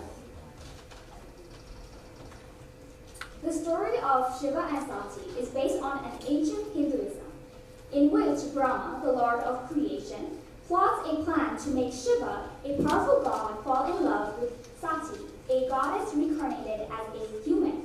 However, Sati's devotion to Shiva transforms this forged love into pure love between them, as Sati sacrifices her own life to preserve Shiva's dignity. We also see that interdependency between gods and humans is present in contemporary media as inspiration from religion. The lightning thief introduces a modern take on Greek mythology in relation to Perseus. The lightning thief also describes the story of Perseus and his journey of discovering himself as the son of the sea god Poseidon, while simultaneously fulfilling a quest to recover a powerful divine item on behalf of the god. Noragami presents the Japanese religion of Shintoism in a modern context. In this anime, gods protect humans by using human souls called regalias as weapons to kill phantoms. Noragami follows the story of Yato, an unknown god, Yukine, his regalia, and Hiyori are half human, half phantom as they navigate the spiritual world and try to prevent war between the gods. One thing to be noted is that in these modern reimaginings, gods are portrayed to be more equal to humans. Modern texts emphasize reciprocity more than ancient texts because of society's evolution to become more self-reliant, free, and less centered around religion. Perseus demonstrates both types of interdependency. Through mythological literary criticism, an overarching storyline is established between the sources. Higher beings, the gods, select lesser beings to accomplish a goal, and sometimes gifting them with something to accomplish that goal. In the end, both parties leave with benefits. The first type is love and lust between Zeus and Danae. Danae, who has been enclosed in a chamber, succumbs to Zeus's desire for sex and becomes pregnant with Perseus. However, not only does Zeus fulfill his desires, but Danae also benefits from this connection with Zeus. The power and reputation of gods prove advantageous in several instances, such as how Perseus does not kill Perseus and Danae in fear of Zeus. Zeus also offers the banished Danae and Perseus protection by allowing them to reach safety on the island and meet Dictys, who takes care of them. The second type is reciprocity between Perseus and Athena. Challenged by Polydectes to kill Medusa and bring back her head, the chances of Perseus' success are slim, as, quote, no man unaided could kill Medusa. However, Athena offers him her shield and directly guides Perseus' hand towards Medusa's throat, successfully beheading her. The relationship between Perseus and Athena demonstrates reciprocity and is characterized by mutual benefits and support, as Athena decorates her shield with Medusa's head, symbolizing her intelligence and power, and Perseus demonstrates his worth and status as a hero. The first category of interdependence is love and lust. In a romantic relationship, love establishes mutual respect between the two parties, diminishing the power imbalance. With lust, gods use humans to satisfy their sexual desires and have more children who can increase the gods' influence. Mortals, on the other hand, from this sexual union can gain protection and other advantages, especially by raising demigods. In the story of Shiva and Sati, both the god and mortal are willing to sacrifice their lives for their love. Sati burns herself as punishment after her father insults Lord Shiva, and the distressed Shiva then begins destroying the world, even though his duty is to protect it. Upon calming his rage, he carries the lifeless body of his beloved wife across the world. Even though many examples from Greek mythology highlight God's lust, the lust seems to not have any place in this relationship. Their love and devotion to each other even bends all the rules, even making a god and human on the equal plane.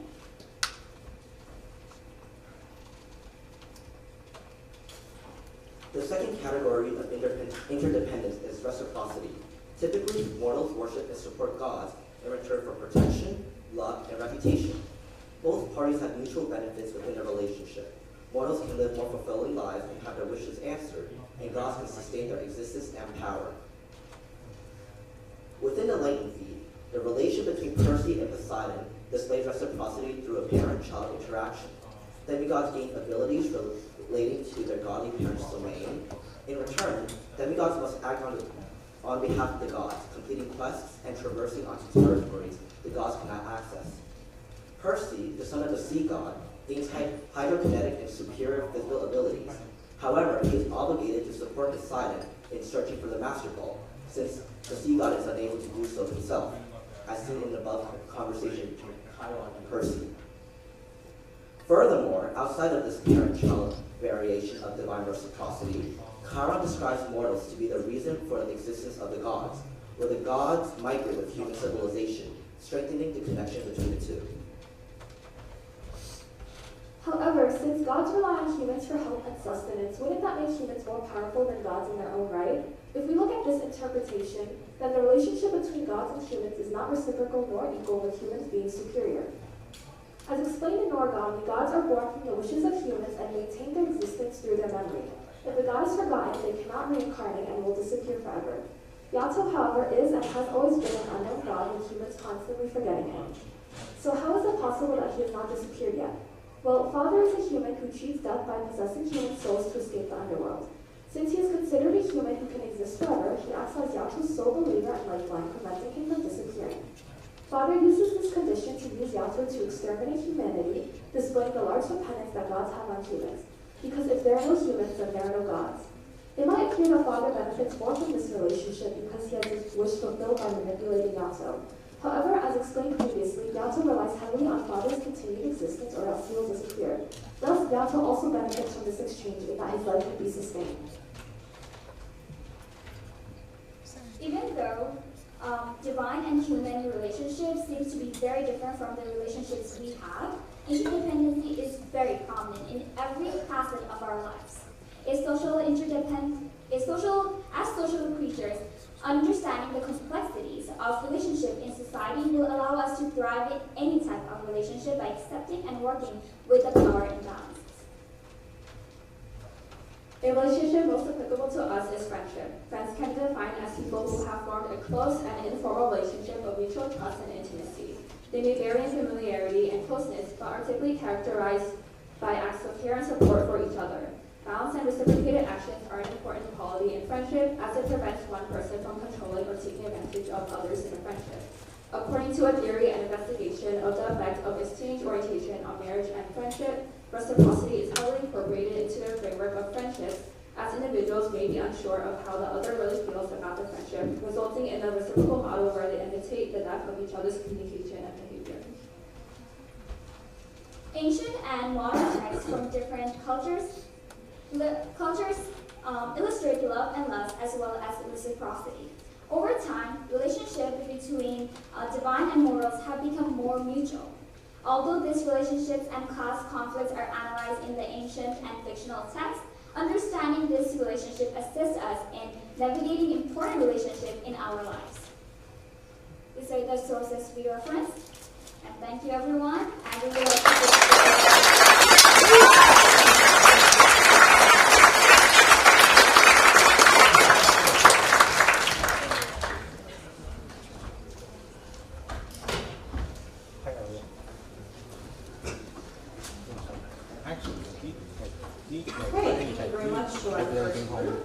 Shared the 2x home.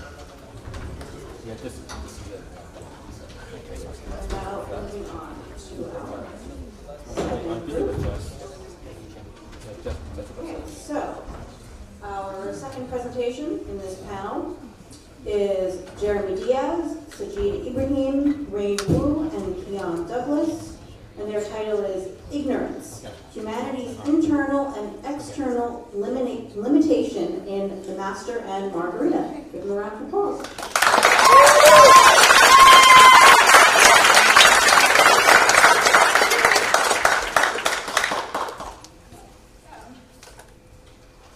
Oh, there it is. Okay. So we're going to go through all this for conflict of interest. So if you're unfamiliar with the novel The Master and Margarita, it's basically a Russian novel by Mikhail Bulgakov, and it's set in 1930s Moscow, Russia. And basically, like, the devil comes into town and he, like, stirs up trouble, and he exposes, like, do I go good? Yeah, oh, sorry, okay. He exposes, like, the wickedness of, like, the Moscow citizens and all that, and it's split into two parts. So the second part is focused on the character Margarita, who is basically a direct contradiction of the greedy people in Moscow. And because of her selflessness, she is able to gain her freedom and save her beloved master in the process. So some key terms to note while we do our presentation is the word censorship, the suppression, prohibition of media that is considered unacceptable. Free will, the ability to act at one's own discretion without faith or necessity to be perceived. Totalitarian, a system of government that is specialized and dictatorial, assigning complete obedience to the state. And sovereignty, supreme power or authority over something or someone. And our key term, ignorance, being in a state of unawareness or having a lack of knowledge about a situation at hand that affects their ability to make proper decisions. Case example, if none of you knew the definition of the words, you guys are actually ignorant. And our thesis for our overall presentation is ignorance isn't necessarily bliss for anyone. One must be aware of things that are around them in order for your desirable fate and changes to occur. So throughout our presentation, we're going to be talking about the manuscript, which is basically a symbol for knowledge. It's actually I mentioned it before, the master is basically a reflection of Bulgakov because he had his original copy of Master Margarita censored, but we're going to get into that later. But the main point right now to remember is that the manuscript symbolizes knowledge, and knowledge combats ignorance. All right, so just to set up some important context, it's really important to know what things were like at the time, especially in the USSR. So there was a lot of censorship happening at the time, and censorship was used as a tool to kind of encourage ignorance amongst the people. And so what that did was it set people up in a disadvantaged position so that social mobility was very difficult at the time. And they did this through censorship of literature and artworks, and just by either labeling them as unacceptable or completely destroying them, going back to the manuscripts don't burn. So in the book there is a pretty clear example of this. The master has his work censored by the Maslet, which is Bulgakov's version of the Moscow Association of Writers. In the story, it's just literature for the masses, but this kind of drives the master to certain lengths just to make sure that he was acceptable amongst other people.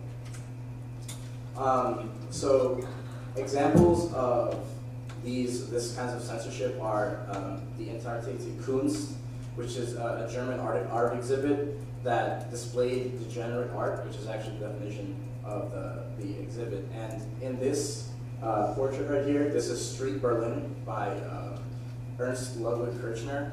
It was made in 1913 and was put into the degenerate art exhibit just to discourage his portrayal of Germany and the street of Berlin, which this portrait actually shows prostitutes just hanging around in the street.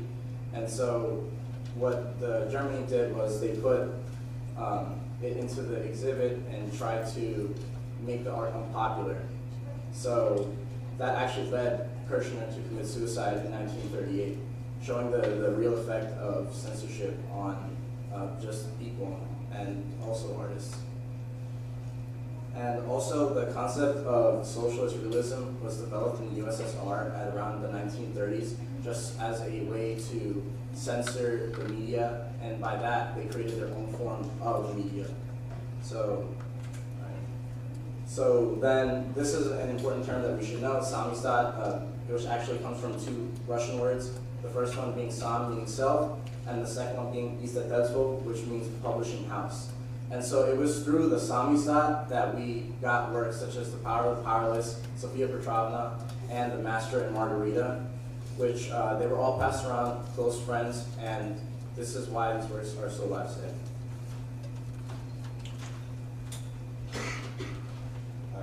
I have a question. Would you create controversy in a society that punished you thought? Well, this guy up here, Mikhail Bulgakov, he did that, kind of.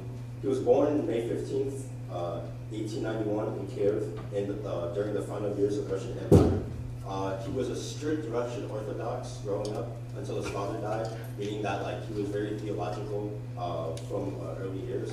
And fun fact, he was actually a really well-trained physician. He even fought in the war against the Communist Red Guard when they first attacked Russia. But he suffered an illness in battle, meaning that he decided not to do that anymore. And the next best way to fight against the USSR was literature.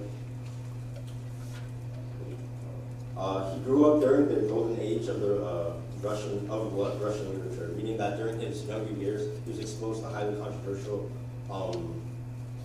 novelists that wrote very highly controversial pieces about Russian society, but they were also very popular and influential at that time. So they fed into Bulgakov's inferno of free and creative thinking, which led him on another highly successful career as a novelist and playwright.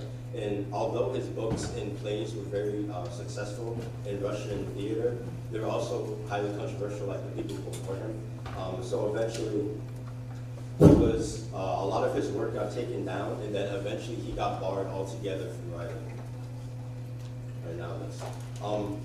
Bulgakov was a Russian Orthodox, as I just mentioned, so there's no surprise that he has biblical figures inside of his book. The main overarching story, there are two simultaneous stories going on, but the main overarching one is the one of Pontius Pilate and the crucifixion of Jesus. For anyone who doesn't know, the person that crucified or sent Jesus to the crucifix was Pontius Pilate. He didn't actually want to do it. He thought Jesus was a good person who did nothing wrong, but he knew the potential consequences of the society he lived in, and also Pontius was a governor of Judea, so he knew what his other authoritative figures would think of him if he didn't do that. So he did do that, but then he realized it wasn't the best thing. So he killed the person who set up Jesus, but then he realized that it wasn't going to change anything. So he sat in limbo for about 1,000 years inside of the book, and he realized that even as a leader, the power in human authority is very limited and confined, and there will always be an unsolvable unknown, where the established right will always be wrong due to the ignorance of the bigoted mind. And Satan is also in the story. He goes by the name of Roland. Him and his henchmen cause a lot of chaos throughout Moscow, and they expose the communist mentality and its desperation to take control of people, regardless of its feasibility. And they also show the nature of Moscow itself. On the surface, Moscow is a vibrant and just city, but in actuality, it's like a corrupt ant farm. Everyone is competing to take advantage of the system, that system of diseases. So this is just a recap of the definition of free will, which I will be touching upon. So there are two examples that we've chosen, and the reason why we chose these two is because they both have Christian connotations. In Paradise Lost, in Book 5, there's like this rebellion. In both texts, they both have a clear power imbalance, where there's an omnipotent figure that like people are rebelling against. So in Paradise Lost, that would be God, and the people defying God would be the fallen angels who will lead the rebellion. And in the Master and Margarita, the omnipotent figure is like the Soviet Russia, and the people who should be trying to rebel against the government are like the citizens of Moscow. So in both situations, it demonstrates a lack of free will because people don't really know, like they're being controlled, and they are just ignorant against all that. So we have three examples, but I think Jeremy went over Maslowit, and we're going to go into mental health a little later, and then Keon went into Pontius Pilate. So I'm going to go into variety theater. So there was a scene in the novel where Roland disguised himself as like a magician, and he performed, and he like made like magic appear, and everyone was like scrambling to get it, and they were like fighting each other off, and it just caused a lot of chaos. And I have this quote that says, "And suddenly a slap was heard, whereupon a policeman's helmet appeared in the dressing room, and someone was taken away." So in Soviet Russia, there was like the concept of the secret police. So people would like throw each other under the bus in order to like get benefits, or what they thought were benefits. And this is like a tactic of like a totalitarian system where they aim to solidify the power and further their agenda by keeping people ignorant of what they're doing. Let me go back for a second. So there are like two questions. This series is like two questions. So like, is ignorance redeemable, and to what extent does like free will even matter? But like what we're arguing is that by neglecting your consequences, you're actively choosing ignorance. But if you want to like fight against a totalitarian system, you want to like have the knowledge to fight against it, and that like brings hope. And not all characters of the novel were evil, as I said. Margarita is actually like the heroine of the story because she is selfless. She had like a wealthy husband, and she chose to walk away from it, and so she did not choose greed. And that actually earned her the favor of Roland. And in doing that, she was able to gain her freedom and also save the master in the process. So the final point we have is about mental health, and essentially the high class of our guests is deemed as the higher, being the ones who are in control. The proletarians, the mentally ill ones, are the ones who are supposed to be controlled. However, the reason why I mentioned this is because there's an actual contradiction. As seen by this Jim-Paul Ergin, the higher elites, they push so much to push down the people below them. that when they find themselves crazy, they find themselves committing murder, or pushing down people and telling them not to do this when they do the same exact thing, it results in a contradiction that eventually gets themselves killed. If they follow it, they themselves will commit suicide. And that leads us to our conclusion, which is you should not be ignorant of other people's points and your own mental health, as well as free will. If you choose to use different types of media, such as the arts, museums, or movies, such as the GIF, which was the death of Stalin, you would not only have more knowledge at your disposable income, but you would also understand that by understanding your own position in society, you can finally come to terms with where you are and you can fight for a better life for yourself. Thank you.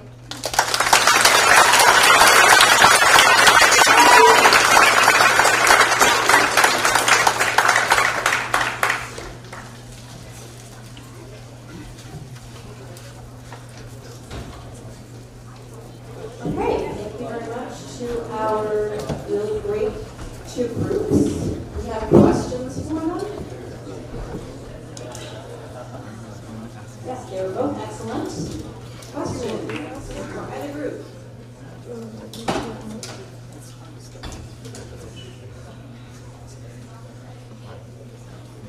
No? He's brave enough? I know it's the end of the day, but he's tired. Faster we ask them some questions, faster the panel will be over.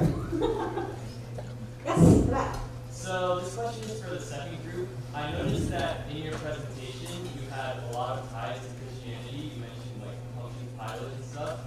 Do you think that with Christianity's inherent tie to like Western European culture, do you think that the conclusions from your presentation are restricted to like those areas, or do you think that it can be applied in a more global sense?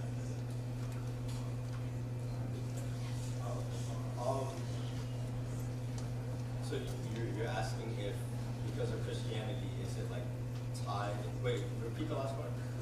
I said because Christianity is kind of inherently tied to like Western European culture, do you think that the conclusions from your project only apply to that section of the world, or do you think that they can be spread more globally?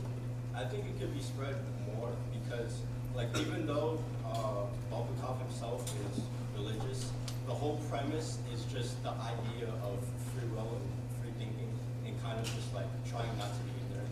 That's like the whole point. And like for him, especially because he lived in the USSR, he had a personal relationship with Stalin. Surprisingly, he didn't get killed. But it was more of just the fact of his whole point is just fighting against that idea of like shutting down creative thinking and free thinking and just like expanding your ideas and not just trying to be confined. So I think it's pretty Cool, thank you very much. Any questions, maybe for the first group? Any more? Yes, Dr. Norton. Hi everyone, thank you for two really great presentations. So I have a question for both groups, and that is simply, what do you think the appeal is to this kind of storytelling where we're sort of like, both for readers and for the writers, what is the draw, like particularly today, or like both of these are kind of somewhere in the 20th century examples, right? In secularizing context, when things are going from more religiously sort of pious or universally religious or mainstream religious to a society that is more and more secular. What is the fascination with and interest in reading about and just enjoyment in telling stories with taking gods and putting them in our more secular understanding of the world? In both cases, it seems like something like that is going on. Great question, thank you.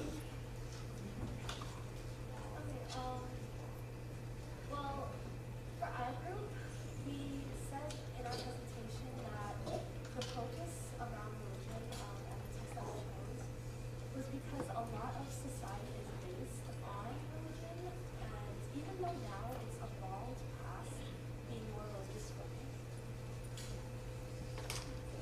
even though now society has evolved to become more like independent and less focused around religion, there is still a lot of religion in society, and we wanted to focus on that specifically because a lot of different cultures and different parts of the world have different religions, and those different cultures have different beliefs that have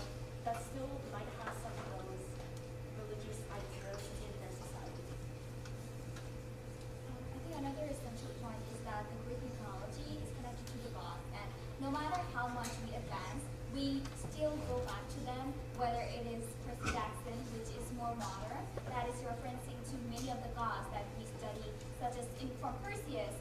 Same of the gods are portrayed in Percy Jackson, but with modern twist. Well, they come into our life to see what it is like. So no matter how much we grow, we always reference our original kind of the stories that evolve over time, but the main storyline, the universal storyline, still remains the same. Just to answer the question, it actually ties beautifully with what the Master Margaret essentially is. The Master is actually the writer of Pontius Pilate's story. In the book, however, he is represented by Volkov. Volkov feels himself as a master.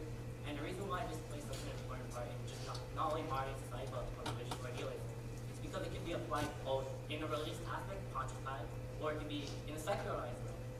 Case example, going back to the mental health issue, essentially the government limits people by deeming them insane or crazy, and that's their way of kind of putting down people.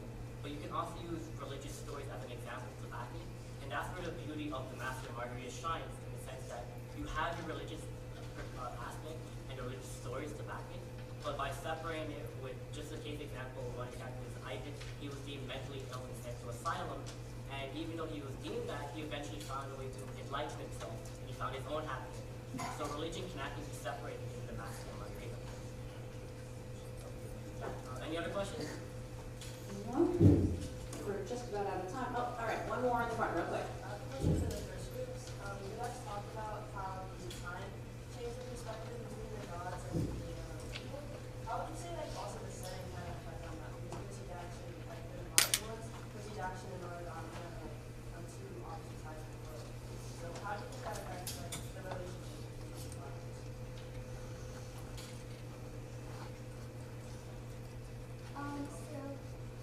One interesting aspect of monogamy is in Japan. So the relationship among family is stronger there. So relationship in there is always strong, while for Percy Jackson is in the United States, where, as you can see, the family structure is quite not as strong. So while considering the reciprocal relationship, actually parent and child was one of the modern implication of the relationship, and there monogamy played a greater emphasis because we kind of have the same relationship between God as a parent and human as the children, as to mother and a child. Similar to how Confucianism, the idol is the parental role. So because of their more of the cultural attachment to their specific relationship, for example, family, so monogamy had more attachment, more closer relationship among the gods to the human beings, in contrast to Percy Jackson having more of a kind of broken, more of like isolated relationship.